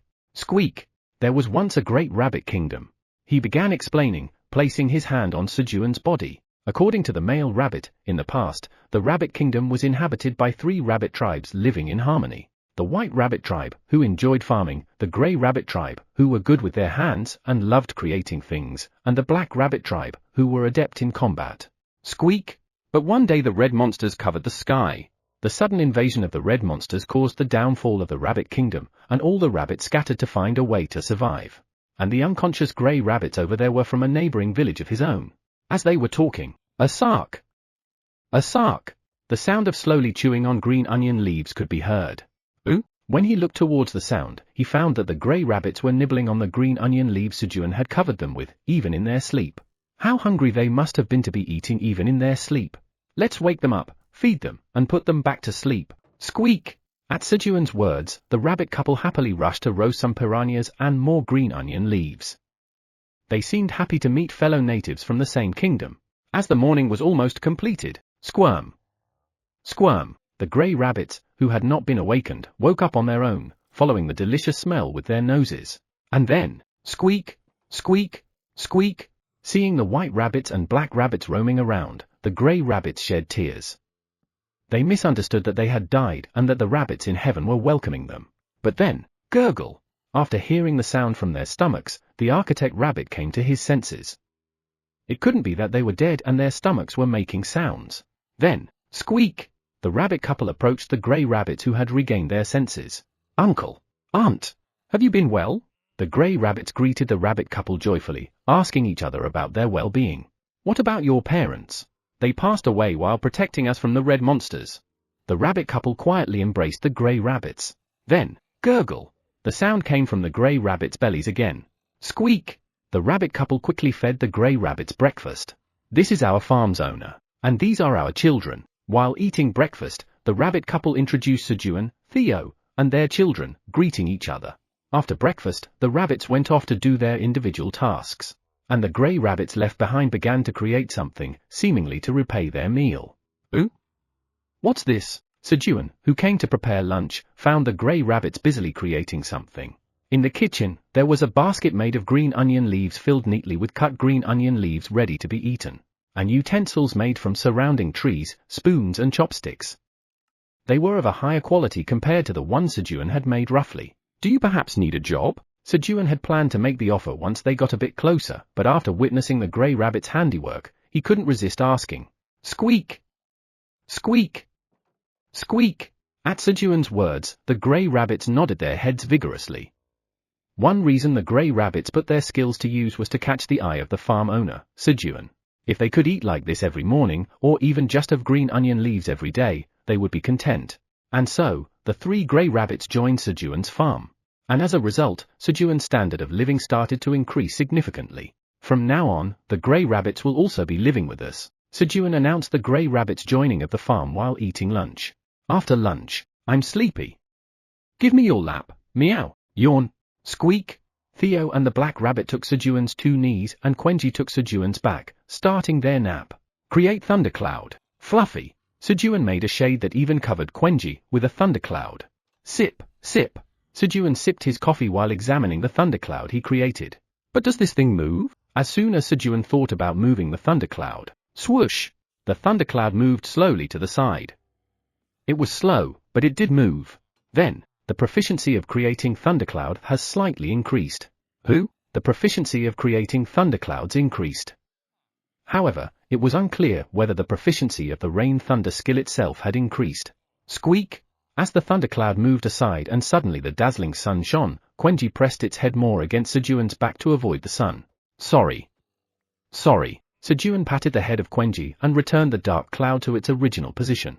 This time, he changed the shape of the cloud. It wasn't detailed, but it was possible to make the dark cloud a bit thicker or thinner, wider or narrower. In addition, every time Sejun changed the shape of the dark cloud, the proficiency of creating dark clouds increased. Let's get up now. After a nap of about 30 minutes, Sejun woke up Theo, the black rabbit, and Quenji and started work again. Swoosh! Sejun grabbed the back of Theo's head as he tried to sneak off somewhere else for another nap. What, meow? Our representative Theo should show an example to his subordinates today. Is that so, meow? It's time to show my cool side, meow. Wolves, follow me, meow. Slash! At Sejun's words, Theo unsheathed his claws and ran towards the green onion field. And then, go! The wolves followed Theo to the green onion field and started cutting the green onion leaves with sharp claws. Sejun sent Theo and the wolves to the green onion field and went down to the cave. Cherry tomatoes, potatoes, sweet potatoes. There was a lot to harvest today. Sejun had the sickle rabbit cut the sweet potato sprouts to be planted later and started harvesting. Scratch!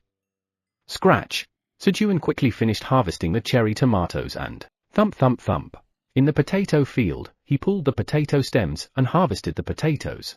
The shovel rabbits turned the soil and harvested the remaining potatoes that could not be harvested by pulling the potato stems. And when Sejun was about to harvest sweet potatoes from the sweet potato field where all the sweet potato sprouts had been cut, tumble tumble, Theo walked weakly and clung to Sejun's leg, who was cutting green onion leaves. Representative Theo, what's wrong? The wolves cut the green onion leaves better than me, meow. Ooh? When Sejun looked up to the ground, he saw the wolves. Slice slice slice. With a single swipe of a wolf's paw, a sharp wind rose, and 4 to 5 green onion leaves were cut at once. In particular, nearly 10 green onion leaves were cut off with Elka's swipe. That's impressive? Theo's confidence was about to break.